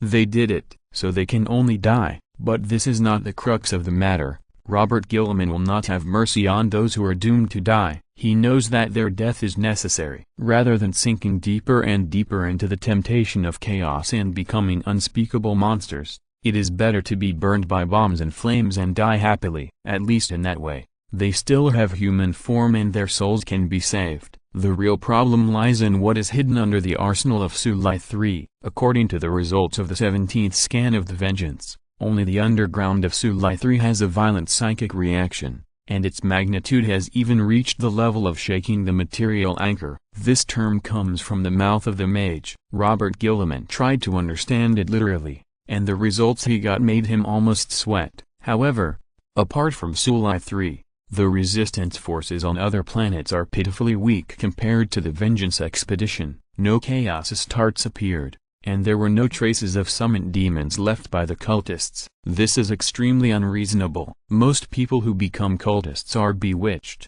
They believe that as long as they make sacrifices, they can gain life or power. In short, no matter whether they know what they are doing, as long as they start to make sacrifices, demons will definitely appear. Except this time, there are no demons. They are as clean as the underwear of Nurgle demons. What? Nurgle demons are not clean and don't wear underwear? Yes, you also know this. There are no clean Nurgle demons wearing underwear in the world, so there are no cultists who don't summon demons in the world. Robert, the voice of the wizard, interrupted his thoughts. Gilliman raised his head and cast an inquiring look. Shenyan smiled.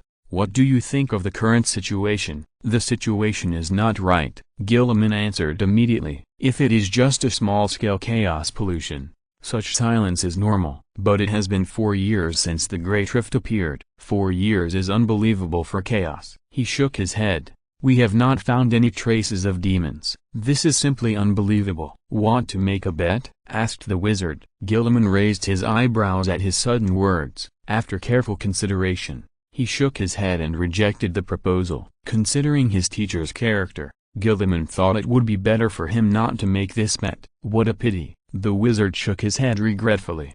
You rejected me without even asking me about the bet and the content. You should focus on explaining the material anchor to me, Gilliman said unhappily. As a teacher, don't you think you are a little unqualified? I am surprised that this comes from a student who can't learn the transformation of magic properties in a month and a half.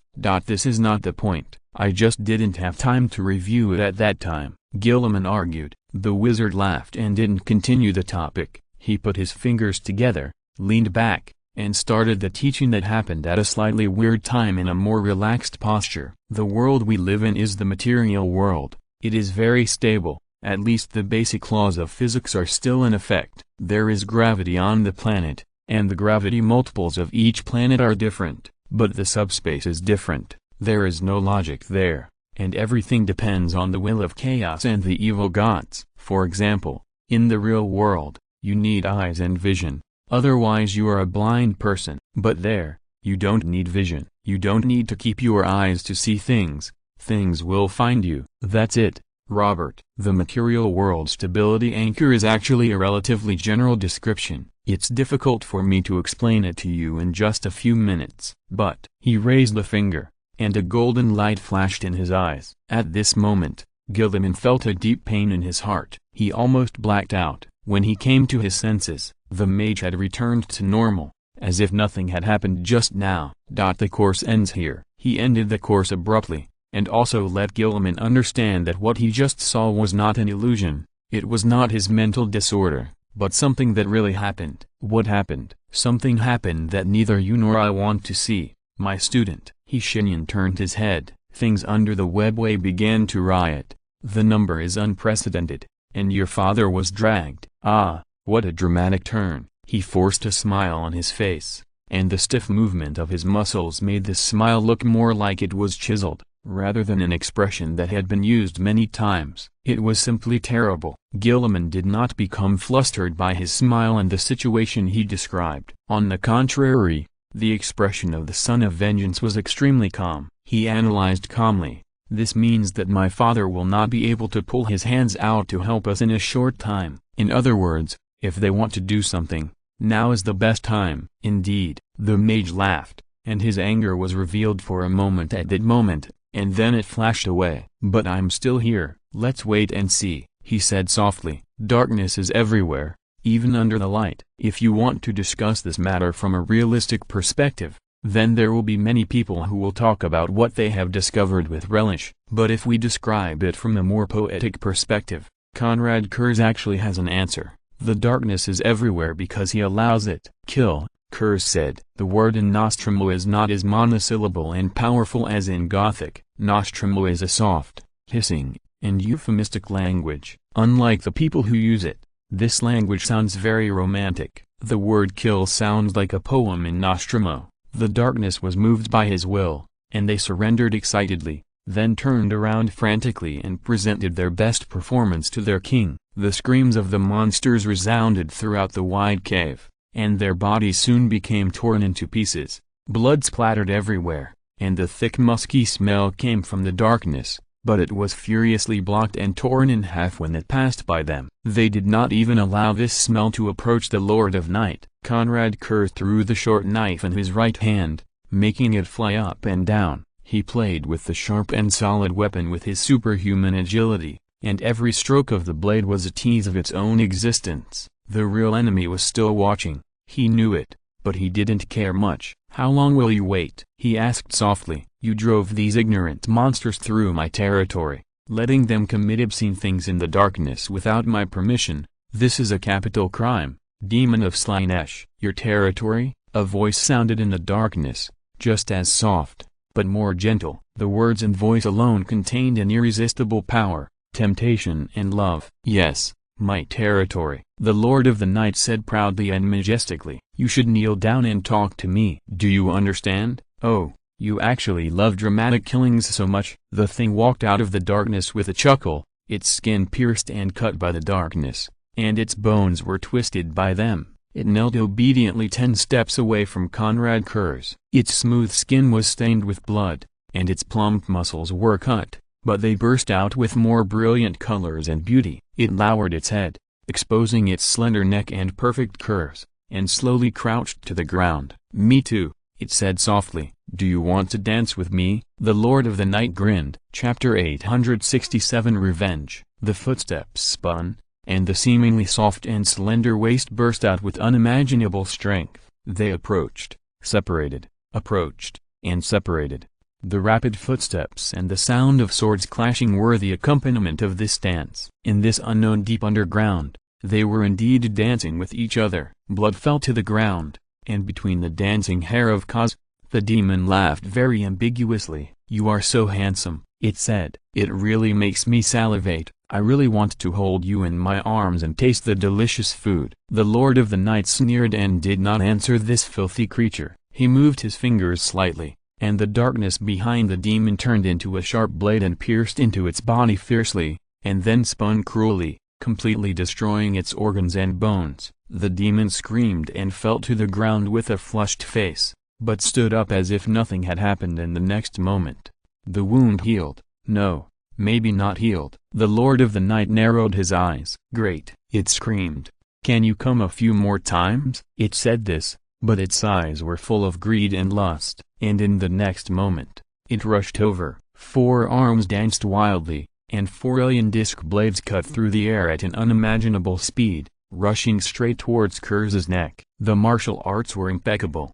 The speed was unstoppable, and the strength was extraordinary. but its opponent was Konrad Curze. The Lord of the Night calmly raised the dagger in his left hand to block the first attack. There was no emotion in his dark eyes, and at the same time, his right hand was raised to block the second attack, and then it was immediately wrapped in darkness and disappeared on the spot, avoiding the remaining two attacks. "No, no, don't go. I want to continue to taste you," the demon cried and begged with love, and then rushed towards the place where he appeared as if he had predicted it. The wheel blade in his hand once again attacked him with a ghostly and unpredictable arc. Curze stood in place, raised his head proudly, and snorted coldly. "Kneel down," he said. The air was suddenly filled with huge pressure, and darkness surged angrily. The demon's body was bound, its limbs were torn off, and its head was completely chopped off. Even so, it did not die. The forked tongue stained with blood saliva stretched out from its mouth and spread on the ground,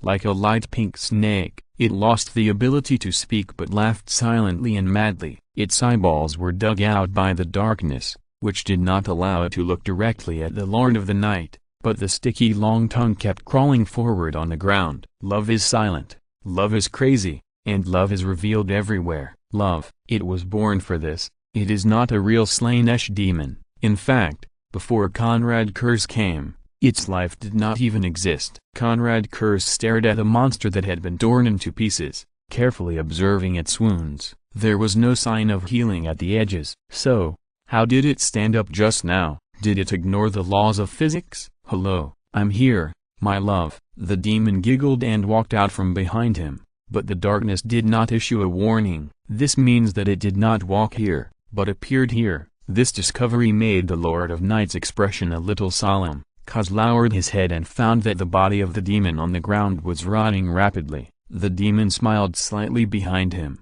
and with the sound of a blade entering flesh, it actually cut off its own head and threw it over, passing by the face of the Lord of Night, exhaling like orchid. "Here, I won't die." "Really?" "Yes, my love." The demon appeared again. It raised its two hands and pinched its neck until it was at the critical point of suffocation. It panted, curbing its desire, scratching its body with its narrow nails, blood gushing out. It separated one hand and put it into its mouth, tasting it carefully, the pale pink tongue looming, and the perfect face flushed red. "Ah, my lord," it screamed wantonly, and after venting, it returned to normal again. "I won't die," it whispered and laughed again. "My life is in the hands of my lord, such a wonderful feeling, it's hard to give up." "Will not die?" The Lord of the Night smiled with interest. He raised his hand, a silver light flashed, and the demon's smile froze on his face. A short knife pierced deep into its forehead,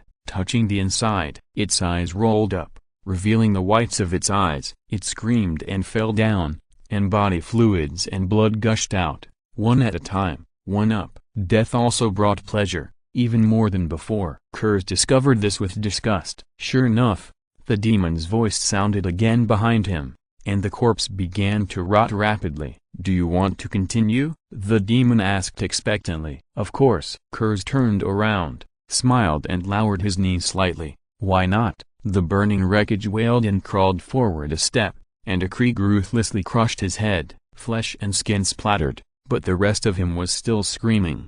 From the abdomen, from the knees, from the back, from the fine branches of the blood vessels, flesh and blood danced. Nerves stood up, breaking through the restraints of skin, dancing wildly and freely. Then, it was born. The back of the wreckage bulged high, bones mutated, carrying nerves from the flesh and blood, and before it could announce its existence, it was cut in half by an engineer shovel. 2273 looked at the monster indifferently and unwaveringly, raised his foot, and stepped hard. This time, the armor activated the power amplification. It couldn't get up again. The trench was full of corpses. No Kriegs died. Only some soldiers were slightly injured and would soon be cured by the medical array built into the armor. The attack started 10 minutes ago, and the situation also took a turn for the worse 10 minutes ago. They suddenly emerged from the ground below and swarmed out of the dug trenches. These attackers were civilians who had died long ago. Their bodies were highly rotten, but the strength of their bones and muscles had greatly increased. Not only that, Some incomprehensible phenomena were happening to them. Report 2273 said in the communication channel. We were attacked. The enemy is incomprehensible, and the internal array cannot analyze their existence. No answer. The corporal repeated it, but there was no response. This distance is far from the maximum distance of the armor's communication channel. Moreover, if it reaches the maximum distance, the armor itself will give him a prompt on the eyepiece. 2273 silently replaced the magazine of the R1 in his hand. He listened to the hollow echo coming from the channel and realized that something might have happened. I'm stuck. I owe you 2K and I'll pay it back tomorrow. It's so hard to write. It has to pass the review and write about the feeling of a lustful demon. Chapter 868 Revenge. Most people don't realize that the world they live in is actually extremely cruel, and the few who do know this choose to keep silent. Talking about the truth is sometimes a cruel punishment, not only for the listener, but also for the speaker. However, there is a reason why the truth is so fascinating, not only in this matter, but also in many other things. Conrad Kurz raised his right hand, and his slender and pale arm was not as strong or well-proportioned as his other brothers. He was thin, even to the point of being a little sick, but this could not hide his extraordinary nature as a gene leader, so we can say that he is beautiful. So the demon gasped in excitement because of his action. Its blasphemous body became excited with the emotions of its master, and its muscles bulged. The speed briefly surpassed the level allowed by the material world, and the disc blade slashed towards Conrad Kurz like a real lightning. At this fatal moment, the Lord of the Night just looked at it carelessly, and the contemptuous look made the demon even happier. The dagger and the disc blade collided with each other, creating a percussion frenzy in just a dozen seconds. The demon screamed and spat out venom, trying to hurt him, but the darkness would not allow it. They once again blocked its attack and fought back. The omnipresent darkness turned into a man-eating beast and devoured it. After a few seconds, it spat out a strange skeleton with blood wrapped around it. Its forearms trembled constantly, and the jaw of the skull opened and closed, telling of love that no one could hear. After just a few seconds, a brand new it walked out of the darkness again. Its body was as smooth as before, and its light pink skin flashed with seductive light, but the love in its eyes was the same as before. Conrad Kurz turned his head and stared at this monster among monsters indifferently. His dark eyes carefully observed it, but not from the perspective of a man, but from the perspective of an anatomist. He was choosing an ankle worth attacking. I also like this extreme style, my love. The demon smiled and raised the disc blade in his hand, creating a terrifying blade storm on his body. With his skin torn and blood gushing out, he sighed comfortably, as if he felt extreme pleasure from the passing of life. Kurz did not answer it or make any reaction. There was no extra emotion in his eyes, only pure and naked killing intent, not even hatred. He did not hate this monster. It did not deserve it. You have killed me 314 times. My love, are you still not satisfied? It doesn't matter. The growth of desire is endless. I understand this. No creature can be completely beyond desire. Desire is the essence of the soul, the root of love, and the answer behind any emotion and behavior. The demon laughed softly, with a pleasant voice, like a singer. It stretched its body, and the wound healed in an instant. As its waist twisted, it seemed as if it was the prelude to a dance. You also desire me. Why don't you admit it? Except killing you, I have no other desire from you. That's right, the demon said in approval and high voice. You want to kill me, because it will make you happy, right? Admit it, admit it. You do love me. The Lord of the Night smiled contemptuously, and a trace of anger flashed across the demon's face, but it was soon covered by the love and happiness that surged from a deeper level. It felt a brief satisfaction. The highest contempt is silence. It is indifference. It felt it, and it felt a little happy. Its God temporarily allowed it to enjoy them repeatedly, not just once. What is the reason behind it? Why are you so hypocritical? It asked in confusion, tears in its eyes, and its beautiful and blasphemous face was filled with sadness. To be fair, it is also very beautiful. Its face has the uprightness of a man and the softness of a woman. It has heroism and charm, and it has all the qualities it needs. But the problem is here. It is too beautiful, So it makes people feel uncomfortable. Beauty beyond what reason can bear will only turn into the most extreme ugliness in the world. Tears flowed down, and it cried, "Why do you do this? I wish I could die in exchange for the answer." Lovers cannot love each other, cannot face each other sincerely. Isn't this the cruelest punishment in the world? Who made us suffer such a terrible fate? Conrad Coates smiled calmly. Isn't that person you? His words stunned it. It raised its hands in confusion, staring at them, looking at those deep palm lines. It moved its fingers, feeling the movement of muscles and the movement of its meridians, and a touch of real fear appeared on its face. "No!" it screamed. The creature stood in place,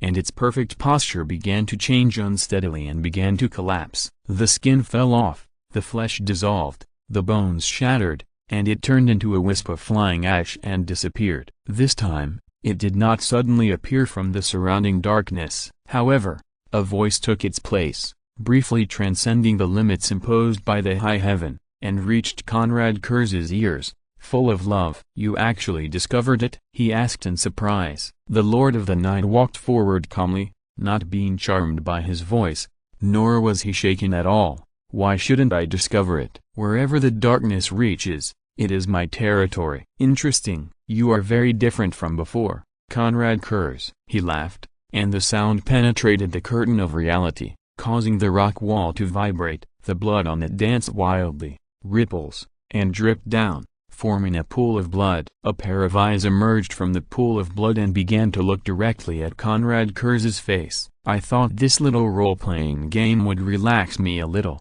and I even pretended to cooperate with them, but you ended this drama early, which really makes me unhappy." He blinked regretfully. "However, what makes me even more unhappy is that the gem I want most is still on the track. Why doesn't he vent his anger on me directly when he vents his anger on that stinky green fat man?" The Lord of the Night stopped and looked at the evil god's eyes coldly. "Are you here to chant?" "Of course not," he laughed. "I'm here to be an intelligence dealer part-time." "Hush, don't rush to refuse. I'm not the dead blue bird. I won't lie like him." "How about it?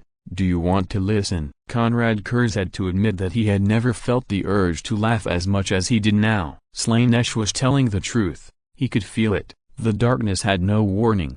They were still alert, but did not send out any danger signals. The psychic energy around him did not change, and the power of the Supreme Heaven no longer oppressed this place. Slaanesh did not use his power to subtly change the conversation. He really just appeared here as a businessman. "Intelligence merchant, what information do you have?" "A lot, and all you want to know." He blinked ambiguously. "But, I am a businessman now, so I also need to be paid. Do you understand?" Conrad Kurz turned around and walked away. What a joke. He has already suffered losses in this regard.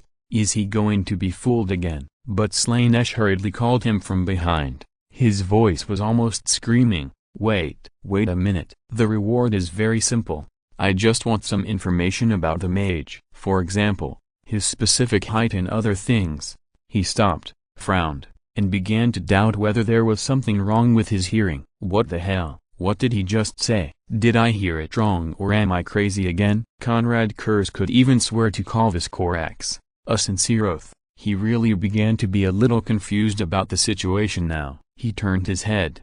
"What did you say just now?" "I know you won't believe me right away, because of the past experience, but I am very sincere. Look, not only did I not participate in the plan of the dead cripple who has been sitting on the chair, but I also came here to make a fair deal with you," he said hurriedly. "If you still don't believe it, I can give you a free intelligence. How about it?" Go ahead. "The dead cripple is connected with another blue bird. I don't know what it is, but it is really not much different from the dead one. The green fat man doesn't want to get involved. He is afraid that his garden will be burned again, so he wants to ask my gem to come over and talk to express his sincerity. He doesn't even look at what he looks like." He angrily cursed. "He actually stole my chance to talk to the gem. He stinks and fiddles with his broken pot all day." Fortunately, he didn't agree. "How about it? Is this information valuable?" Conrad Coates nodded slowly. "Valuable," he said. The eyes and the blood curtain narrowed with a smile,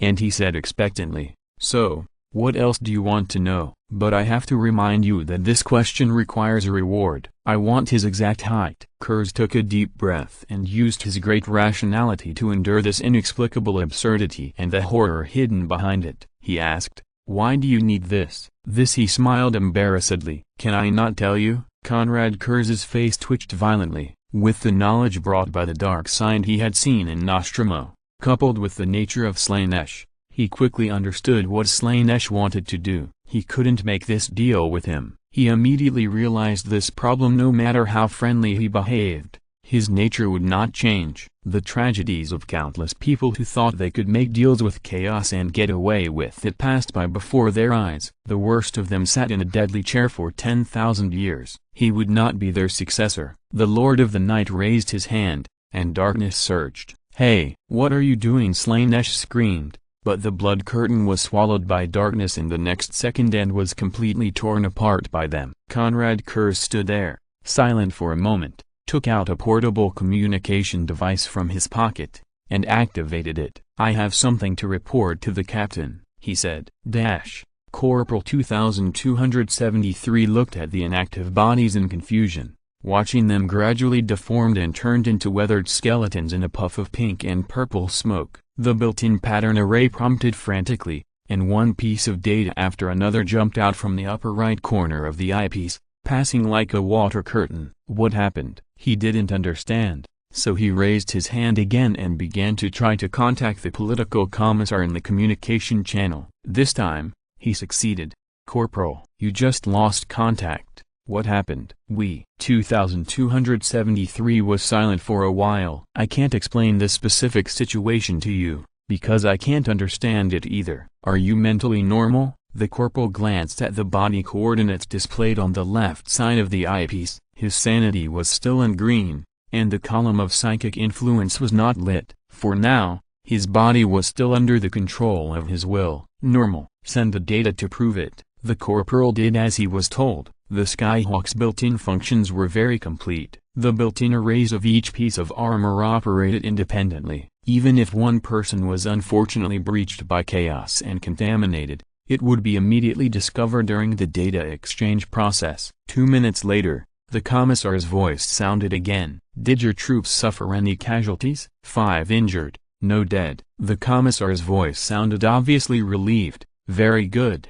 Hold the formation, Corporal. We have occupied the arsenal. His angels are in orbit preparing to land. Hold your position. We will send another group of troops down to explore the entire underground with you." "Understood." The communication was hung up, and the corporal silently gestured to indicate that the mission had begun. Tireless, never retreating, never wavering, the Kriegs returned to their trenches like ghosts in the dark. They dragged the bodies together and burned them together. They began to build crude fortifications and set up layers of traps around the positions. All of this was engraved in their instincts, and no one needed to issue orders in this regard. That betrayal changed things forever, not only the environment of their home planet, but also all the Krieg people themselves. Names and surnames began to become unimportant because it was not efficient enough. They began to call each other by numbers, and began to become inhumane, even making other Astra Militarum soldiers begin to regard them as some kind of machines. They are walking sacrifices and replaceable clones. Since their return to the Empire, the figures of the Krieg have appeared in those circulating horror legends, but they don't care. All the criticisms and strange looks can't stop them from completing those difficult tasks. Sacrifices. So what? Just atonement, that's all. A pair of eyes stared at this group of emotionless soldiers in the darkness for a long time, and Conrad Kurz sighed softly. There are also chapters 2K. Chapter 869 Revenge. Shenyan blinked thoughtfully and said nothing. Robert Gilman turned his head and looked at Fulgrim and Gleeman Russ, who were both serious. They also did not speak, but he did not know what to say. The other two were just pretending to be serious. Their expressions just now were not like this. A few minutes ago, a communication from Conrad Kurz plunged the cockpit into an unspeakable silence. The three Primarchs who were arguing also tacitly quieted down. As for the mage, his expression when thinking made it impossible to tell whether he was really thinking or wanted to go into the warp with a knife to settle accounts with Slaanesh. After a while, With great courage, Gilliman coughed lightly. "Conrad Kurz brought us very valuable information." He frowned seriously and began to recall that he had worked overtime for 128 hours in a row. If what the evil god said is true, that would undoubtedly be a huge problem. Fulgrim took over his words. The Phoenix's expression was equally serious. Gilliman couldn't help wondering what he was thinking now, so that he could suppress the urge to laugh. "Yes, that's true," Lehman Russ said with a twisted face, and the corners of his mouth twitched. Seeing this, Gilliman was in awe. "You actually held it back?" Russ. "Laugh if you want to, Russ," Shenyan said. "This matter is indeed absurd. On the surface, it is true." He frowned. "But he should have known my height a long time ago." "He has seen me. But he wants to get this data from Kurz again." "Why? For some form of recognition?" "Interesting. There is no shortage of similar things in mysticism. It's too interesting." As he spoke, the wizard actually shook his head regretfully. "If I had known earlier, I would have gone down by myself." "What do you want to do down there?" Gilliman asked cautiously. "Burn him to death," the wizard answered expressionlessly. "What else do you think I'm going to do? Take the clothes I've worn and exchange them for information?" "Damn it," Russ chuckled, then immediately covered his mouth, stood there with his eyes on his nose and his nose on his heart, and tried to keep his expression calm. The wizard glanced at him, but didn't say anything. Lehman Russ was like this by nature. It would be too much to ask him to remain serious at this time. Besides, he just told him to laugh if he wanted to. Since from another world Shenyan didn't think that he had the ability to cross the boundary and come here. Two parallel lines can't intersect. However, the warnings when the flames of anger were extinguished were still ringing in his ears. "Something is coming." He narrowed his eyes. "Yes, Singe can't come, but he may be able to send something here in some way along the traces they left the previous two times. A clone, or the only remaining Singe demon now." "Interesting. There is now a qualified opponent sitting on the other side of the chessboard." The wizard smiled. "Unfortunately, as a chess player, he may be qualified, but his chess ethics are terrible, and once he finds something wrong, he will directly turn the table over." "Is chaos ready for this?" He has no answer, so he can only move forward. He has gone through many reflections before deciding to launch this war, and decided to be responsible for the lives of everyone in the expeditionary force. In the past, he has never done this, and determination is determination. It will not be shaken or changed. "Continue our previous discussion," Shenyan said. "Who among you is willing to take on this task?" "Captain Rudolph has figured out the identity of the enemy. But there are more rushing out of the Great Rift. We need to capture a few alive for interrogation." Fulgrim smiled reservedly. "The Emperor's children may not be many in number, or even the least, but we can definitely take on this responsibility." "I have already said that we can definitely." "Russ, don't talk. I don't think you and your wolf pack can remain rational when facing a dozen corn berserkers and not chop them into pieces." "Who are you looking down on?" Lehman Russ muttered. "You're so excited with only a few dozen people. You're not even a company, and you still want to take them out to fight and capture them alive. How difficult is it? Just cut off their limbs and bring them back." Robert Gilliman did not participate in their discussion. The Son of Vengeance was staring at the star map, observing the current situation on the battlefield. He had to keep an eye on it so that he could keep up with the ever-changing battlefield situation. Rudolf Ferris was originally an outstanding naval captain. His disaster and frigate squadron completely intercepted the enemy's ships outside the attack range, and also sent back unexpected intelligence. They were a large group of former world eaters who believed in Khorne. No one knew where these people came from, and there were still so many left. He couldn't help but feel a little fortunate that Angren was not here at the moment. Otherwise he would probably call out his armor with a gloomy face and directly stuff himself into the barrel of the composite magic cannon and fire it out. However, the ships used by these traitors were very strange. There were not many signs of blasphemy and corruption, and there were no skulls as decorations that the Khorne lunatics loved, and they were all cruisers that were easy to move quickly. A thought flashed through Gilliman's mind. "Sacrifices, to divert our attention." Robert Gilliman raised his head suddenly. "Teacher, I know what you want to say." Shenyan raised his hand and made a gesture. "Your guess is right, Robert. Our rear is the main attack force. It's really strange that today, after Abaddon and his ship were crushed by me, the traitors can still organize a fleet of this size." There was a golden light in his eyes, and it was obvious that he was using psychic energy. "Central, change the star map and let the Primarchs come to the cockpit. They can continue to stay with their descendants later. Now is the time to talk business." The star map changed silently. Behind the Vengeance, the black hedge representing the rift twisted endlessly, and a large number of dark light spots poured out from it, the scale of which was incredible. Gilliman quickly guessed their identity, the Word-Bearers. He uttered these 3 words solemnly. "Today, when the Black Legion has been reduced to ashes, they are the only ones who have retained their complete structure and organizational structure.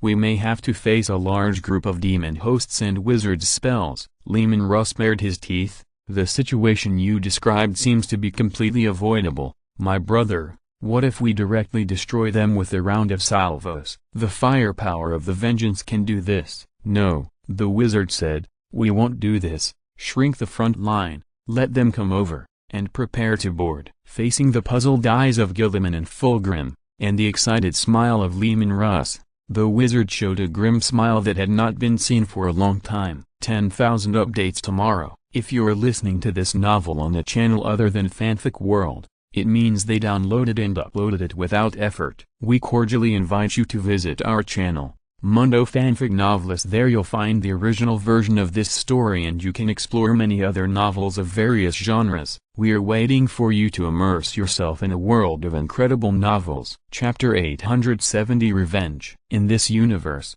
there are many ways to kill people. You can choose explosive bombs, laser guns, orbital bombardment or tiny poisons. Everyone has their own unique way to kill others. But if the location is limited to space, boarding is an inevitable process. A famous officer in the Imperial Navy once joked that boarding warfare was the greatest legacy bestowed by the Emperor on mankind. Regardless of who disappeared inexplicably after he said this, and whether the word legacy was used correctly, boarding is indeed good. In fact, it is very good, so good that even a mage like Shenyan wants to participate in it. I'm not kidding.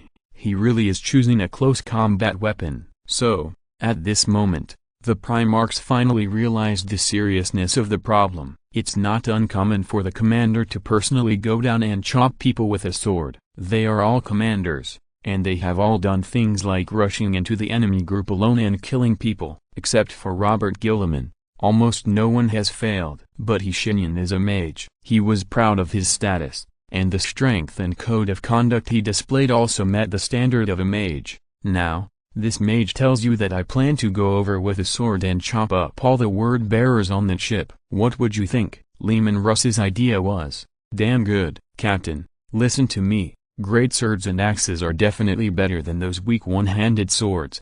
Believe me, you are absolutely right. He grinned and said with a smile, we have 2 hands. Isn't it a great waste if we don't use them to hold weapons? Robert Gilliman stood beside him with a gloomy face and didn't say anything. The Son of Vengeance once had a weapon called the Sincere Dagger. This sword was used by him during the Great Crusade and was regarded by the Ultramarines as one of the symbols of his power and authority. Unfortunately, this dagger was eventually lost on Fulgrim's flagship. Yes, the point is, it is a dagger. So, whether Russ did it intentionally or unintentionally, he had already stabbed Gilliman. Fulgrim knew what his brother was thinking at a glance. Phoenix distanced himself from him calmly, cursing Russ for bringing up such a topic. As far as aesthetics are concerned, I personally prefer the greatsword, Shenyan pondered, but wouldn't a sword be a little insufficient? I mean, I have to face a large ship of word-bearers alone, and a sword you alone? I haven't finished my words yet. Shenyan looked at him dissatisfied. Gilliman suddenly raised his voice by 4 points. Let me say first, there are 16 Astartes chapters in the Vengeance Expedition at your disposal, but you decide to face an entire huge legion of word-bearers alone? Yes. Is there a problem? Shenyan asked back. This is a problem everywhere. There is no problem with this, Robert. In fact, if I wanted to, I could stand here and use my mental power to crush their ship, turning everyone into space junk swinging and spinning in the vacuum. But I have other plans for their lives. The wizard smiled. And this smile was not very gentle. Suddenly, Leman Russ sniffed. He stopped smiling, and his expression turned serious. He smelled a scent that belonged to an executioner on the mage. "What exactly do you want to do?" Robert Gilman asked seriously. He knew that Shenyan couldn't do such a childish temper tantrum so suddenly. In fact, it wasn't just him. Fulgrim thought the same way. In their opinion, every action and even every word of the mage had a deep meaning behind it. Only Leman Russ showed a mysterious smile. "You see, this is the disadvantage of being a riddle man all the time. Most people can't understand your behavior at the first time, and they have to interpret it twice. Only those whose thinking circuits are so simple that they can do this work with intuition can be exempted from double interpretation. I just want to kill some people, Robert." Shenyan replied softly. "By the way, let's use this bloody one-on-many battle to call that cripple. Hasn't he always wanted to see me do this?" He laughed in a low voice, raised his hands, took out two huge swords from the void, and put them on his shoulders. "The others should be here soon. You can stay in the cabin and watch the live broadcast. I'll be back soon." He said so, and then turned into a flash of lightning and left. Gilman raised his hand in astonishment, and didn't even have time to say half of his words. Leman Russ laughed and patted him on the shoulder. "This is so funny." The Fenrisian laughed wildly. "He's coming." A crazy slave ran and screamed on the deck. He was too thin to be a human, and his body was covered with a robe made of his companion's skin. His face was full of blasphemous words, and there was also an octagonal star in the center of his forehead. Needless to say, the power of chaos surged in his body. This slave born on the word-bearer's warship did not know his name. He was called a slave since he was born, and if nothing unexpected happened, he would only be called that when he died. "Here he comes!" he screamed, running without stopping, tears of blood in his eyes. The human skin covering his body crumbled inch by inch. Then, he fell to the ground in less than 2 steps. His bones shattered and his flesh dissolved. Someone noticed his death. A giant in dark red armor walked out of the darkness and cast his eyes on the body of this insignificant mortal. He began to carefully observe the last trace of this slave left in the world, a pool of blood and flesh mud. A moment later, he suddenly knelt on the ground. His body began to tremble, and the power armor with a skull and a black octagonal star began to crack inch by inch. He screamed in disbelief and began to recite the names of the true gods, but his gods did not come to help him. 2 seconds later, he stood up again. Tears of blood flowed from his eyes. He began to run and scream frantically. His voice was as loud as thunder, rustling in the aging communication channel of the word-bearers, but no one could hear it. "He's coming! He's coming! He's coming!" Bang! Dark Apostle Cardaals put down the grenade launcher in his hand. Opposite him, the body of a slave who had just been executed twitched and fell to the ground. The internal organs scattered on the ground were still steaming. His body was smashed to pieces by the bombs. "Master Apostle, if you keep killing like this, I think we will soon have no one to use." "The slaves reproduce very quickly." Carda laughed softly. "They are like some kind of bugs, don't you think? Weak, incompetent, cowardly, and timid, but they are very fertile. As the true god in Lorgar said, there will never be a shortage of slaves, and this will not change." The word-bearer standing beside him lowered his head. "But we still need them to maintain a large number. This is the order of Lord Erebus." Speaking of this name, the Dark Apostle frowned in disgust. His skin, which was engraved with scriptures, became a little wrinkled because of this action, and the scriptures written in human blood began to creep strangely on his skin. "Erebus." Cardaals spit out these 4 words gloomily. "I respect the rights he was given by Ulizin, another name for Lorgar, but I hate him as a person. Don't tell me you really intend to obey his orders. A cure. He is just a meaningless maggot. At least better than Kerfarin, my lord." The Dark Apostle laughed again, and at the same time twisted off the head of a slave who was kneeling numbly at their feet. His movements were as casual and natural as breathing. "You don't have to find a better one between the 2 maggots. A cure." "Ah, having said that, Apostle, but we are rushing towards the road of death, the revelation of chaos. I believe you also know it." Cardaals' face showed a disdainful smile. "Do you really believe it? A planet-sized battleship crushed Abaddon and his Black Legion? Ha ha ha ha ha. The Dark Apostle laughed loudly. The Lord of Change must be fooling us again. Let's do the things in front of us first. A cure. What is the task that Maggot gave us? Plunder. The word-bearer replied respectfully, same as before, but this time the target is an Opalon-class battleship and 2 frigate squadrons. Our stupid and cruel brothers have already held them back. Do you want to wait a little longer? Of course, why not? The more they die, the less we need to give them. A bunch of brainless, reckless men. Carta cursed in a low voice, raised his foot, and crushed the body of the dead slave. He took his helmet from another kneeling slave, and then broke her hands without hesitation. Looking at her face that was no longer numb due to the pain, the Dark Apostle laughed softly. Yes, that's it. He squatted down, raised his hand gently, and stroked her face.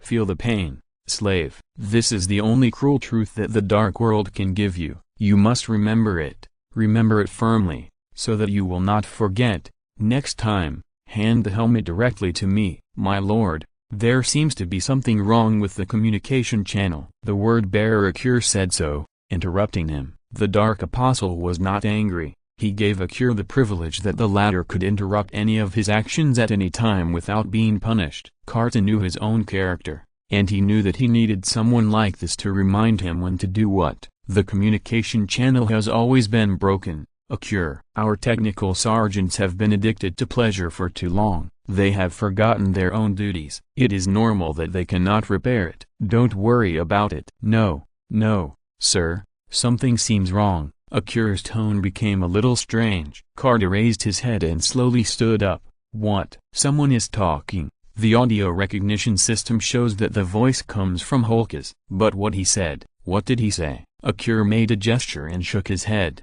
I can't express his words to you. You'd better listen to it yourself. So Carta put on his helmet. So, at this moment, he heard an unprecedented scream at the right time. This sound covered everything. Covered the rumbling deck of their ship, covered the slave's instinctive crying because of pain, and covered the rustling sound in the broken communication channel. His cheek twitched, and this scream reminded him of something bad. Thousands of years ago, he witnessed a battle between 2 Primarchs on a planet. One of them was Lorgar, and the other was Corvus Corax. Their battle also started with screams. A word-bearer was killed by Corax, and the screams echoed in their communication channel that was still intact at the time, which was terrifying. He's dead, Akir said a few seconds later. Otherwise I can't understand why he screamed like that. Carta acquiesced to this statement. He didn't let his doubts explode. The Dark Apostle was extremely good at concealing his inner emotions,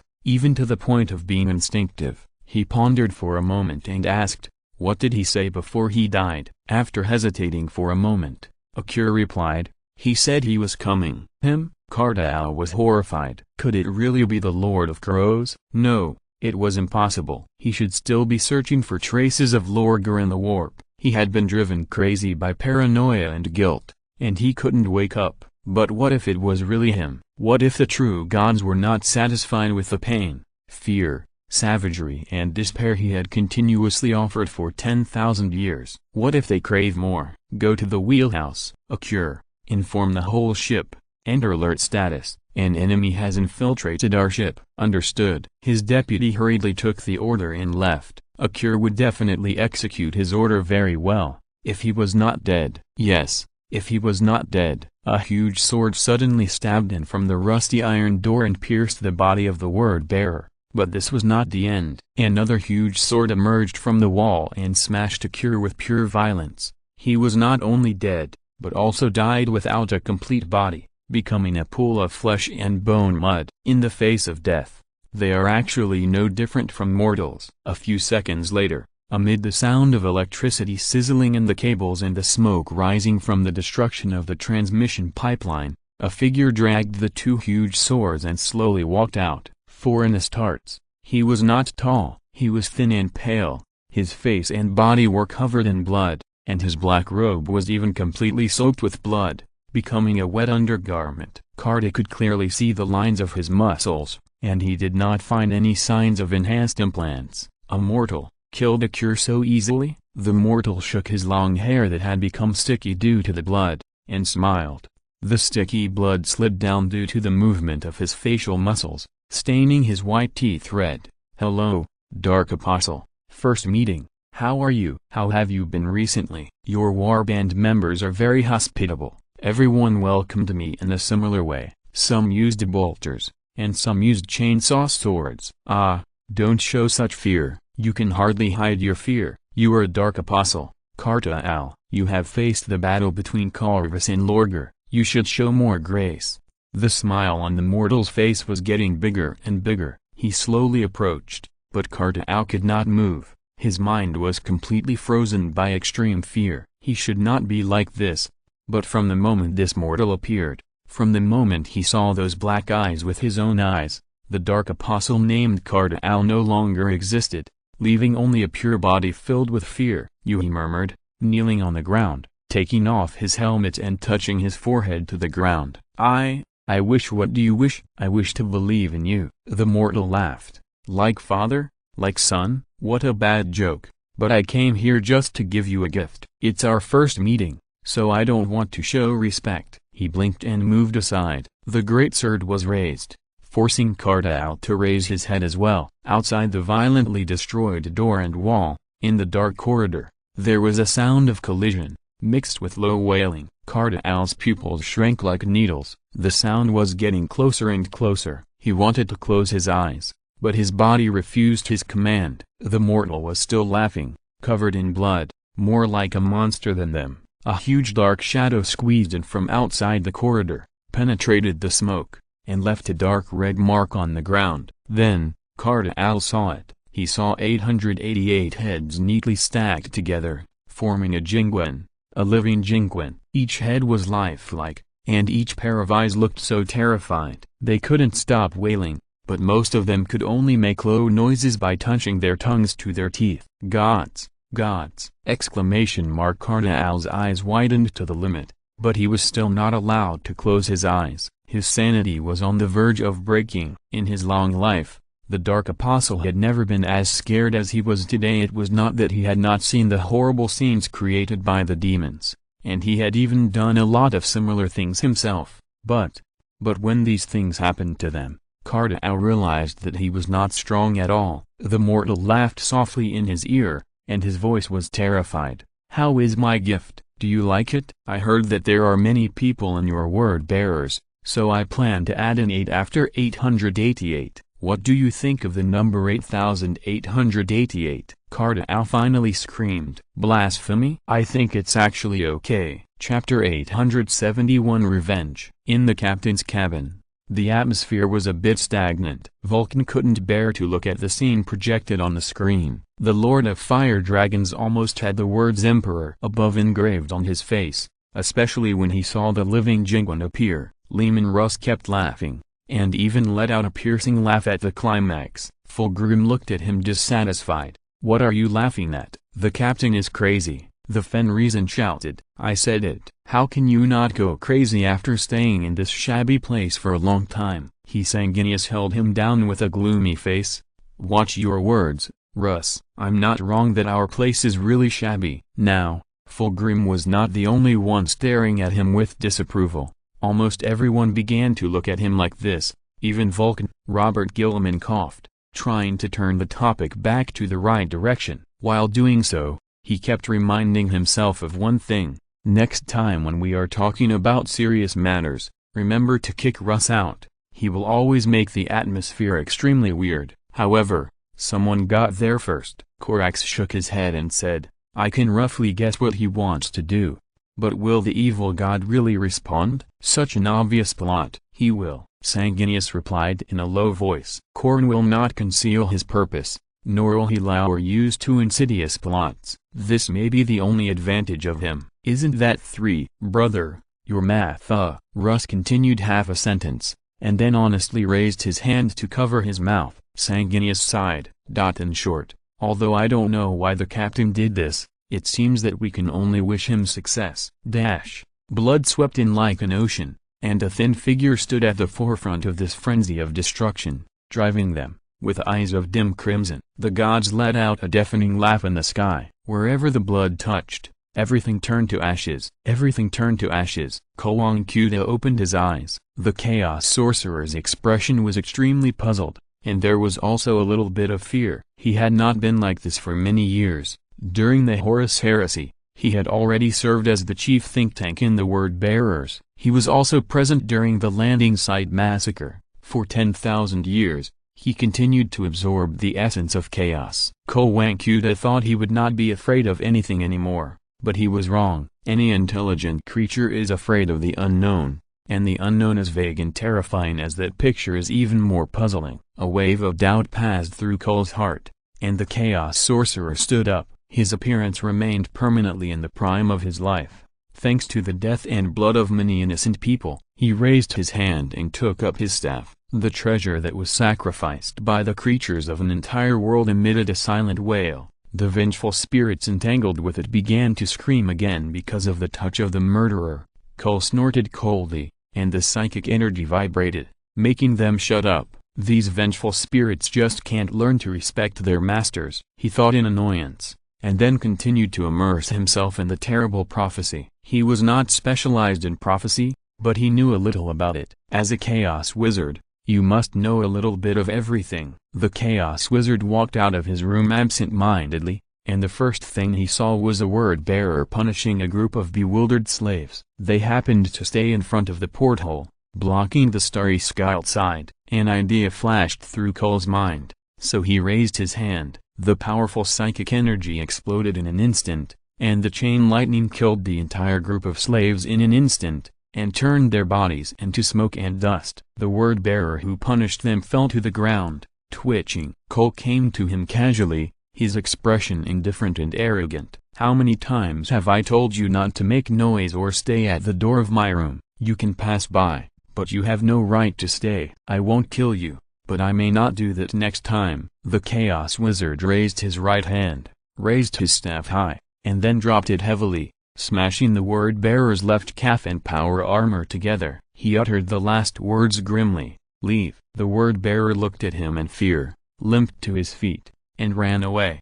Kull looked at his back as he left, and the annoyance began to gradually expand and turned into naked and boiling murderous intent. "Coward," he thought, "we were not like this at the beginning.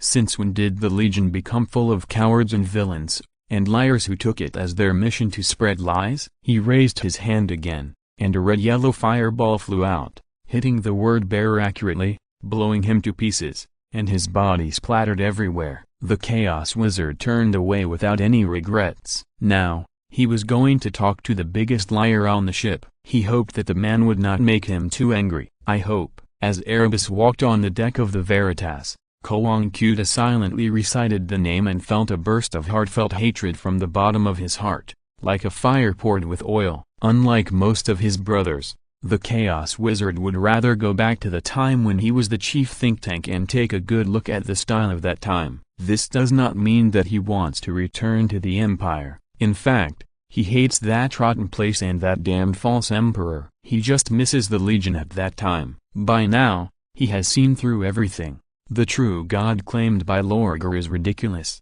and Lorgar himself is also ridiculous. When he realized this, Kull felt infinite horror, but laughed out loud in the next moment. What could be more ridiculous than this? They followed a clown to the deepest part of chaos, to a world where you don't need eyes to see the fallen. They thought they could find truth and salvation here, but what they got was only more blood and death. Most people don't even realize this, and they are complacent, thinking that they are such devout believers. Chewing on this word, Kull suddenly smiled. Believers. Gods don't need believers, it's the believers who need gods. To them, we are just tools that can be discarded after use. There will always be desperate people in this world. The Empire exists, chaos exists, and humans are caught between them, and they will continue to suffer. Unwilling to think about it anymore, Kull forced himself to stop thinking.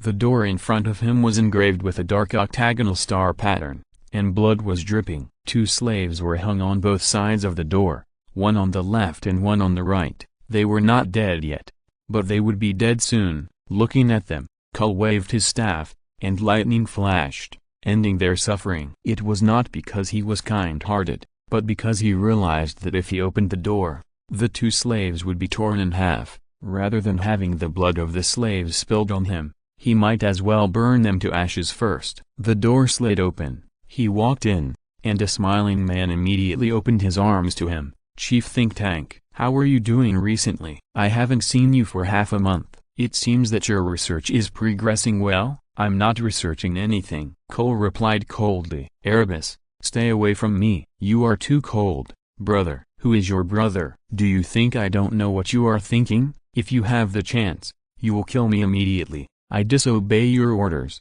I despise you. I despise you. But you can't find the opportunity." "Erebus," a cold but true smile bloomed on the librarian's face, "and I can kill you at any time. The only reason that prevents me from doing so is Lorger's order. You should thank him, you ungrateful scum." Erebus smiled, and his face, which was engraved with scriptures and had lost its skin, looked terrifying and horrible when he made this move. His smile gradually turned into a laugh, and finally even turned into a breathless shrill laugh. The librarian stared at him without saying a word. "You are really humorous," Erebus said with a smile, "but I actually know that you don't respect Lorger as much as you show, right?" "Much better than you," the librarian replied maliciously.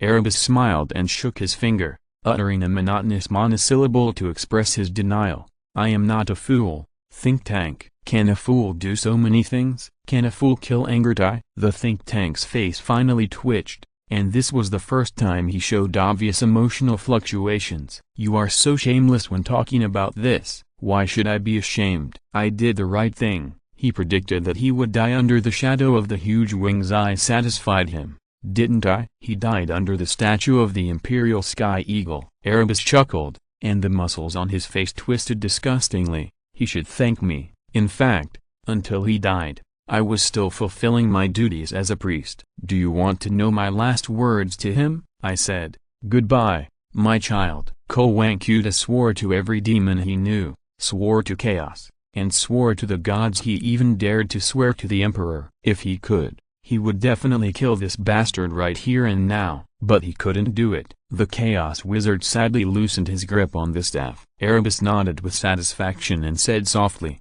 "Yes, that's it. Then, let's talk business. What do you want from me?" I saw a vision of destruction. "You are too general, brother." Erebus laughed again and deliberately called him brother. "There are 10,000 ways to bring destruction to the world. You said one of them and didn't even describe it to me." "Blood," Kull whispered. "The tide of blood drowned everything. One person drove them to destroy everything." The blood god laughed wildly in the sky and everything turned to ashes. Erebus stopped laughing. "Human?" he asked, pronouncing the word in High Gothic. "Human? Mortal?" "Astartes? Mortal, mortal." The hand of fate repeated the word, pronouncing it in a rhythmic way. The two syllables finally sounded like a poem, fascinating to him. Erebus was stunned on the spot, and the black octagonal star pendant on his chest shone slightly. After a long time, he came back to his senses. "Mortal," he said it again. "A mortal driven to destruction? Destruction from the blood god?" "I trust you, brother, although I know you want to kill me, but I trust your ability. You are a chaos wizard who has lived for 10,000 years. He began to fall into a frenzy of self-doubt and began to talk to himself without interruption. Chaos energy overflowed from his eyes, and the will of the Supreme Heaven descended here again. The Chaos Wizard showed a happy smile. He was happy to see Erebus suffer, even if it was suffering in thinking. However, at this moment, a clear scream suddenly came from the communication channel, and there was a sound of something falling heavily. The think tank's face changed, and he immediately used psychic power to spy on that side. Erebus also came back to his senses. He stood up and was about to say something, but his voice was interrupted by the think tank. The librarian said his name, but the voice did not sound like Kowankuta's. "Erebus," the librarian repeated, his eyes dull. "Erebus." High Gothic came out of his lips, which had inexplicably become dry and cracked. His teeth withered and fell to the ground as they collided. Blood gushed out of his gums, and the librarian's body began to tremble violently. He loosened his grip on the staff and fell to his knees, with golden flames suddenly burning on his flesh. "Erebus! Erebus! Erebus!" The librarian screamed and raised his head, his face completely engulfed by the flames. The burning thing made Erebus take a step back. What happened? This thought came to his mind, and the next moment, he got the answer. A part of the answer. The golden flames were still burning, and they continued to burn the librarian's body, even if he had turned into a pool of ash, and the fire burned more and more vigorously. Finally, a man walked out of it. He was almost a bloody man. His face, clothes, and even his eyes were completely filled with blood, but his hands were burning with a golden flame. Erebus screamed and grasped the ritual dagger on his belt. This dagger would allow him to use a spell that he had prepared at any time to teleport him away from this place. But the man laughed as if he had foreseen the future. "Kneel down," he said. So Erebus knelt down. His eyes began to shed tears, tears of blood. The man's blood-stained appearance was so blasphemous and so chaotic, but his eyes began to sting. Everything came from the golden flame. Erebus's thoughts fell into chaos. His flesh began to hurt uncontrollably, and a name that he didn't want to say out of fear began to echo in his heart. "The Cursed? He has the ability to do such a thing?" The man answered him, "No, not him. There are only you and me on this ship. Everyone is dead and no one survived. I took their skulls and built a throne. But I won't kill you." "Do you want to know why?" Erebus didn't answer. He couldn't answer. In his eyes, the man's appearance had begun to change. He was no longer that blasphemous look, but revealed his true face underneath. The golden flames and the blue fluorescence intertwined and merged with each other. He was lightning from the sky, bound into a human form, a roaring storm that was constantly stirring, and his destruction and end. At this moment, Erebus suddenly realized that he had been abandoned. "It seems that you have peeked into the essence of what I let go. You shouldn't do this. In this case, I will have to spend some effort to pull your mind back. It's a pity that the think tank next to you died in this way. He was contaminated by me." The man laughed, almost like a wild laugh. "He was contaminated by me. Ah, the believer of chaos was contaminated by me in turn. This is a good joke." He snapped his fingers, and Erebus's broken mind and shattered soul were pulled back at that moment. This fact was understood by him a few seconds later. However, he was not happy, but fell into greater panic. How could this be possible? How could anyone do such a thing? Don't you understand? How could you understand? That's right, Erebus. The man squatted down and looked him straight in the eye. "No, I shouldn't call you that anymore. This name comes from an innocent young man you killed. You stole his identity, didn't you?" He easily revealed the deepest secret in Erebus' heart. He even thought he had forgotten it long ago. For so many years, he has been living as Erebus, and he has long regarded himself as Erebus. You are not him. You have even forgotten your original name. Humans can really be so evil. You are simply the best evidence against the saying that human nature is good. I almost forgot the purpose of my coming here. The man smiled, and Erebus's consciousness fell into darkness. He didn't know what kind of nightmare he was about to face. He was deprived of everything,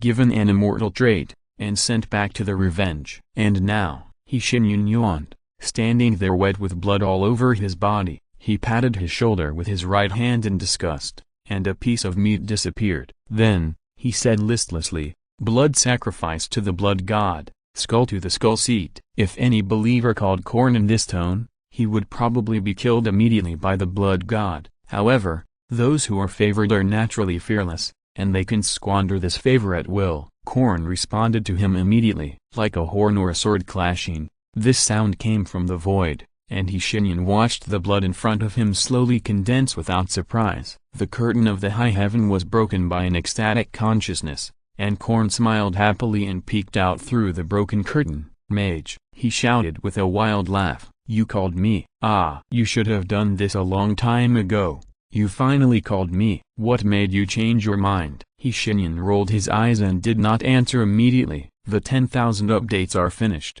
and I can't write the 4K minimum tomorrow. I completely reset the first volume yesterday, changed the plot, changed the segmentation, and went to bed at 6 o'clock. Chapter 872 Revenge. The blood curtain shook endlessly. The emotional outburst of a god brought unimaginable changes to the high heaven. The heavy curtain was slowly pulled open, and the countless ghosts hidden inside greedily gazed at the material world through it. Some of them were even dishonest and tried to pass through. The wizard sneered silently. The golden flame slowly pushed open in the curtain, like a golden tide, sparkling, and merged with those gorgeous colors, but it did not bring the ups and downs of life, nor was it as gentle as the ebb and flow of the seashore of some worlds. This flame only brought destruction to them. The demons wailed, and fear began to spread. Before this, they had never experienced this feeling. After this, they will lose the ability to feel forever. Korn roared again. No, no, use swords,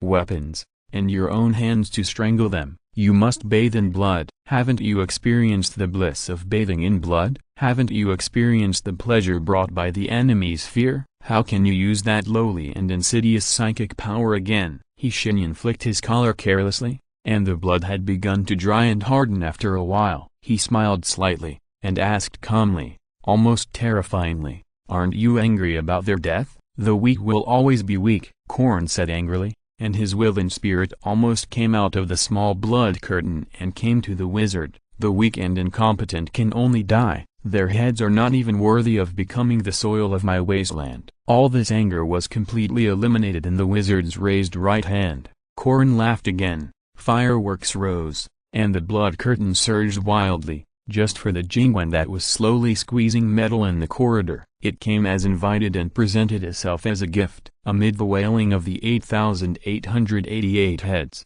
Korn gave a low, approving laugh. I heard it. Their screams were so miserable, so helpless. You did a good job. You did a good job. Unpredictable and changeable are synonymous with Tsinch, but he is not the only evil god with such a personality. In fact, all gods are like this, and Korn is no exception. His change from anger to joy did not cause any emotional fluctuations in Shenyan. He just rubbed his palms in disgust, letting the blood be burned away by the fleeting flames. I heard that you have contacted another Tsinch, the wizard said bluntly. It's unbelievable. You actually allowed him to tell you about his plan. Is this your style? That's not a plan, wizard. No, you are no longer a mage who doesn't know what to say. Shenyan frowned in disapproval, but did not speak for the time being, and at the same time cut off the live broadcast to the vengeance. Korn laughed in a low voice, and the laughter sounded like two rusty knives rubbing against each other. Listen carefully, my chosen one. That was not a so-called strategy. No matter what that rotten meat that knows how to enjoy life has instilled in you, it is not the truth. The god of war said in his most solemn voice, what I received is an invitation to a death battle. Death battle? Death battle, he roared again. A most magnificent competition, a most massive death battle, with two huge galaxies as the arena, and the blood and souls of countless warriors as the bet. A death battle? This can no longer be described as sincerity. This is like taking out one's heart and offering it as a gift. He knew that Shenyan would most likely not hold this hand, but he was still willing to do it. Come, join me, my chosen one, Korn said in the softest voice he had ever spoken. Such a great war. Join me, kill until the end of time. The wizard smiled calmly. The flames flashed and burned away the sticky blood. The black robe fluttered, and he adjusted his collar again. He didn't even say a word, just shook his head. As expected, Korn was not surprised at all.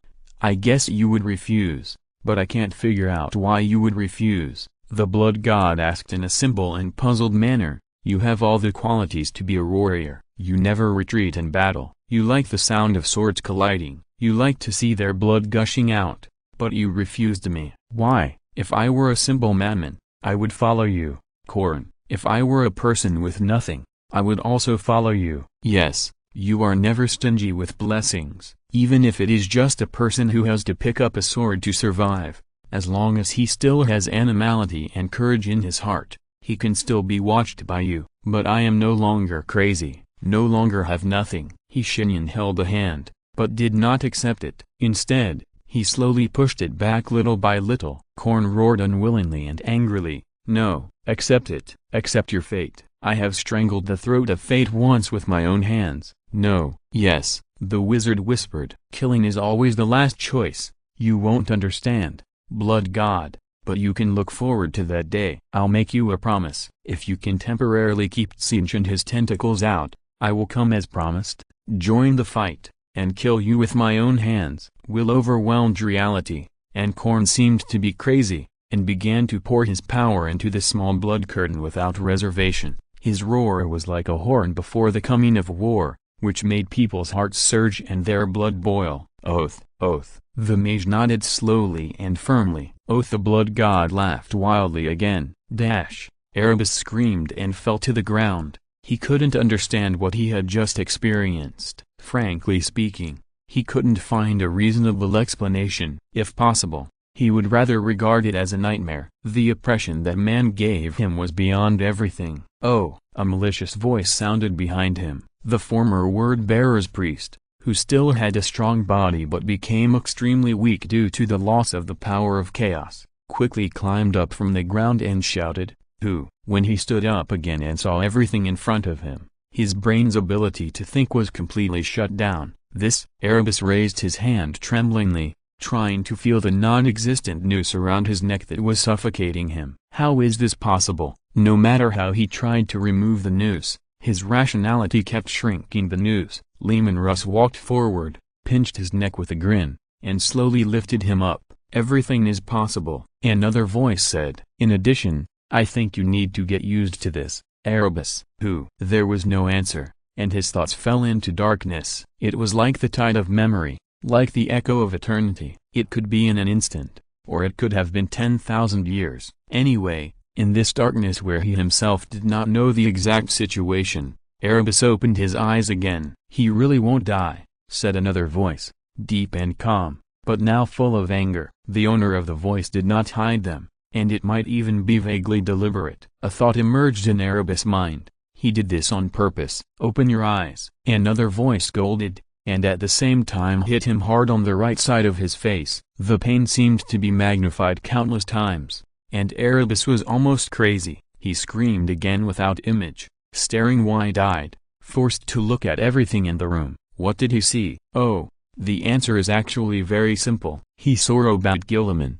Fulgrim, Sanguinius, Lehman Russ, Vulcan, and Corvus Corax. The string of reason broke again, and Erebus' facial muscles began to twitch. His skinless face made this movement very scary, but it didn't scare the people present. They didn't feel any fear, and even laughed. Fulgrim turned and explained to Sanguinius, he wanted to corrupt you, but failed, and then he thought it was Horus who ruined his plan, so he went to complain to Horus at that time. Our brother may still have a conscience, but he just peeled his skin. Humphrey, Lehman Russ snorted in dissatisfaction. Fulgrim, your words are too shocking. He still has some conscience after doing so many stupid things? I would rather he was completely bad and killed this bastard on the spot. Vulcan's clenched teeth stopped their impulse to start a discussion, or argument, and then the Lord of Fire Dragon spoke himself. First of all, Erebus, former priest of the Word Bearers, I want to congratulate you. You have obtained a certain quality that people like you dream of. From today on, you will be immortal. I heard that you are open to the Chaos Gods, so I applied to the Circle Center. The perception unit in your brain has been reprogrammed by us. Now, you can perceive everything that comes next with 100 times the perception. I hope you can gain some enlightenment from the infinite pain that is about to come, and offer what you have gained to Slaanesh. I sincerely look forward to it. Vulcan rarely said so many words at once. His performance surprised the Primarchs, but then, Erebus's performance made them want to kill him. Thank you, great Vulcan, king of Nocturne. Erebus grinned. Blood stained his teeth red, and there were also a few teeth powder and minced meat that were shattered by Russ's punch. This creature laughed with incredible clarity, not only without any fear, but even showing a completely different ease from before. And all the noble Primarchs, I am honored to see so many of you at once. Ah, handsome Purple Phoenix, how are you these days? He stared at Fulgrim, who raised his head proudly but calmly and returned his calm gaze. It couldn't be better. Erebus, have you seen my father Larger recently? Yes. Ah, that's great. Do you remember that time? Do you remember the little dispute between the War Master and my father? Do you remember what you said when the War Master knocked Lorgar to the ground and was about to kill him?" Russ turned his head coldly and cast a questioning look at Fulgrim. If the Phoenix showed any reluctance to listen, he would immediately step forward and kill this rare scum. Anyway, he would not die. But Fulgrim did not. "I remember," Fulgrim said loudly. "I want him to kill Lorgar. I even used a poetic recitation tone for this. Is there anything else you want to ask, Erebus?" Erebus's smile and calmness disappeared for a moment, but soon returned, even more so than before. He seemed to have grasped something from Fulgrim's calm tone at this moment. After saying this, "Can you still stand with the other Primarchs calmly? You don't really think you can return to the Empire, do you? They just need you temporarily." Gilliman took a step forward, unable to bear it any longer, raised his right hand high, and then dropped it heavily. Erebus's head was smashed to pieces by this blow, and blood spurted out, and the Son of Vengeance's roar of rebuke just came.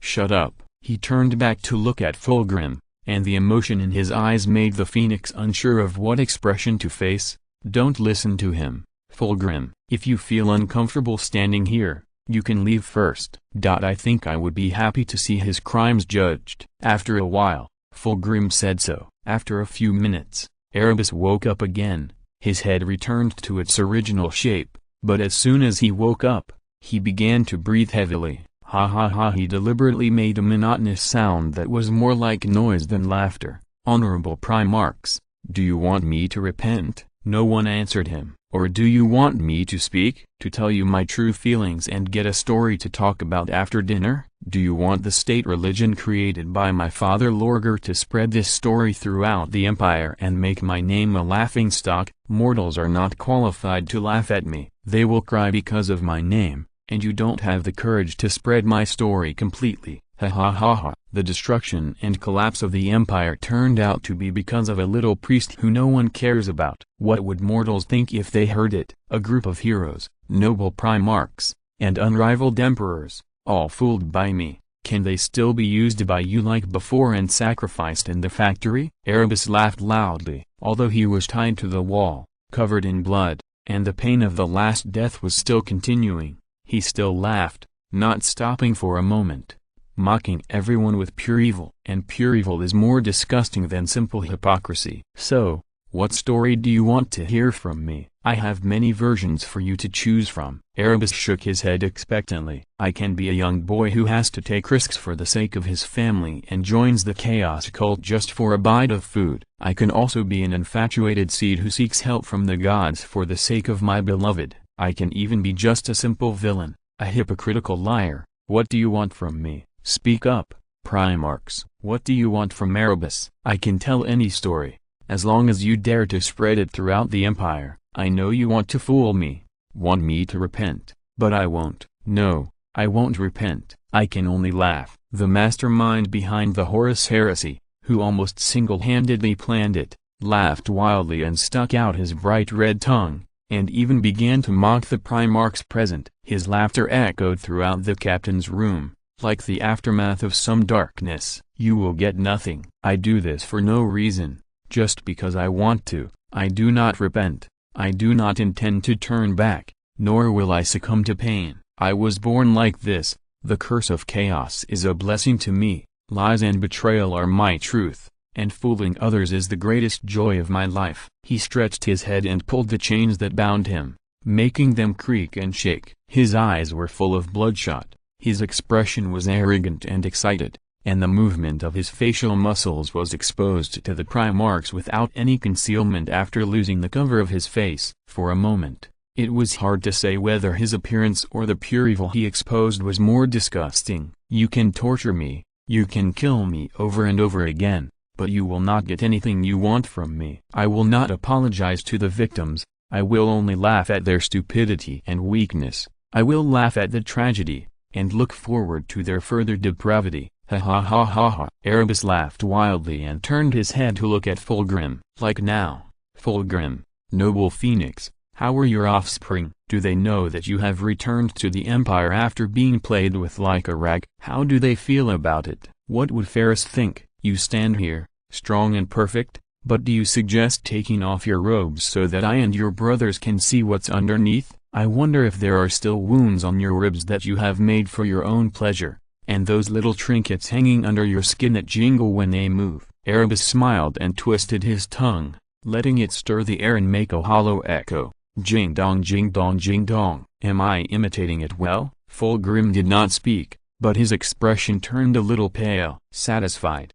Erebus turned to the next goal. He thought he succeeded. "Lord Robert Gilliman, the great lord of Ultramar, I wanted to ask you when I heard you got up, have you slept well in the past 10,000 years? You are standing with the murderer who caused you serious injuries. If your descendants who died for you knew that you killed me once for him, what would they think? They were killed by the traitor standing beside you, and they were constantly climaxing when they were killed. Do you want to know how I know all these things? Why not ask the traitor beside you? He has been preaching these things as glorious deeds in the past." Gilliman's expression became a little gloomy, but he still did not move, so Erebus turned to his next target. "Sanguinius, great, glorious, and bright Sanguinius, have you ever regretted rejecting that offer? Your descendants are still troubled by the curse, I know. Look at your perfect and glorious appearance. I really want to see you fall into chaos. Don't you want to fight for your offspring? They love you with all their heart. As a father,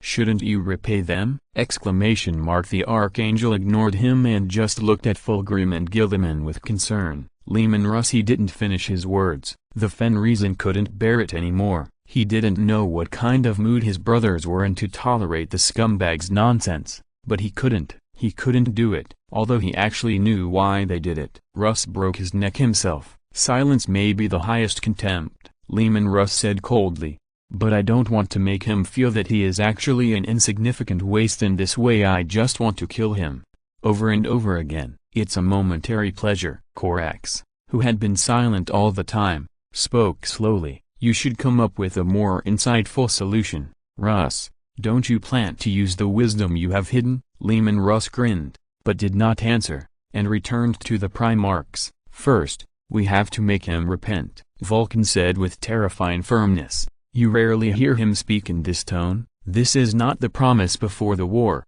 nor is it the sincerity when he stood in front of his heirs yesterday and swore to them that he would not leave them again. It is something deeper and more naked. Hate. He hates this thing, so revenge becomes a necessity. "So, what do you want to do, brother?" Sanguinius asked gloomily. He was not targeting Erebus, nor was he angry about the nonsense that the scum said to him. He held the pale Fulgrim's arm, gave him some support, and then continued to speak. "Physical punishment is meaningless to such a pure evil person," Vulcan said. "He is not afraid of death. The pain has increased 100 times. Even if it is 1,000 times higher, I believe it will not have any great effect on him." He stared at Erebus, who was not angry yet, and said word by word, "We should find a way to make his spirit collapse completely." "I agree." Robert Gilliman nodded almost impatiently. He also put one hand on Fulgrim's shoulder. "So, how do we achieve this goal?" This thing obviously knew clearly what he was doing from beginning to end. He was not bewitched. He chose to join after knowing everything.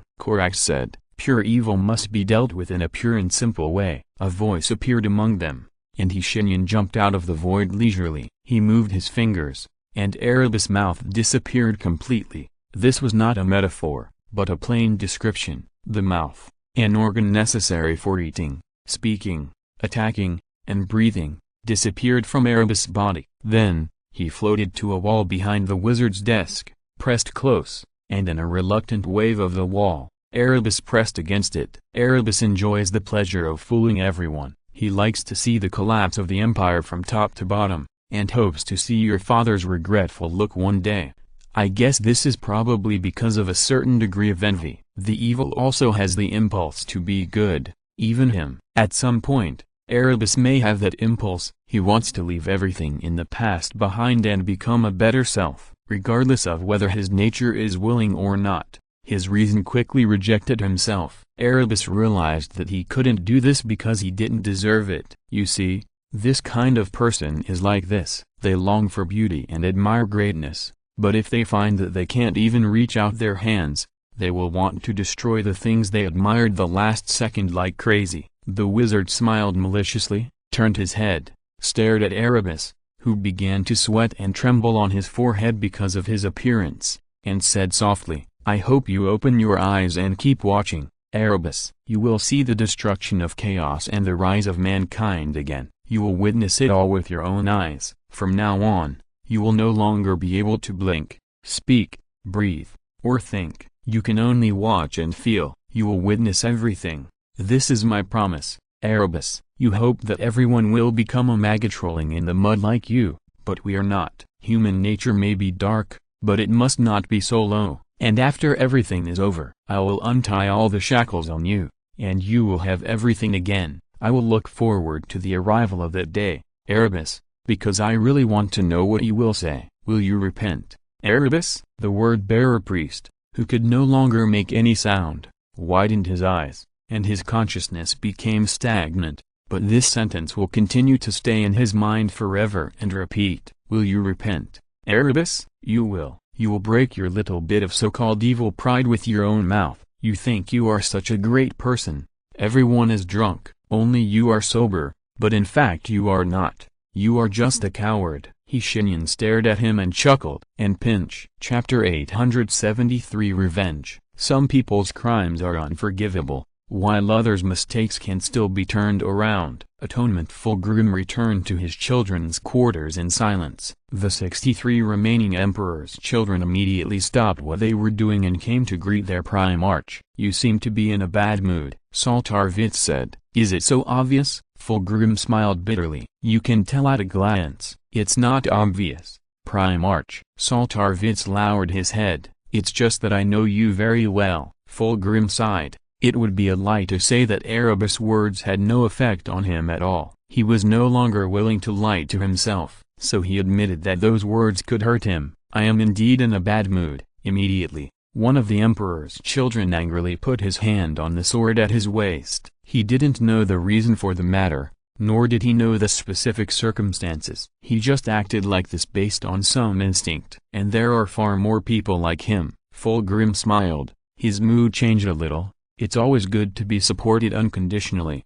However, after this smile, he became melancholy again. He finally spoke out his doubts. "We are too few, Emperor's children. Although we can still use this name and are still allowed to use it, the shame and shadow I brought in the past still hover over our heads. Only the death and blood of the enemy can wash them away. But how can I start?" Kimos's phoenix was full of bitterness. "How can I tell the captain that I want to take you to the battlefield again?" "We are not afraid of sacrifice, Primarch." One of the Emperor's children whispered. "We have sacrificed once. What's the harm in doing it again? Death is nothing to fear." "I know your courage." "I have never doubted it," Fulgrim said softly. "You have already proved it to me on Isv." He mentioned the heavy matter, and his expression became a little gloomy. "What I doubt is myself. I want to wash away this shame, but I don't know how to start." "I trust your ability and know your courage, but I don't want any of you to leave me again." Whether from the perspective of a father or Primarch,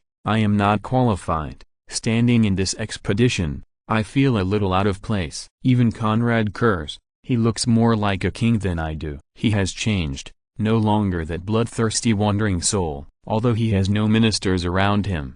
His demeanor is not fake. His words made Saltarvitz not know how to answer. How could he answer, just when he hated his clumsy language ability? Fulgrim laughed again. "But I will try to catch up with them again," he said with a smile. "I can't let my brothers fall behind. Shagatai has already got the chance to go to war, so we can't fall behind." In the captain's room, the battle report was being transmitted to the rolling light screen in an orderly manner through the report of the Magic Circle Center. The mage who had just dealt with those word-bearers and returned to work again had no complaints. Instead, he looked at the battle report seriously and made timely dispatches through the timely use of the star map. His precision and sense of war surprised Robert Gilman beside him. The mage once said that he was not good at this. He said it with confidence at the time, but now it seems that it was just an excuse. "How can you not be good at it? You are obviously very good at it. Inform Captain Aliona that she can leave Sulai for Regret Fire has completely mastered the situation. It is worthy of the Ajmidan Legion to let her support the disaster. Those Khorne's berserkers have become abandoned.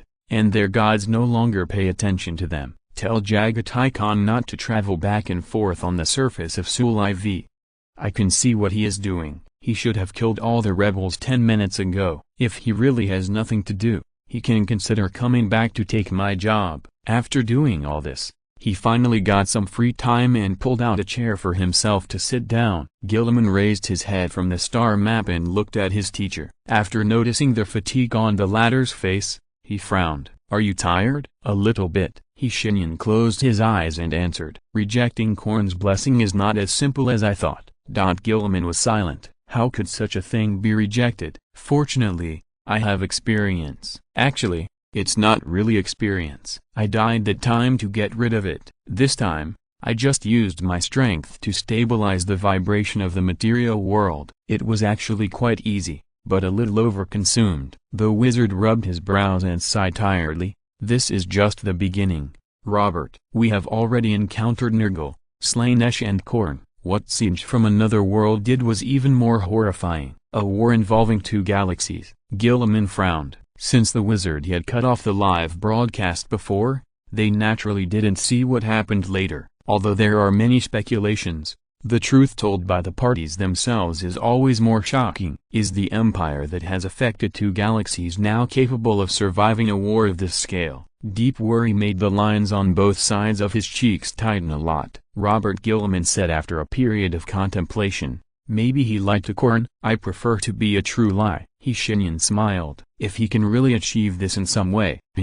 This is really not good news. Even with the Primarch's superhuman mind, Gilliman felt an indescribable heavy feeling on his shoulders. The current situation is not optimistic. The Emperor is being held back by the demons that erupted in the Terra Webway. Although they can only hold him back for a short while, who knows if something worse will happen. Moreover, the expedition has just begun, and the 4 evil gods have already been fully greeted. What will happen next? Gilliman stood there in silence, feeling a mountain of pressure coming at him. A good person in power is like this. They may have privileges and a noble status, but they also face a heavy responsibility that ordinary people cannot face, especially people like Robert Gilliman. If the situation goes wrong, he will not blame others, but only himself. Most people will choose others to act as inflators or scapegoats in the face of disasters and mistakes, but people like Robert Gilliman will shoulder any mistakes from the bottom of their hearts. After a long while,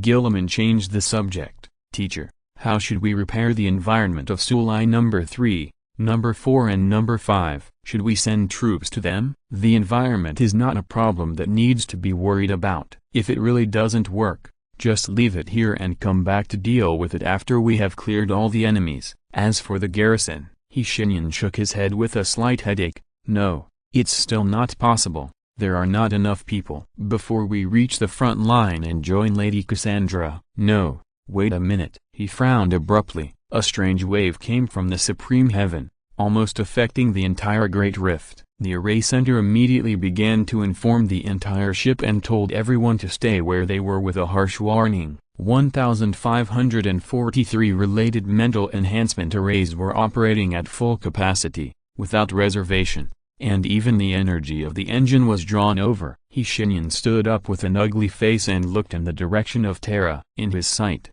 a dazzling golden light was erupting on holy Terra. Plus its siege plus a voice rang in his ears, with a weakness that could not be covered by the coldness of psychic energy. Plus from another world. Much stronger than me. I fought him off, but I was also injured. Be careful plus he came here in his original form? Exclamation mark plus no. It's Dranian. He holds Dranian and Dimian. No, I failed him plus several broken thoughts reached the mage's ears through psychic transmission, making his expression extremely ugly. That magic sword was the echo of the first murder in human history in the warp, and the murderer of that murder was the brother of the father of the Lord of Humanity. Because of this, it is the only weapon that has the ability to directly harm the Emperor himself. The attributes of power are ever-changing, and the way of restraint is also contained in it. The Emperor has the ability to make any demon feel fear, except the demon in this sword. It does not fear the Emperor. In fact, the opposite is true. Plus, are you still there? Answer me. Here plus the voice on the other end of the psychic was becoming more and more fragmented, like a stretched busy tone. In the intermittent sound, he finally said a complete sentence. I will sleep forever and never come back. This is what he wants. They can't kill me. Your backup plan has worked. Continue the expedition. Continue the expedition. The intense emotions were conveyed to his mind through the last few words, stirring up a storm in it. At the same time, the Emperor's determination was also conveyed, so Shenyan knew that he was serious. Teacher, what happened? Guilliman's voice brought him back from his trance. Shenyan looked at Robert Guilliman with an anxious expression seriously, and did not speak at the first time. After that, he quickly issued several commands that Robert Guilliman could not understand through the Magic Circle Center. Launch the 7th emergency plan and start fully supporting the colony plan. Dismantle the Terra space station and divide it into 4 parts to operate independently. Carry out a comprehensive investigation of Terra. If chaos contamination is detected, kill them on the spot. Execute the prepared 1st emergency plan. Start human gene restoration. Start embryo cultivation and genetic testing of all newborns. Make sure to isolate them from the influence of psychic energy. His expression became more and more solemn as these orders were issued. Guilliman held his breath and didn't even dare to interrupt him. What happened? I'm so tired. Chapter 874 Interlude. Terra, die! Rage and Valorous roared and swung his right fist. Broken flames burst out from his hand. The demons and monsters that tried to escape from the webway screamed and ran away in embarrassment under this blow.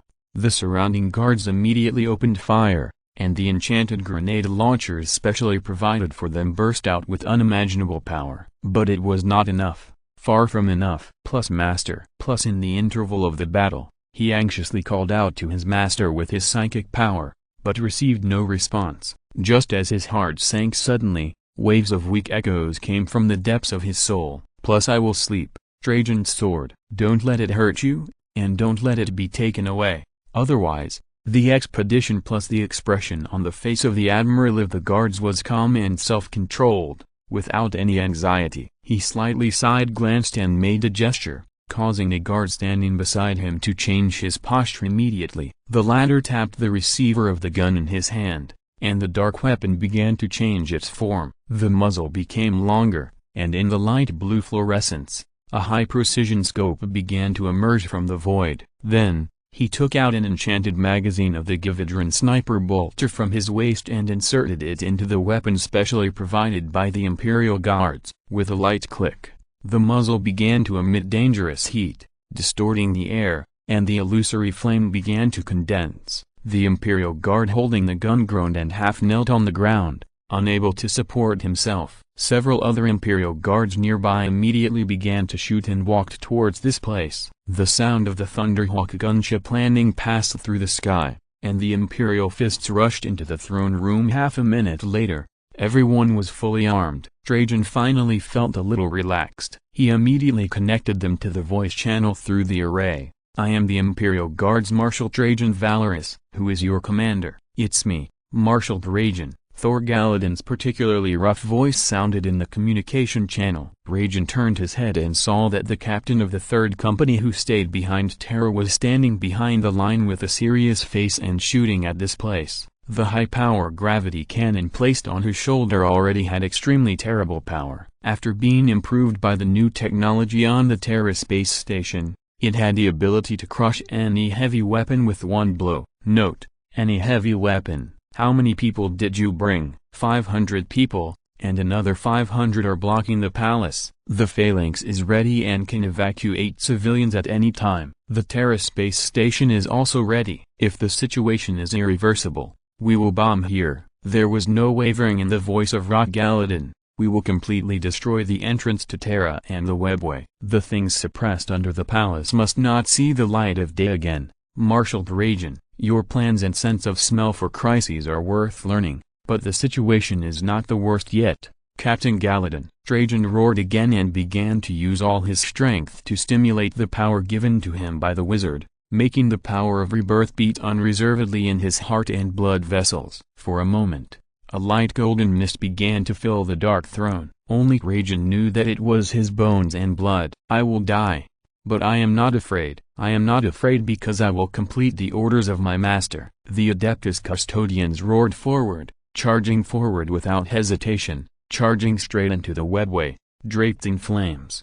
The Adeptus Custodians stared at him in astonishment, even the one he had ordered to begin warming up the destruction. The rock roared fiercely over the comms channel, "Marshal Trajan, what are you doing?" "I will grab that sword." He stepped into the deep mist, blood boiling around him into a broken oath. Intense pain began to bombard his mind, and the words of the mage rang in his ears again. "This is not just a gift, Trajan. Sometimes it means more." "Yes, my lord, but I need more. I need more than my life to burn." "Cainsalgris, use the guidance of the array to target me. Use the runes on your eyepiece to lock my position, and once I grab it, you shoot at my heart." "Marshal, do it." Trajan fearlessly rushed through the cowering demons, through the darkest and deepest nightmares of mankind. His blood was almost dried up, but he still had a soul. Moreover, he had seen it, he saw it. A man with long hair, dark skin, a tribal beard,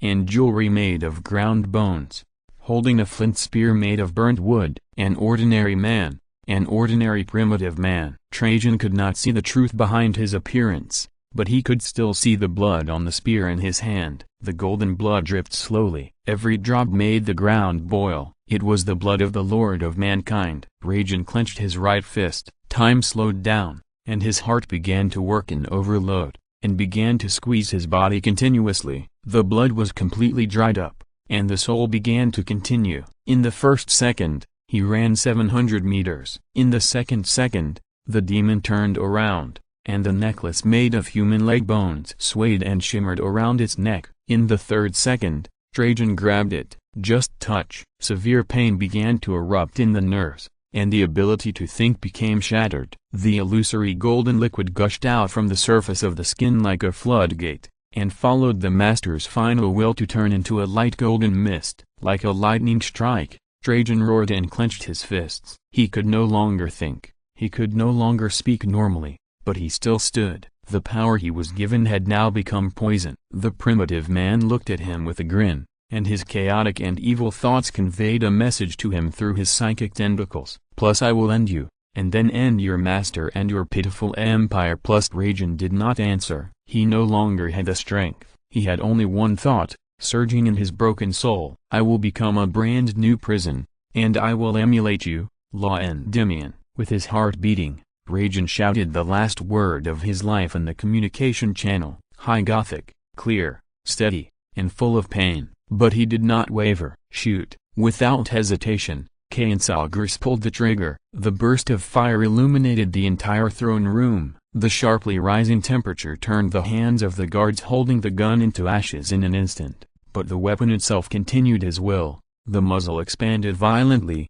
and the power of destruction began to gather without limit. It seemed like a second had passed, and it seemed like 1,000 years had passed. Then, violent light erupted from the depths of the webway, blinding the demons' eyes and melting their bodies. The manic power rushed out of the webway, and at that moment, everyone present heard a voice, a roar full of unwillingness, resentment and curses. And deep in the webway, at the intersection of the rotten and foggy reality and illusion, a glass-like skeleton held a trembling spear tightly with both hands, almost merging with it, sinking into the depths of unspeakable darkness. "Plus I will become a brand new prison, my lord." Plus he didn't wait for an answer. Chapter 875 Interlude, Terra. Shadows swirled, shadows spread, shadows danced wildly between the thrones. Their fangs and claws were vaguely seen in the increasingly thick fog, and the hideous blurry shadows revealed their true appearance after a few seconds. Demons. No doubt,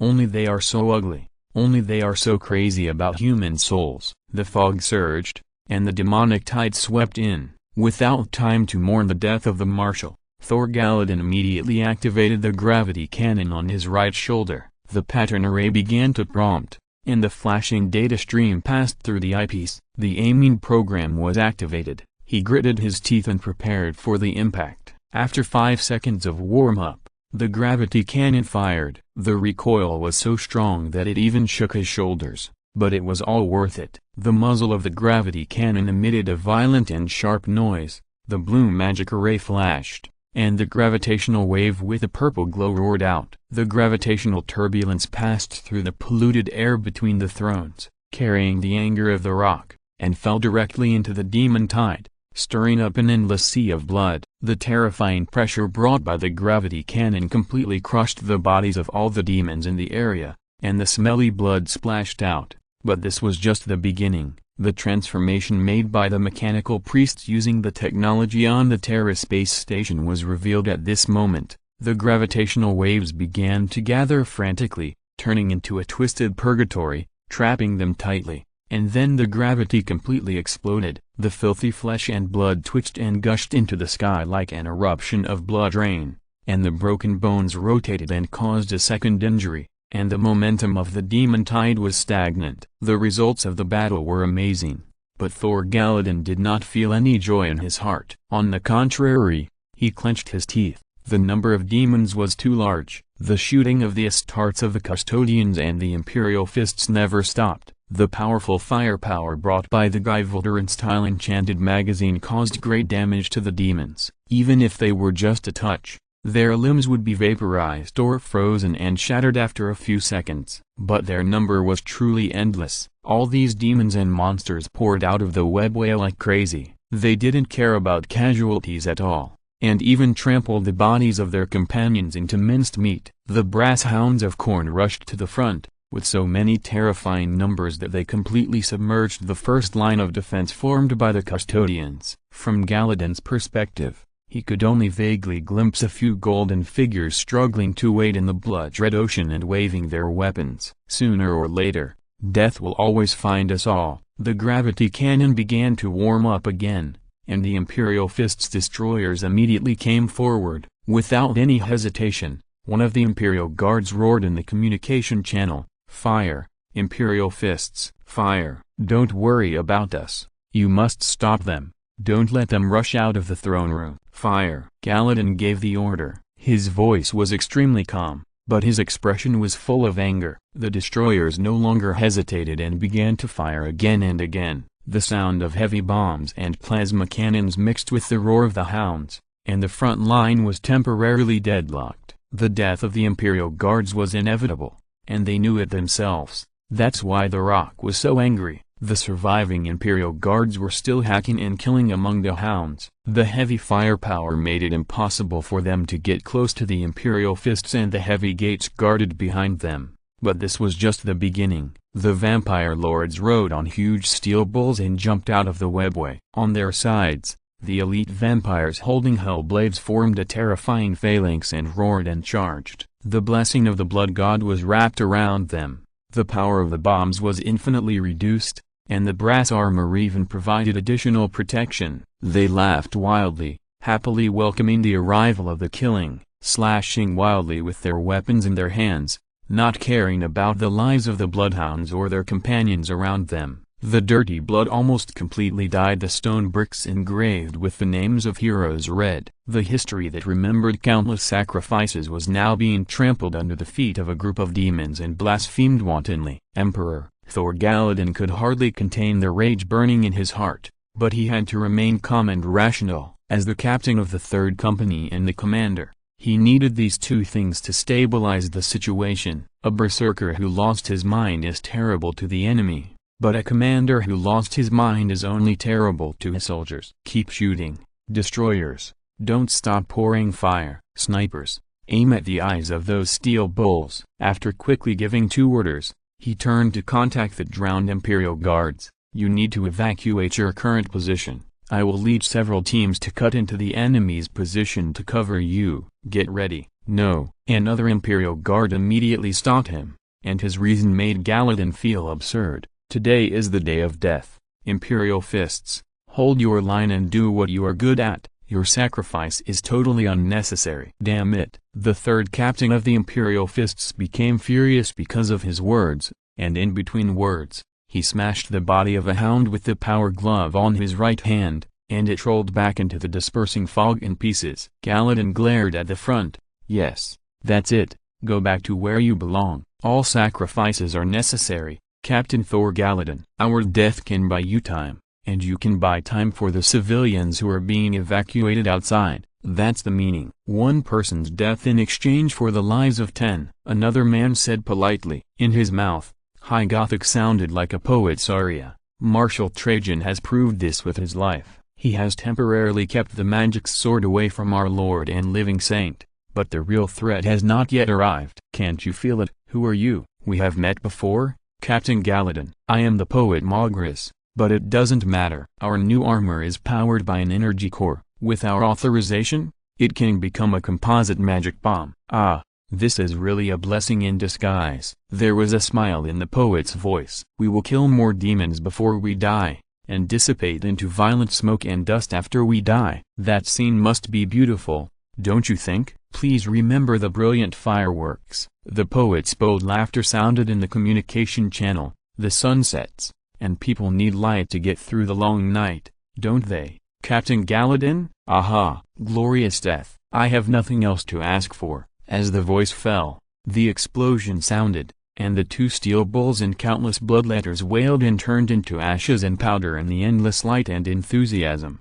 On the eyepiece, the rune representing Mogris went out. The face of the third captain twitched. After a few seconds, he agreed with Mogris' words and began to hate his own incompetence. Deep hatred. We still have blood to shed, Captain Gallatin. A member of the 10,000 Corps whispered. Start with Mogris, and then me, Giamello.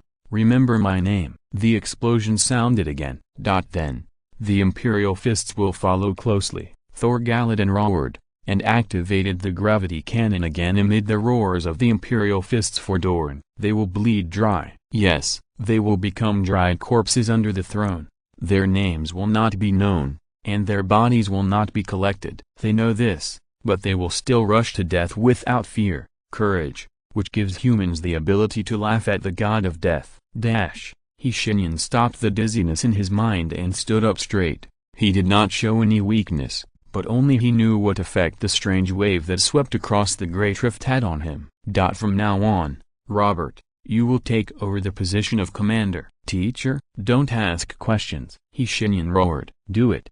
I give you the highest authority. I will go deep into the great rift. But, why are you doing this? Gilliman asked with gritted teeth, completely ignoring the mage's words. Don't ask questions. Because I must, the mage said expressionlessly, swallowing the blood that welled up in his throat. He concealed it well, and Robert Gilliman could not see it. There is no such thing as the best of both worlds in this world. Perfection is an illusory proposition, a proposition that is not even worthy of careful study. Imperfections are even given meaning because of this. Aestheticians call it imperfect beauty, but if you want the mage to explain it, he will only say one sentence. Because I must, Robert, because only I can do this. He repeated. Terra cannot afford to fail, at least not now. I want. He shook his body palely, stopped talking abruptly, and turned into an illusory lightning and disappeared. Just a few seconds after he left, the Primarchs rushed into the captain's room, but only saw Robert Gilliman standing alone next to the empty star map, his expression calm. Where is he? With some instinct, Sanguinius vaguely sensed a little uneasiness. There are still things to deal with on those word-bearers' ships. Robert Gilliman gestured calmly. The master has gone back to deal with them, and he will be back soon. In the meantime, I will take over the command. Corax, I need you to take the Raven Guard. No. Corvus Corax narrowed his eyes and stared at his brother with sharp eyes. Unless you tell me the truth first, I will not accept orders from you. What truth? Gilliman asked puzzledly. Command, Corax said simply. If he really only wants to deal with those enemies that are not a threat to him, why would he hand over the command to you, Robert? The situation on the battlefield is ever-changing. Among you, I am the only one who is capable of dealing with it while taking care of other things. Of course, maybe it's because I am his apprentice. Robert Gilliman made a little joke in a light-hearted tone,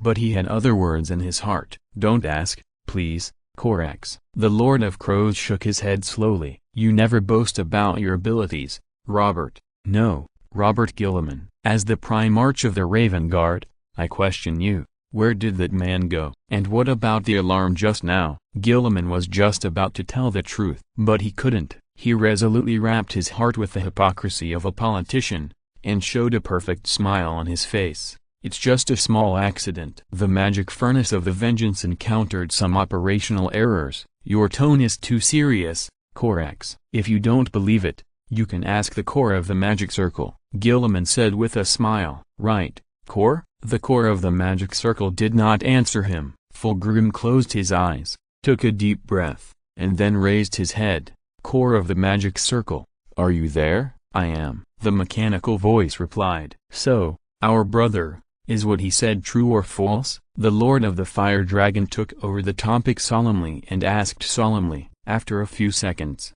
the Cephalon said, I am required to be completely honest with the humans, but I refuse to answer this question. Gilliman gritted his teeth. The Cephalon's words were equivalent to answering the truth in a way. Leman Russ walked forward without saying a word, but the Fenrisian did not punch him and scold him for his deception as Gilliman imagined. Leman Russ just held his shoulders and looked at Gilliman's expression with concern. The disguise of the Son of Vengeance was completely melted under such a look. He showed a helpless smile and tried his best to maintain his demeanor. You can tell us, Robert. You don't have to bear everything alone, Russ whispered. I don't know what nightmare you are facing, but we ask to share it with you.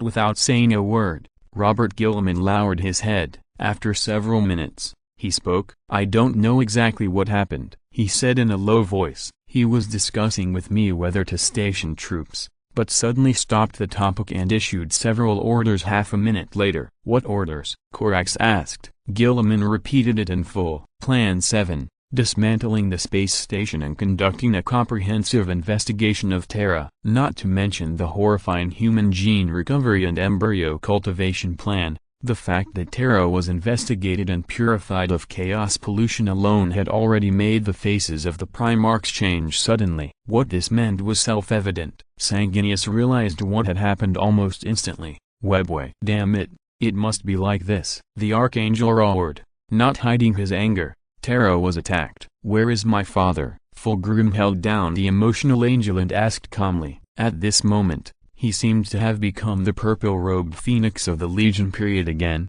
always able to persuade and help his brothers when they were emotional. At that time, even Conrad Kurz could not help but ask for help. Unfortunately, what happened later was not what he wanted. I don't know, but the teacher he returned to Terra to suppress the webway. Along with the prompt tone of someone entering the ship's communication channel, a voice interrupted their conversation. And I will come back to help you. A giant with short white hair appeared in front of them in the blue light of transmission. His face was weather-beaten, and there were even deep wrinkles on his face. Hatred and fatigue have shaped him into what he is today. He glanced at his brothers, frowned, and said a sentence in Rogaldorn's most famous style. You are so weak that it surprises me. Don't you know how to perform your duty of killing without him? There will be 10,000 updates tomorrow. I saw that some readers mentioned the knife. Well, how to say it? The ending is good. Hey, laugh. End of this chapter. Thank you very much for reaching the end. Don't forget to like. Looking for more exclusive content and immediate access? Subscribe to our Patreon.